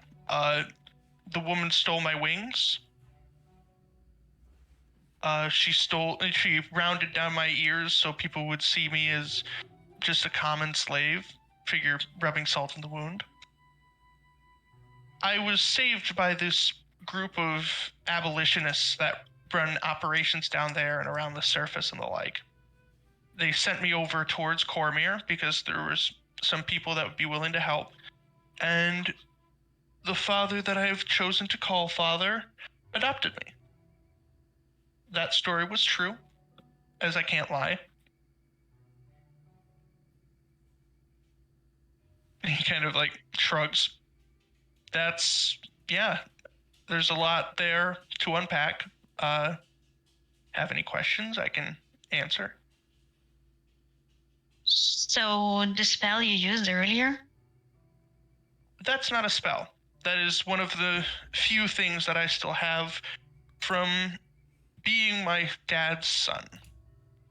It's interestingly like Misty Step, but using what little connection I still have to the Feywild, I can push people through it, using that difference in time that comes with being in the Feywild to make it seem like they pass through for less than a second. Just a little blip. They don't have to want to, but I've saved quite a few lives with it. It's a good trick. I'm still waiting on the name though. I said that it might have a name, and I don't know it. I don't know a whole lot. Fair. I was taken when I was about 10, 11. I remember my dad taking me hunting in the woods and, him teaching me a language and speaking with the trees that would stand and move on their own, speaking with the rivers that had their own wills and wishes. The Feywild is an interesting place that I wish I had more memories of. Kind of like she's going to grimace at that. No, but it's going to be like so kind of like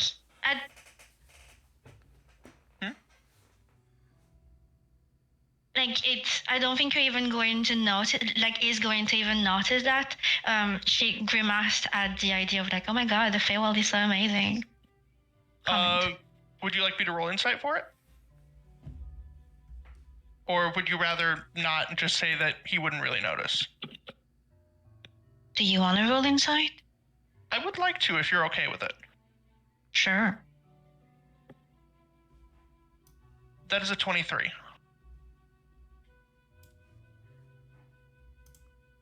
As if as you do. See your grimace. He would kind of, give a nod to that. So, you've asked me quite a few questions, and I've told you more than most people know. I think it's my turn, if you wouldn't mind. Okay. I saw you speaking to someone I saw you speaking to someone the other day when we were walking through the rain, and I looked hideous because my makeup was falling off. But that's not the point. The point of the matter is that your friends, our friends, I guess, pointed out that you are in a binding contract to a Fae. A not so nice one. She's going to nod. Is this a thing you can't speak of? I haven't asked permission. I see. Is this a person that's willing to interact with others? Would you like to talk to him? I would, but but it was mentioned that summoning him has a cost, and I would rather save you that, whatever that cost is. I am not ready to waste anything on you, to be honest. Completely fair. I don't expect any of you to trust me right this quickly on. I hope to earn that trust through being useful and helpful, and hopefully making friends, but I don't expect you to trust me right off the bat. Take what I have said as a leap of faith.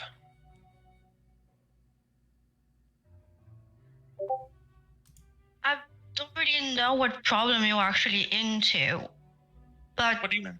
if you want people to help you, you might want to open up a little bit to them. I don't think anyone here would mind to know your actual origins. I have had 100 years. I have had 300 years at this point to consider my origins. 200 of them I spent without any memory of what sunshine felt like, without being able to look into someone's eyes. And then I spent the last 100 years basking in the sunlight, exploring everything, and really just kind of accepting that there's certain parts of people that they don't want to speak of. At some point, I'll probably open up to more people, especially if nothing else, so people understand what I can do and what I can do to help. But right now, this is something that can be very easily abused. I haven't found a way to reach out to my dad. It's been, like I said, I've spent 100 years looking, but nothing within my power to reach out to him. Whether he's looking or not, I couldn't tell you, but I don't want people to value me because I have a connection to a Lord of the Fae. I want people to value me because I am lovely to be around. Of course, like I said, I'll open up to people eventually.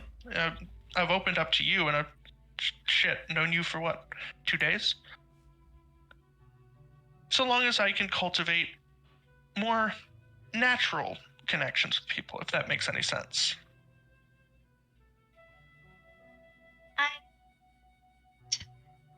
These are good people, though. You give them a chance.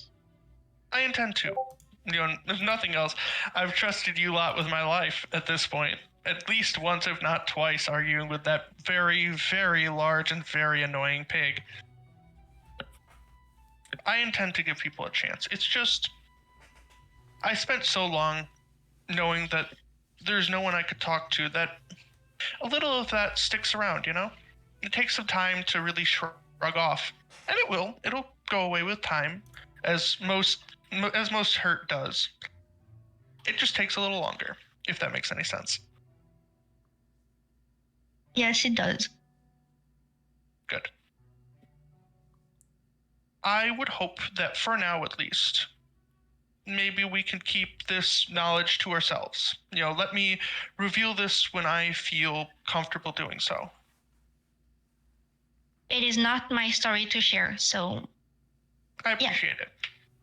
And if you ever wish to talk to me, I've been told that I'm a good listener. A lot better than I am at telling people my backstory.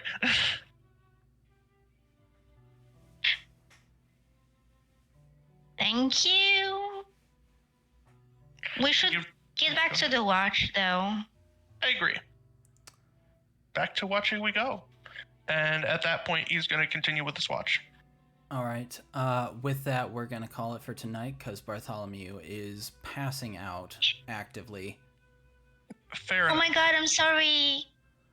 So, I'm going to turn off the music so it's less likely to send him into his sleep right now. Fair enough. But we're going to end this the same way as usual. Comments, questions, concerns. First one on the list is Amara. Nothing to report. Sorry again for being late today. Oh, and next week I won't be able to play because it is my mother's birthday and we are going away for the weekend. Yeah, Fine, next we're week. gonna go the Saturday after next Saturday's. Yeah. Yeah. There's gonna be 3 of us gone, so. Yeah. Oh, Yeah. So that's fine. I'm sorry, people, by the way. That was such a long ass talk. It's fine. Roleplay is fully welcome. Role-playing in my role-playing game? Never. Next, Drake. No concerns. I mean, I'm just happy that I managed to actually do something against with like the lightning boar compared to the thunder boar, where I basically just did nothing. So I'm just happy that I managed to actually do something to one of the gigantic boars we had to face. I'm also just happy that I managed to find something, even though it took me like what felt like an hour. Like I would just go into one room, forget I was there, go back out, suddenly remember, then go back inside, then forget again, and then it just turns into like a loop of me remembering the reason why I entered the room and then forgetting it the second I entered. Fair. Completely fair. All right, Mitch. I thought it was a good session. I definitely got worried about the combat being too heavy at the beginning of the session. What with half the party getting damn near wiped out. But I think it went well. Combat went pretty well. I'm happy that I got to do things and got to role play out backstory things. I'm a little worried that Milo's trait for being helpful is a little overbearing, but I think it'll be all right with time. If nothing else, if people tell him just to back the fuck off. Yeah, I thought it was a good session. I'm enjoying it. Awesome. Raylana. All good here. I enjoyed it. Nothing bad. All right. Darius. All good here. Okay. Bartholomew, you're not asleep yet? No, not yet. But I'm on the precipice of town. I'm slowly encroaching on it. No complaints from me. I enjoyed today. My shit magic rolls, but I'll just put that down to Bartholomew having very shit dreams. And last but not least, Bean. All I have to say is that at this point, I'm really surprised Cal is not permanently disfigured and or disabled. The amount of shit she's been through in this last week alone. Honestly, fair. Dragon, giant boar, giant boar again. Lots of stuff. Let's see. Dragon breath to the face, several orc stabs to vital organs, being set on fire by her own dumbassery, getting crushed by the giant boar, getting tusked by the other giant boar. Yeah, it's been a ride, and I'm surprised she's not just broken physically. Fair enough. All right. Our theme song is I'm Still Standing. There you go. Cal's just over here like, I didn't hear the bell. I didn't hear no bell. I did have a question. I know that was a pretty big fight, and I don't know where we're at there, but are we getting a level up from that or no?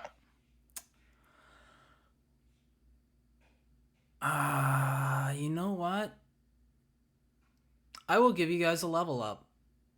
You guys Awesome. did really good in that combat. I beefed up that monster because there was going to be more people, and I expected it to at least take down one of y'all, so y'all did good staying alive. Yeah. I get evasion now. Yay. Which means next level I get to finally find out what the fuck you have planned for her so I can multi-class. Oh yeah, you're gonna Oh, true. send me that the stuff about that specific class so that I can plan it out a little bit better. Because I have an idea, but I'm not sure how I'm gonna do it. Okay. I am aggressively. Oh, I can't wait. I am aggressively surprised that Milo's secret came out this quick. Because I totally thought this was going to be like a campaign-long secret that like got revealed near the end, and nah, it just happened. You didn't have to tell though. I didn't force you. No, totally. I think it came up naturally. I think it went well. You're not the only one who's had secrets you thought were going to stay secrets the entire campaign. Fair enough. Oh my god, yes, I need to get back to you on that. Yeah, I thought it was good RP. I enjoyed it. Same. Right at the end, we have 5 viewers. So with that, Naturally. for the YouTube folks that are watching this on YouTube, like, comment, subscribe. Would love to see any engagement in the comment section. Favorite character choice, I would love to see if you guys have anything specific about that. But yeah, this was a good game. I enjoyed it a lot, and we are coming to the end of this module. There's only so much left before the ending of this module and the beginning of your specific character arcs.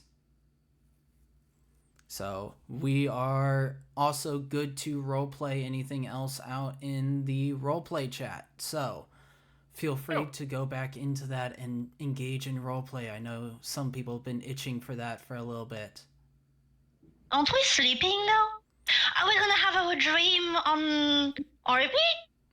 Yes. Genuine question. You going to write them down? Yes. Oh, that's traumatic. I rolled a perfect 8 for my health, so I'm definitely taking Oh, yes. Oh yeah, health. Let's roll our health. So we got 8. 1d8. Oh wait, I haven't been rolling it this whole time. It's just been fixed. Let me change that. Oh, I'm going to take your roll because I rolled a 1. Okay, yours is Pretty a D8. please. Well, Wait, I thought we re-roll. were doing re-roll ones. Yeah, re-roll the 1, and then we'll see. Oh, okay. Oh, well then, hold it there. Raylana, do you want to gamble? Yes, I'll gamble this time. Okay, gambling Raylana. I'm so going to take your roll. Still gonna take my roll? Yeah.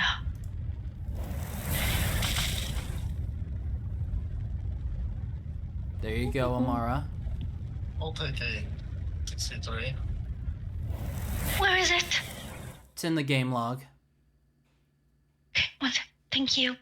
You got the 8. Raylana got the 6. Anybody else want me to roll? I should be good. Well, I need to actually roll mine and see. Because right now, mine is set on fixed. Manage character. How do health? We do max for first 3 levels or first 2? Max for the first 2 levels. Okay. Oh, you know how I've been rolling the wrong dice all these past time? Yeah. And now I finally rolled the proper one, like the D8. So on the little number Josh thingy, it's 45, but because you rolled the 8, the max hit point written is 49. So what do I put? So your max hit, it was at 45? Or what was it at previous? 1, 2, 3, 4, 5, 6, 7, 8, 37. Thought it was at 49 before. Because I rolled the wrong dice. I don't know. Oh yes, because all these past times I kept rolling the roll dice, so it had been put the right one up there, like in bold, but I'm the one that had been marking them wrong, and I only noticed about like a week ago. Okay. Shame. Yes, much shame. I know. Thank you. So I feel like Cersei Lannister going down the stairs. Shay. Sorry. live on Twitch. Game of Thrones reference. I thought you stopped already. Not yet. Sorry. So do I put 45 or do I put 49? We'll leave it at 49. Thank you. And